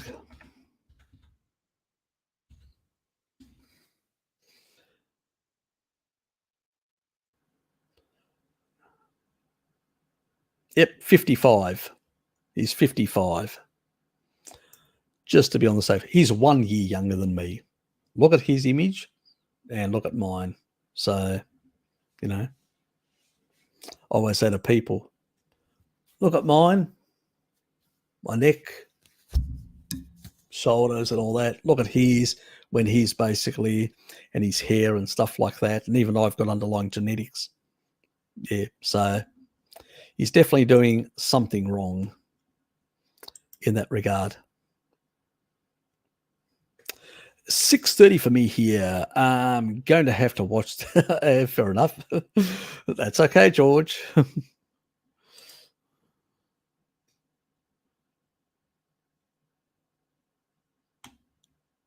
No, they don't. Some of them look really grotesque. It's just the only way I can describe them. Sorry, but yeah, really. They're not healthy at all. Exactly. Freakish is another way of describing them. Yes, very much so. I think African sand miners have the best physiques. I actually have seen some of those images. Yeah, they have pretty good physiques. Yeah. Our physiques are slightly different because some of us have Neanderthal DNA and we are more stocky like Europeans. We will build bigger muscles in comparison, and that's because of they have lower myostatin, the Neanderthals, and some of us have inherited that, running slightly lower myostatin. Plus, taurine actually lowers myostatin slightly, so that's another biohack to get more muscular without causing left ventricular hypertrophy or remodeling of the heart muscle. Very important, because lower myostatin can remodel heart, but that's when you take the pharmacological crap. When you take taurine, on the other hand, it protects the heart from remodeling. So animal food's always superior. I would rather move well than be big. It just doesn't make sense. Yeah, exactly.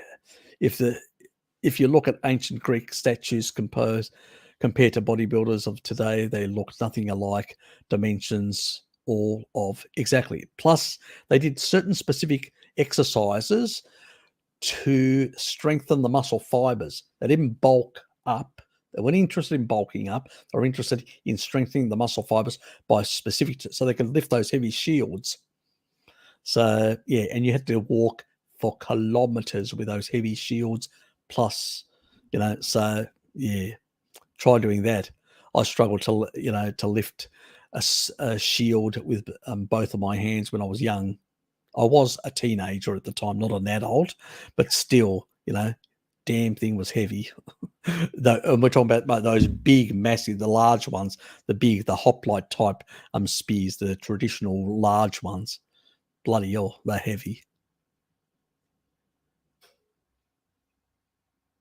My brother was natural. He did very well, but it was not 5 years later that he was diagnosed with bipolar 1 and 2, maniac depression. So one has to wonder if all the bodybuilding did harm. Potentially. They eat a lot of carbohydrates, a lot of high insulin, and high insulin is definitely associated with bipolar and a lot of neurological issues and stuff like that. So, yeah, potentially there is a relationship, but I can't prove it, obviously. But we know from, Amber O'Hearn, she's got bipolar, and she went carnivore and completely is off medication and completely reversed the condition. So as far as I'm concerned, diet has a lot to do with silencing certain genes or not.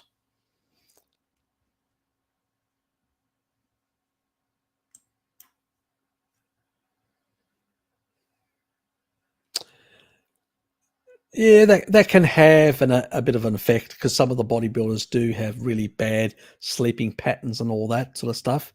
That can be an issue, especially if you do it later in the afternoon. You're doing, some of these people become like addicts. They do too many reps for too long periods of time, and they really stress their bodies. And then they're in blue light exposures. They can't normalize their cortisol. They don't get good sleep. They really derange their hormones. There's a lot of things that they do wrong, unfortunately, and tend to run higher insulin even throughout the night, and higher. And then in the early, right through the night after their insulin drops off, because of the higher cortisol, you have this lower cortisol eventually. What happens is then you have this rise in blood sugar far too much overnight, which is not healthy.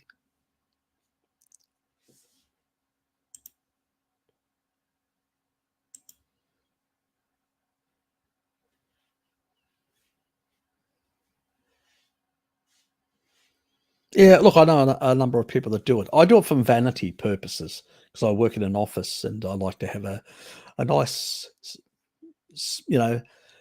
sometimes even if I forget to brush my teeth, I don't care, because my mouth doesn't have like like it used to have a putrid taste, because of all the carbohydrates and all that were fermenting in our mouths in the past. So, and you had to basically brush your teeth. And I used to take toothpaste at work, in my bad old days. So, I don't need to do all that. It's just nonsense.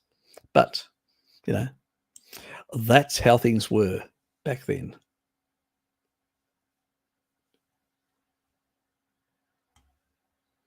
Yeah, look, I don't have tooth sensitivity either. Now I can actually munch through bones. I actually munch through chicken bones to get all the hyaluronic acid and all that, which is good for the joints. So I munch on all that to get the hyaluronic acid and stuff. Why pay for it? It's expensive stuff when you can get it from all the actual these connective tissue and stuff like that. So that's what I do, and I just munch through them like it's really easy. Even people at work see me, they go, "Bloody hell, Harry, how do you do that?" God, my teeth would crack if I did that. Yeah, because you're eating the wrong stuff. That's why, mate. But I don't say that because, I don't need an argument with people at work that, if they want to ask me, they can ask me. None of them do. So, so yes, that is their issue in itself. It's awesome benefit. Yep. Mm-hmm. I'm so sorry, Shelley. I'm glad you kept. Yep.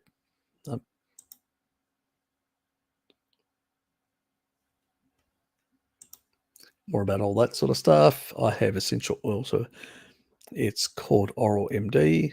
I've heard of that, actually. I've never tried it, but I have heard of it. I know a friend of mine actually uses something similar in Australia. You can buy it. She swears by it, but I've never tried it.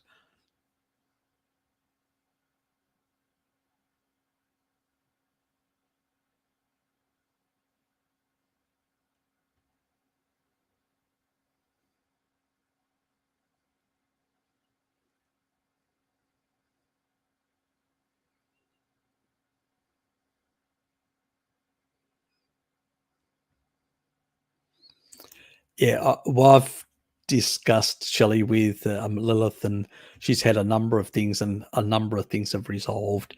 And then when she did her last scan, there was nothing there.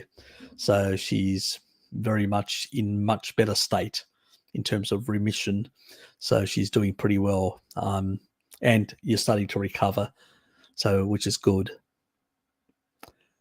It's slow with everything, but you'll get there slowly but surely. Things will improve. We've got to be patient sometimes. It took years to damage our bodies severely, and it takes some time to get back.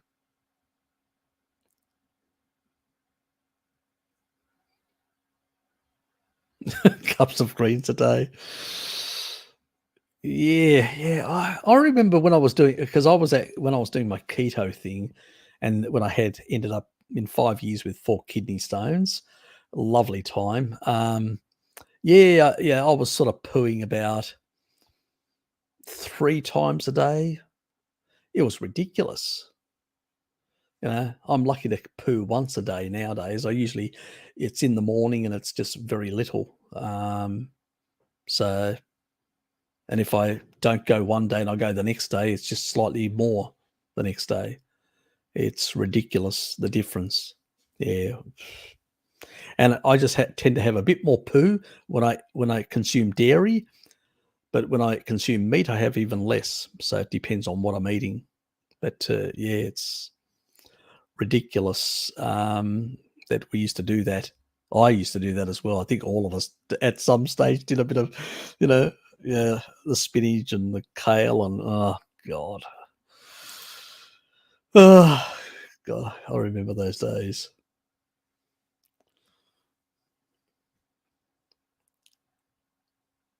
Can a bulletproof coffee and butter be somehow harmful, except for adding a bunch of calories?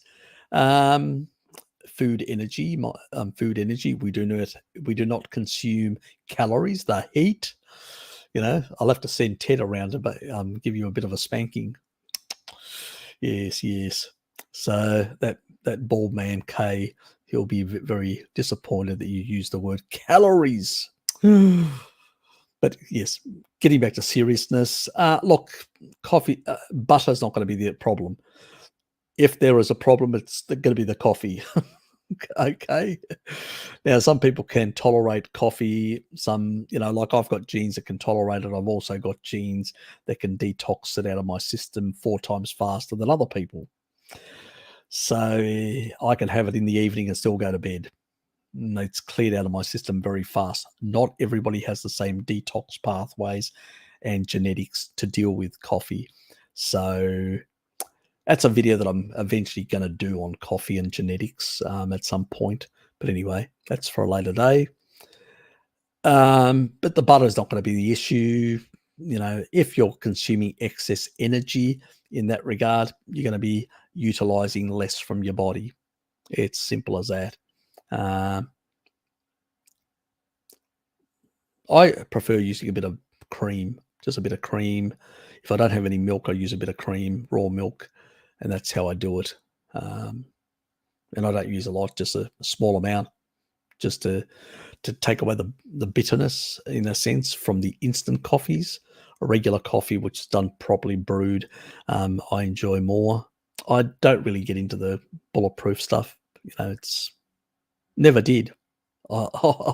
Never did, mate. I never wasted my time. I do like the first part of your name, Mate J. It's probably not pronounced like that. It's probably a different name. But yeah, I haven't seen you before here, so welcome to the channel. And ask away, basically.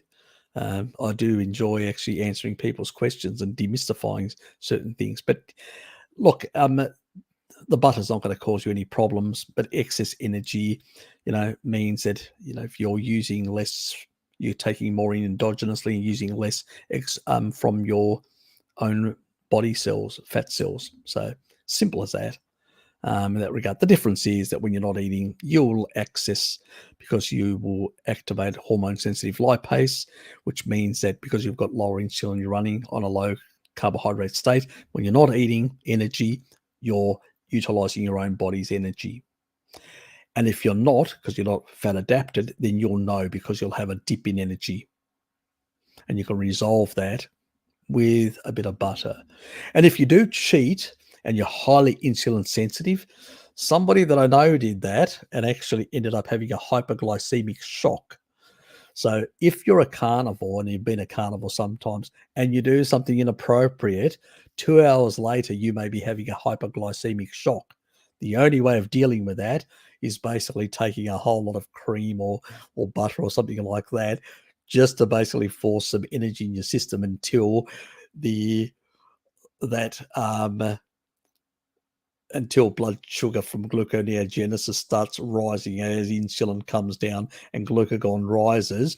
You'll be able to then restore the basal level of, or the basal is sort of the level that your body really requires to be at the physiological level of glucose again. So yeah, if you've been very insulin sensitive and you cheat, you can induce hypoglycemic shock to yourself. And then my dear friend, and she knows who she is. I think now the rest of you know exactly who I'm talking about. She hadn't cheated for ages. It was funny, actually. It was funny. And her friend he was basically giddy as a schoolgirl. So it was really funny. I had to laugh. And then I walked in and he goes, "What do I do with her?" And I go, "Just give her some cream and she'll be fine in about half an hour." And that's exactly what happened. But it was funny. I did let it last a bit longer because I was enjoying the humor. I don't think she was.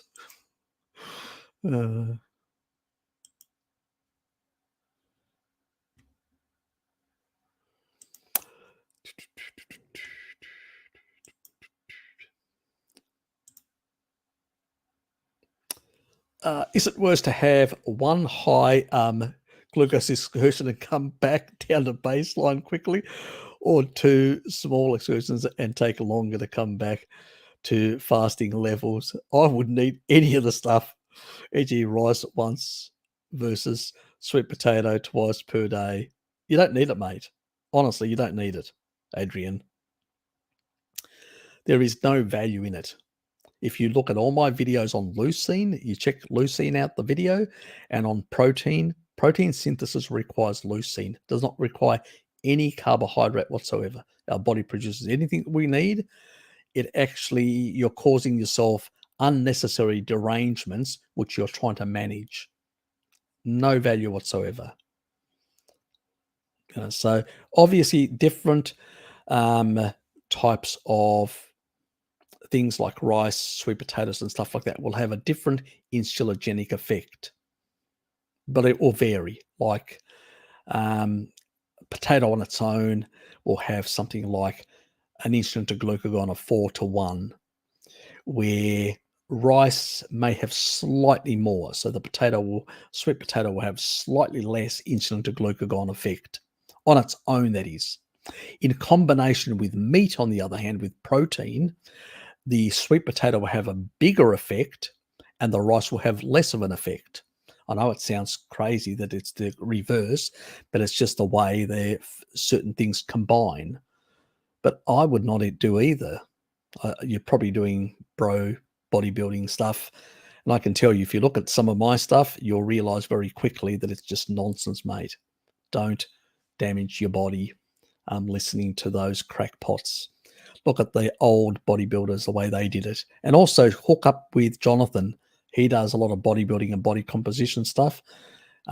Check out in the featured channels and you'll find him. He understands this sort of stuff.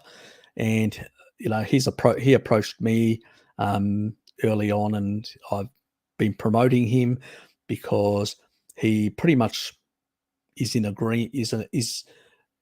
thinks similar to me and Bart on a lot of these issues. And so don't harm your body, please.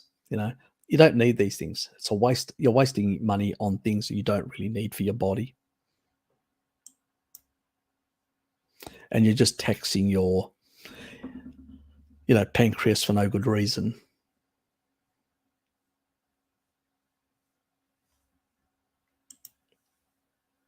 Oh, thank you. Appreciate the kind words. if you were to take taurine from a young age while on low carb, but not carnivore, do you think this would be cardioprotective? Yes. And to prevent plaque buildup in the first place? Yes. Yep, pretty much. So if you were, let's say, doing things like some pumpkin, some like zucchini, because my dad does a sort of a low carb type diet as well nowadays, with some animal proteins and, zucchini. He either makes zucchini pies with a lot of dairy products. They're quite nice. And things of that sort. Yeah, that, it's the seed oils and the refined sugars and all that sort of stuff that are going to do most of the damage. And if you're, consuming small amounts of carbohydrates and you're taking taurine, which has an anti-glycating effect, it also heals a lot of the damage caused by some of these things.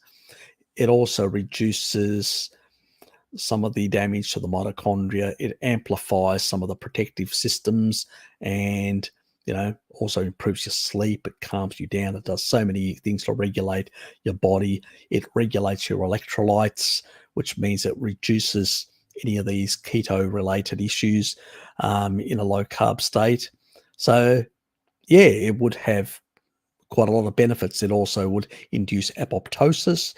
It would reduce senescence in your body. So yeah, it would have benefits. It's the thing that, I always say to things, what do you think is the compound that most people are ignoring about the COVID situation in Japan? And also, why do people have less immunosenescence in Japan and less deaths? I wonder why. They're eating fish. And what is fish? Fish has got, fish is one of the highest sources of taurine. Like, if meat has that amount, fish has that amount. It's massive in comparison. There's your Japanese paradox. It's taurine in the meat that they consume, and a lot of it's raw, so you don't lose as much because you're not cooking it.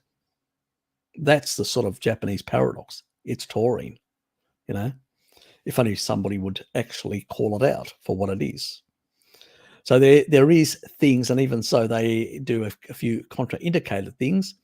And the other thing is, it prevents, when you actually consume carbohydrates, there is a rate limiting effect that happens at the Krebs cycle. So there's only so much that can be pushed through from pyruvate into pyruvate dehydrogenase and then into the Krebs cycle, the citric cycle as people call it. But you may not go into that enzyme, so that enzyme complex, so pyruvate dehydrogenase, and you may go into pyruvate, then right down through the Cori cycle, and then basically produce more glucose or gluconeogenic precursors. Or the other side of the coin is you can take taurine, and what it does is it takes the lactate and forces it into the Krebs cycle and increases Krebs cycle efficiency by 30%. That's the difference in clearing out that stuff and normalizing blood sugars and stuff like that. So it is a powerful compound. Sort of explains, because remember, Japanese are under eating by 80%. So they don't engage the Randall cycle like people who do excess energy of mixed macros.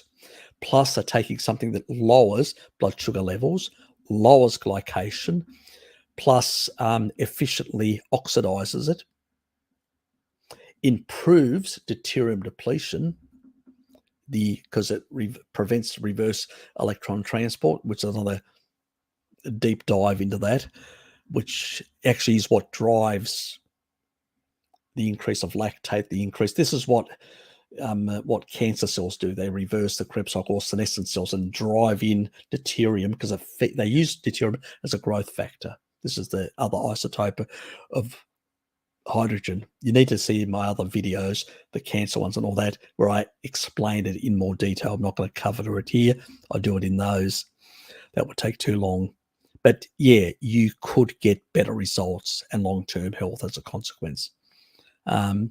taurine is, I believe, a key component. Even in people, I give it to my father, and I even encourage it in people who are on sad diets. And I have, like my brother's mum, she, brother from another mother, so to speak.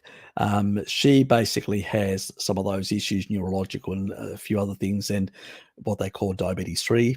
And she's been taking taurine and a few other things, which I've recommended. She hasn't really changed her diet. She should do a ketogenic diet, but she won't. She's not prepared to. But she has actually seen vast improvements.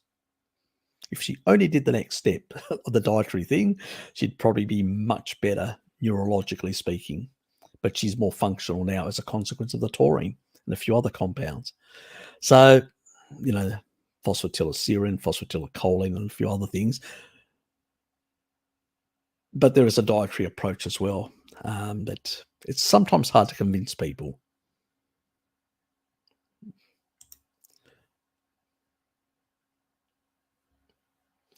Thanks, mate. Appreciate it.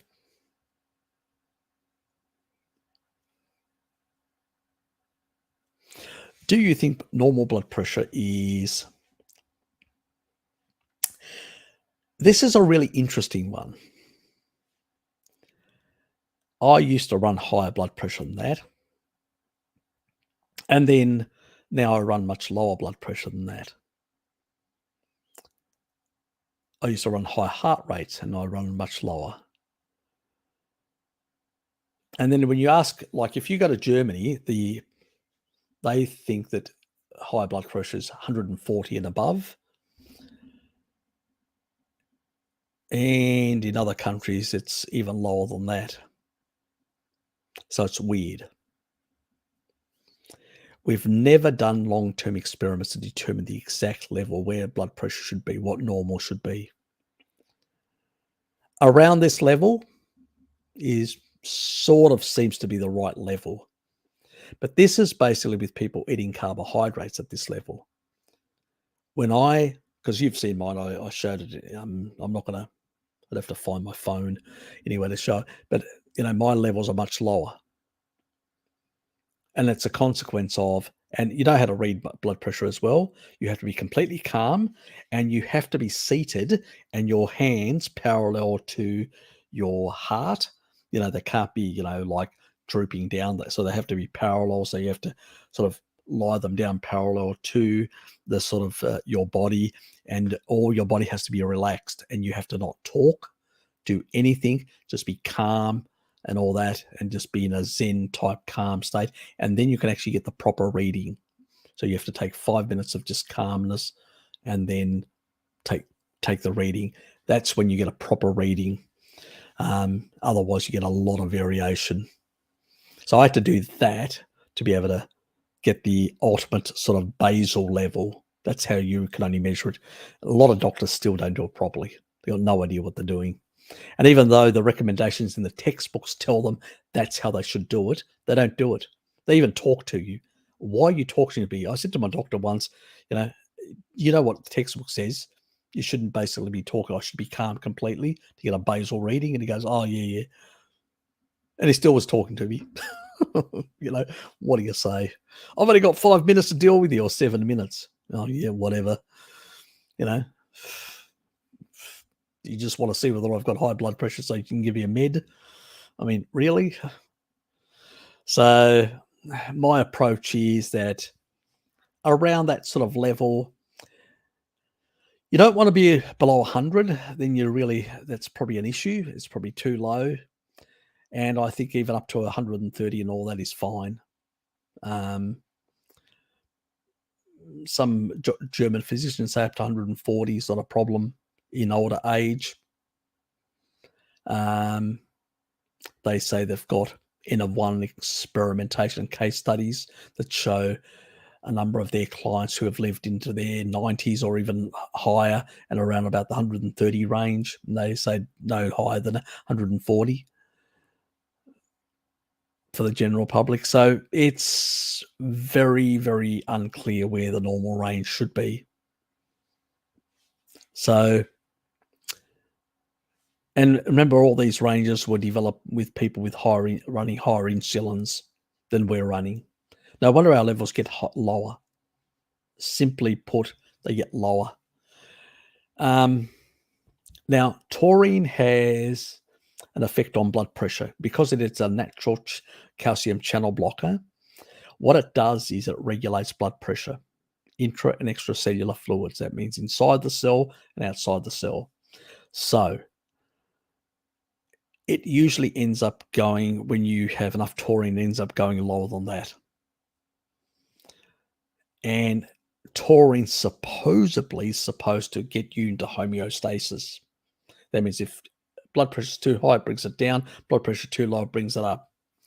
But usually it's around the sort of levels that you end up getting when you, what I've noticed when I get enough taurine in, it's usually around about the 117, 18 sort of levels. And, in the higher 70s is where it tends to be at a higher dose of taurine. And I think there it's actually forcing it into that level. So probably the 120 to 80 is probably not too far away from the actual figure. But at the end of the day, I don't know. None of us really know.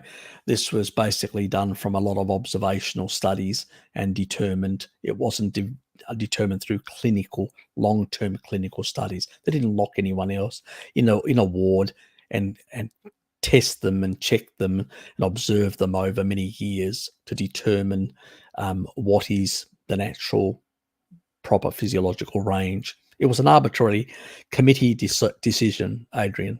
So that's all I can say about that. But all I can say is that when I take taurine, I tend to be, if I'm really relaxed myself completely, I'll be below that number. If I'm a bit more being hectic around the day, I will run blood pressure around that range, or sometimes a bit higher, like a 122 or something like that. So, and eventually, if I calm myself down for a number of hours, it will dip below that. So,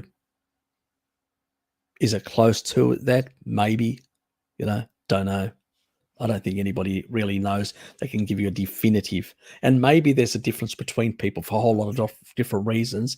And I know that there are some centenarians that run slightly high into the 130s and all that and live to over 100 years.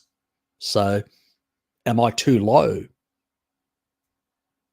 This is what I'm saying. It's committees aren't the best experts. So yeah, you can't really rely on the RDIs. It's like thiamine. If you're oxidizing either fat or protein because you've run out of fat stores, you only need one enzymatic pathway, which requires half the thiamine, vitamin B1. But if you're taking carbohydrates, you need both. So far more. And all these things have an effect on blood pressure, water retention, osmotic pressure. Even if your taurine is regulating the ions, if you're deficient in some ions, is that regulation going to be perfect? None of us know. This sort of research has never been done to determine really accurately. The only thing I do know is that the recycling at the kidney level in those little nephrons, those little tubule things in the where the fluids go through and get filtered in those little things, that's where it's packed with taurine transporters. They're called TAUT, taut transporters. That's where taurine goes and resides for those transporters, to work. They require taurine, and they basically determine the type of stuff that gets excreted and the type of stuff that gets recycled and back into the system, into circulation. So that's another area where we haven't sufficient research, unfortunately. Of course we can't do human experiments, so we do it with rats. It's not the same because some of the physiology is not exactly the same, the way that works. So We don't know is the biggest problem in this arena. I wish I could give you a definitive answer. I can't. I can tell you what the ranges are and what other people talk about, but yeah, I think it's around that, probably around that level, but whether slightly above or slightly below, I think the normal range, to be honest, I think it's much wider. It's not, and there are a whole lot of genetics and other factors and the blood vessel morphology. That means how the thickness, the wide, how wide. Some people have, like I know, there are a number of people that tend to have much small. This is due to genetics, much narrower blood vessels. So even in the heart, they can't even put stents in if they have some blockage. They can't even put a stent in. They have to approach things very differently.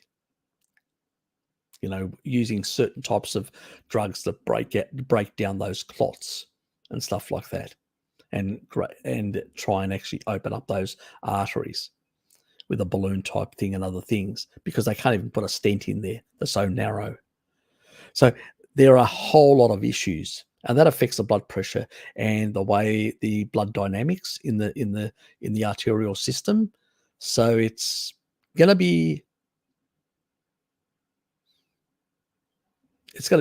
vary. I think it's close to this level, but I think the range of the normal is a bit wider on both ends of that number. That's my personal opinion. Because when you're seeing people run slightly higher and slightly lower and live very long years without any health problems, I don't think, I think very low blood pressure and very high blood pressure are going to be a problem. But I think the normal range is much wider than this, is my take-home message.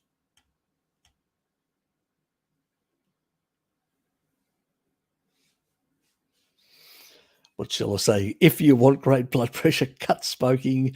Definitely, that's one of the things. Cut coffee. Yes, coffee does. I have noticed when I do cut coffee, my blood pressure drops much lower.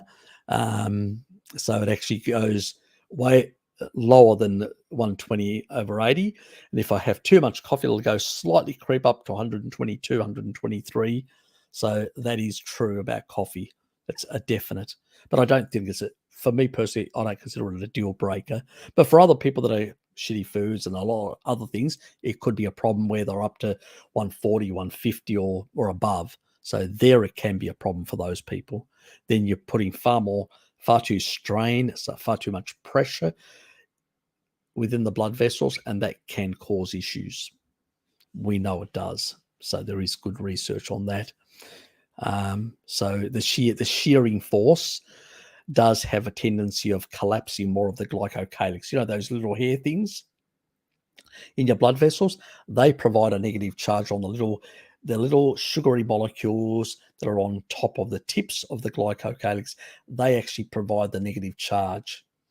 That negative charge is what repels all the little things that float through your LDL, all these things that float through your bloodstream, that sort of stuff. And definitely we don't want them collapsing under sheer pressure, too much pressure. That's a problem. Sugar does also collapses them for about 6 hours. That's another side issue. And that's the glycating effect that you can actually resolve by putting in heaps of taurine if you do a cheat. Bad boy, but if you do, and then the lowering that glycating effect immediately will actually allow for the restoration of those glycocalyx in less time than the 6 hour sort of period. So I can actually probably cut it by half based on animal experiments. So let's leave it at that. His condition has to be managed. Doctors did electroshock treatment. Oh shit. Yep. Okay. On time 35 times in a 2-month span. They did such harm. They experimented on him. They have never seen anyone so. Yep. So large, 6'2", and muscular. Not good, Shelley. Not good. You need to sort of encourage him to move away from the sort of stuff that he's getting on a species appropriate diet with some taurine and stuff like that, and trying to start healing his body, because that's going to be the ultimate thing that's going to help him. And we need to calm him down. And he may need to go on higher doses of taurine for a while to calm himself down. And remember, it's most of the medication works through GABA, through GABA-A. All these, even lithium, they use lithium. That's the other thing. My video, taurine and lithium do not mix. It bioaccumulates and can create even other side effects where you can go from mania to depression and all sorts of things. So you've got to be very careful. If you increase one, you've got to lower the other, and it'll eventually eliminate the meds to be able to do the regulation without deranging the body. So keep that in mind, Shelley. No playing around with lithium. The video that I've done for blood pressure meds and lithium and taurine interactions. Got to be very careful with that sort of stuff. And there are some other ones that, like some of the other, we're not talking about, there's a few other medications that seem to have a relationship with sulfur, but that means with all sulfur amino acids, and it's a hazy area. I'll have to make a video at some stage. I don't think it's a deal breaker, but it's an area that I'm keeping an eye on because there's just not enough information. But anyway, Harry, have you seen any of Peter Attia's work? The last time I saw one of his videos was a couple of years back when I was sort of low carb, keto and stuff like that, and nothing recently. If so, what are your thoughts? I can't comment because I haven't seen anything of his recently. So anyway, I stopped ADHD medication after 1 month going carnivore. I tried getting off in the past with no luck. I can't believe how good I feel now. Fantastic. It's great to hear, sort of, I get people that have got ADHD, like their children, and, it's really hard to change their diet. So I sort of get them to, let's say, slip in a bit of taurine to calm them down, to lower the excitatory effects and try to regulate some of the calcium in their brain by lowering the level of calcium and sort of trying to modulate some of their chemistry in their brains. So, because it's really hard with kids to try and actually force them to give up sweets and stuff like that, which is really the big drivers. As an adult, you can discipline yourself, Susie, and you can do that. But children are much more difficult. So that's the sort of option that I use with people that have got similar issues, hyperactivity with their children and stuff like that. Give them some taurine to calm them down, and it usually does the trick for the kids. And they end up doing better at school as well, which is important. Or as you know, with yourself, in your work environment and all stuff like that, you're calmer, you're in a better state. That's the other thing that Hello Kitty, she actually noticed as well, how calmer she felt. Even my work colleagues say to me, Harry, you're always chilled out. You're so calm. And I never thought about it until other people pointed it out to me. And it's really true. We carnivores are much calmer people. We're easygoing. It's the way to be. Yeah, it is pretty bad.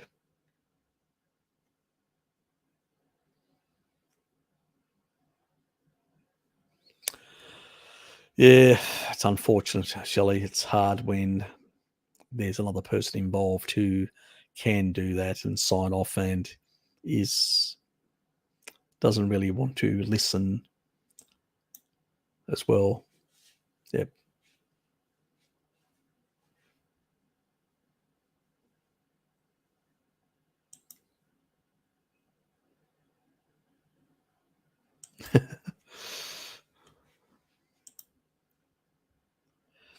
Harry, have you heard of Cobra Protocol? No. They are high dose vitamin D, around about 150 to 200 used for people with MS. It puts their condition into remission. 4 relapses out of 600 or 700 patients. No, I do not know the thing. I do use high doses of short-term high doses of vitamin D to get people's levels really high to deal with autoimmune diseases. You can do it naturally. I mean, Luke Gear that comes onto my live streams, he had Hashimoto's thyroiditis, Adrian, and it was, so he couldn't actually put on muscle, and he couldn't lean out, and there was a lot of things that he was struggling to get his body composition properly and beef up, like muscular. Couldn't do it. He used to go to the gym. Now he does less gym work and he's more muscular. So he fixed his thyroid, and it really was basically going on a carnivore diet, species appropriate diet, and also upping his vitamin D levels to that top of the normal range. And it pretty much activated all those important genes that silence and regulate the immune system. As a consequence, his autoimmunity went away, and all the antibodies that he was getting, they also magically went away, and now he's in a better state. So, I don't believe in like chronically prescribing very high, because there are issues with very high levels of, for months and months and months, issues with calcium metabolism and stuff like that. But for short-term durations to get people up to the top end of the normal range, yep, with vitamin K2 in there and with some retinol as well, to make sure that things are not going to be deranged, because a lot of the actual enzymes that are involved in some of these processes, they also have secondary cofactors, either retinol or metaquinone 4, or the K2 or a few other things. And so you've got to be very careful too. And I do encourage people, when they're doing these higher doses, to also get nutrient dense. And I tend to push them towards things like crustaceans and all that, which are high in that nutrient density, which means they'll provide the body enough cofactors to basically utilize this sort of stuff and do the magic with those enzymatic processes in the body of doing things, because that's what enzymes are. They tear things down, they build things up, they alter things and reset things in the body. Some of them can be a problem, and that's the matrix metalloproteinases that are generated in the liver. Yeah, they are the collagen degrading enzymes that turn over. Too many of them unregulated without enough retinol, vitamin D, and metaquinone 4, yes, they can become a problem. But generally, the sort of stuff we're talking about here is a bit different. But I'm very wary long-term using quite a lot of this. I think it's severe nutrient deficiencies of these people, because what I've seen, it's autoimmune, it's tend to be vitamin D related, and a lot of nutrient deficiencies with MS. Terry Walls was the one that she basically did a lot of organ meats, heavy organ meats. She was on a sort of semi-vegan, vegetarian type diet, and she was very deficient and had MS. But once she got in the organ meats and got the nutrient density up, the healing improved, and so was able to resolve all these problems. So yeah, has turned around a lot of things. But I haven't heard of the protocol. I may have to look it up to see the details. As I say, the devil is in the details. How exactly do they administer it? Telling me that it's so many IUs, they may do it only for a week. Then it may not be a problem. But if they're doing months and months and months without a few other things, I may have some disagreements. So without knowing the details, I can't comment exactly whether I agree or disagree with something. But I do use certain higher dosages in certain circumstances, but in a certain way to prevent things like that. Individuals have vitamin D receptor resistance and test PTH and calcium levels in the blood, which shows no hypovitaminosis even at such high supernatural. Yeah, if they're very deficient, then they won't. And most people that do have any disease of that sort tend to be highly deficient in fat-soluble vitamins. So it will take a very long time for those people to end up with hypovitaminosis. And as long as they're looking at those things, they're actually taking blood tests and checking, then it's probably, fine. If it's done under the supervision of a physician that knows what they're doing, keeping an eye on these blood markers, yeah, then probably not an issue. I'd say better than the other standard of care nonsense that doesn't achieve anything and makes things worse and creates a whole lot of side effects. So, yeah. But I will check it out. City of Portugal. Okay. Yep. I will check it out because I'm now curious. When I'm curious, I need to research things. Yeah, my dad makes this sort of zucchini pie, which is just zucchini, small amount of zucchini, about that amount, from his own zucchini, which is all from his own garden. And then he'll throw in, 2 liters of cream, 2 liters of milk, whole big feta cheese, how many eggs? I think, can't remember. I think it's either 6 or 8 eggs, and he'll stir it all up, mix it all up, and create this sort of dairy-rich zucchini pie is what he creates. So he sometimes does pumpkin, but primarily zucchini is the big one. So yes, and so that is what he actually creates. And that's one of the least egregious problems. Yeah, it is. It's quite nice. Even Hello Kitty's actually tried it, and she thinks it's really nice as well. I'll have to get the recipe off him and post it one of these days. So anyway. As you can see, guys, while I'm a hyper carnivore in the 90% on average, I do have some indiscretions. Coffee's one of them, and the other one may be things like this. When Dad makes a bit of zucchini pie, I'll have some when he cooks it up, and he'll give me some to take home, and I may have another meal the next week when I'm not visiting. And I always do drop in and give Hello Kitty because she likes it as well. So I'll give her. Sometimes I'll give her mine and say, I've already had some. You have the rest. But I mean, let's not get too ideological about it. My papu hated all veggies but loved zucchini bread. Okay. Yes. Well.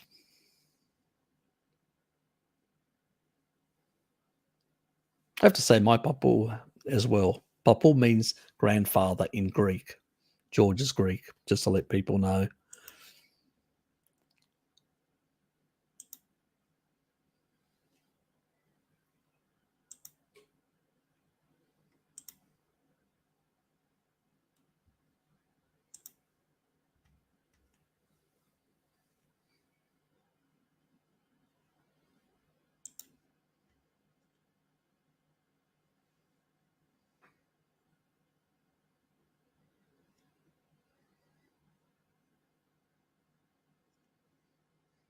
High deuterium, Lilith, high deuterium, it will damage your mitochondria. Fruit is the worst carbohydrate. I always say that to people.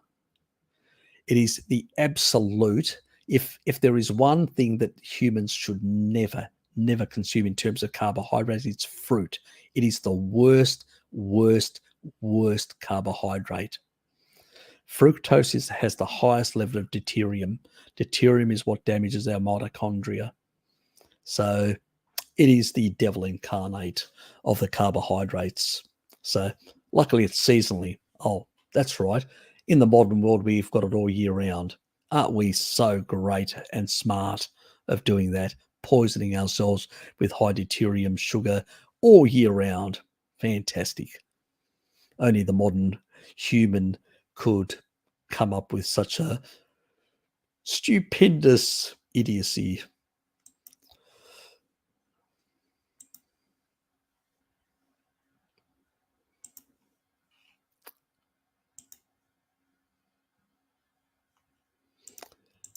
Covered a few of these points, a few of these points. Still here, mate. Good to see you. You're still here. What benefits will drinking blood provide that just meat once alone won't? Electrolytes. It's probably about a few other compounds in there. There seem to be factors in the blood sometimes. If it comes from a younger source, seems to have some benefit, but it's very unclear. It's very murky, that whole area. But most of the tribal people use it for pretty much for other purposes like electrolytes, especially the Maasai. Because, well, dairy is very high in potassium, so you have to balance it out.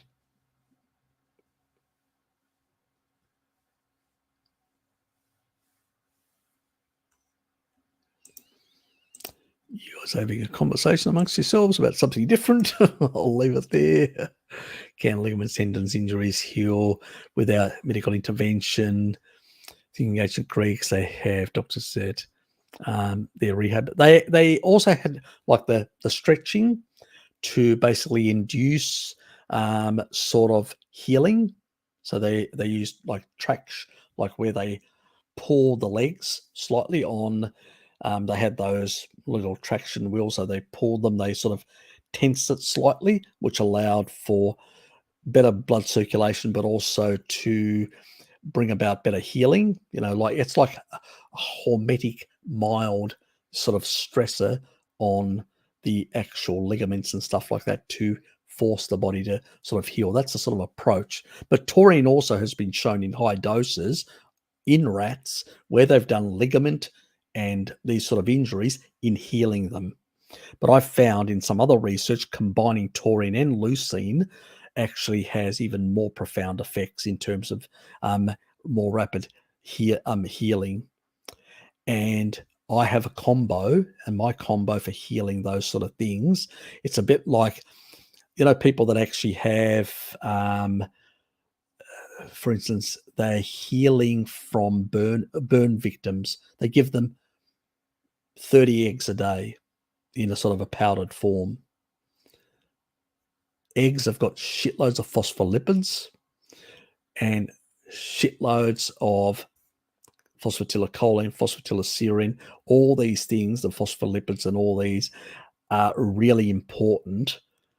There are for structural healing and repair, a lot of the actual sulfurs as well, because they're much higher in sulfur, also has a very important role. You know, the keratins, the keratin, you know, those collagen structures, the glue between them is sulfur bonding. So that's really important to, you know, so sulfur is really important. So things like taurine, things like MSM, you know, I mean, best nails and hair, MSM. A great sulfur to get really great nails and really thick, strong hair. If you overdo, I've stopped doing MSM, and the reason for that is because I'm sick and tired of actually getting my hair to grow too long, my nails too long, and also having to have too many expensive haircuts. But anyway, that's a side issue. But yeah, so these things do play a role in that sort of stuff. So really, you know, where do you get these sort of sulfur-rich? You know, they come in animal foods, really. So ultimately, but certain traction and stuff like that can also help in terms of in facilitating some of the healing as well. So two-pronged type thing. Ah, yes, the Achilles heel tendon. Yes, yes. Don't go to Troy. Avoid Troy. Here's my take-home message on that. Yeah, it will. Yeah, poor sleep. Yeah, taurine can bring down cortisol.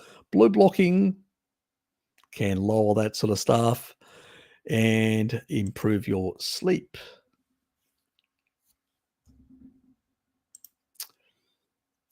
Anyway, I'm going to float through this. I need to get to the end because I just realised what the damn time. Lithium sucks. Yeah, it bloody does. Yep, turns you into a zombie. Yep, you know.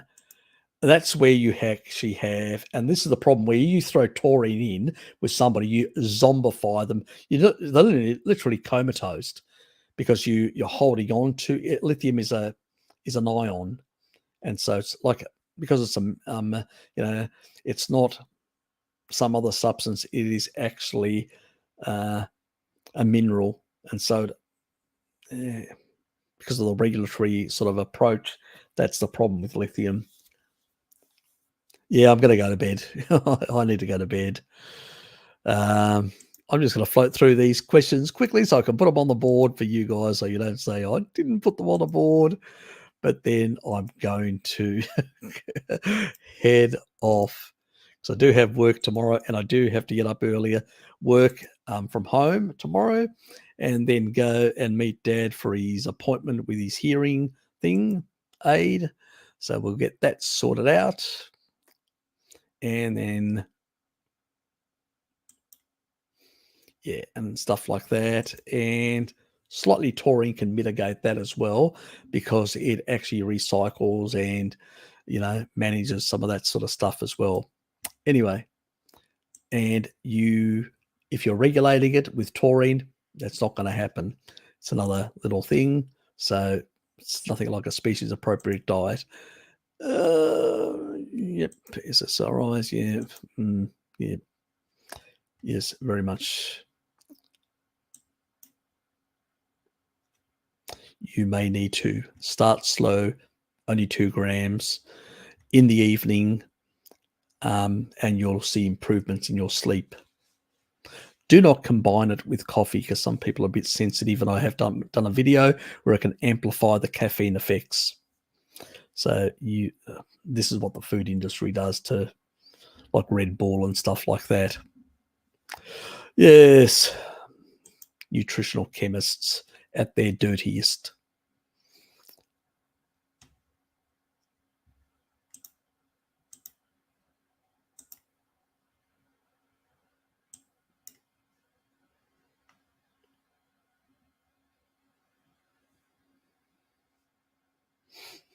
Yep, I've been using it with a number of my subscribers now for some time, high dose of vitamin D, but I also throw in minoquinone 4, very important, and calcium. Make sure that it's all regulated, and a bit of taurine in there. So it's a synergy of things to make sure a lot of things don't go out of whack.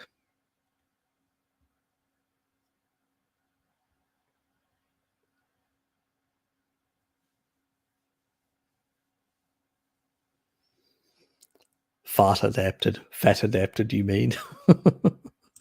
Fat. Oh, God, comedians. I thought I was the funny one. What's happening? Sure.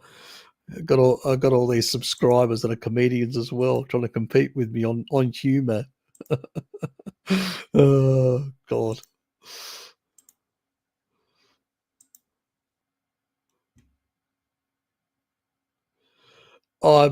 Yeah, you're welcome. I'm glad you enjoyed our company. There is an issue with all sulfur amino acids. So there's a very rare disorder that some people have.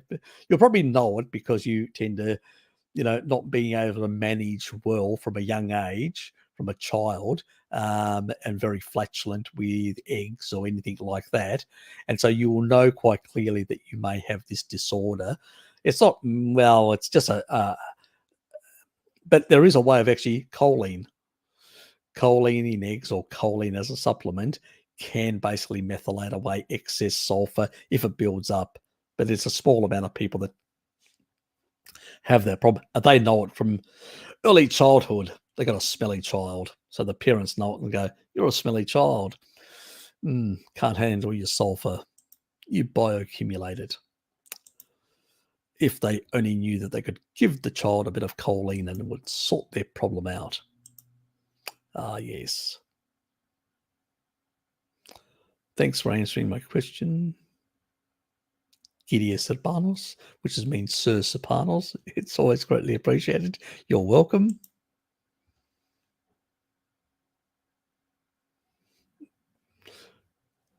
Don't you know fruit grow on trees? Trees equals nature. Oh, God, nice one up syndrome. You know how to tease me, don't you? That's the thing. You just like to tease me. Yes. You ask me certain questions and then you use other ones to tease me. At least you're consistent. Go to bed. Yes, I should go to bed. I should go to bed. I'm going to go right through them, Alex. Don't stop. And I got to the end. Ah.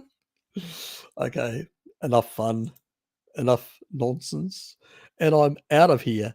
Thanks, guys, for being here. I do appreciate your time. 5.5 hours, God. I do go to bed. So do appreciate your time. Take care, and I will see you lovely people in a fortnight's time. And I should have some stuff coming out through the this week and next week, a few things. So there's also Stephen, Stephen Coach. When he puts it up, I'll actually put it in the community page so people can go and check out the interview that he did of me. So, and please go and support him. Please go and subscribe. I will stick him in the description. He's probably emailed me. I'll do it tomorrow because I'm just going to go straight to bed now. So I'll leave it at that. Thanks, guys. Thanks, Lilith. Thanks, Susie. Thanks, Shelley, George, and the rest of you lovely people. And I'm out of here. Good night and see yous.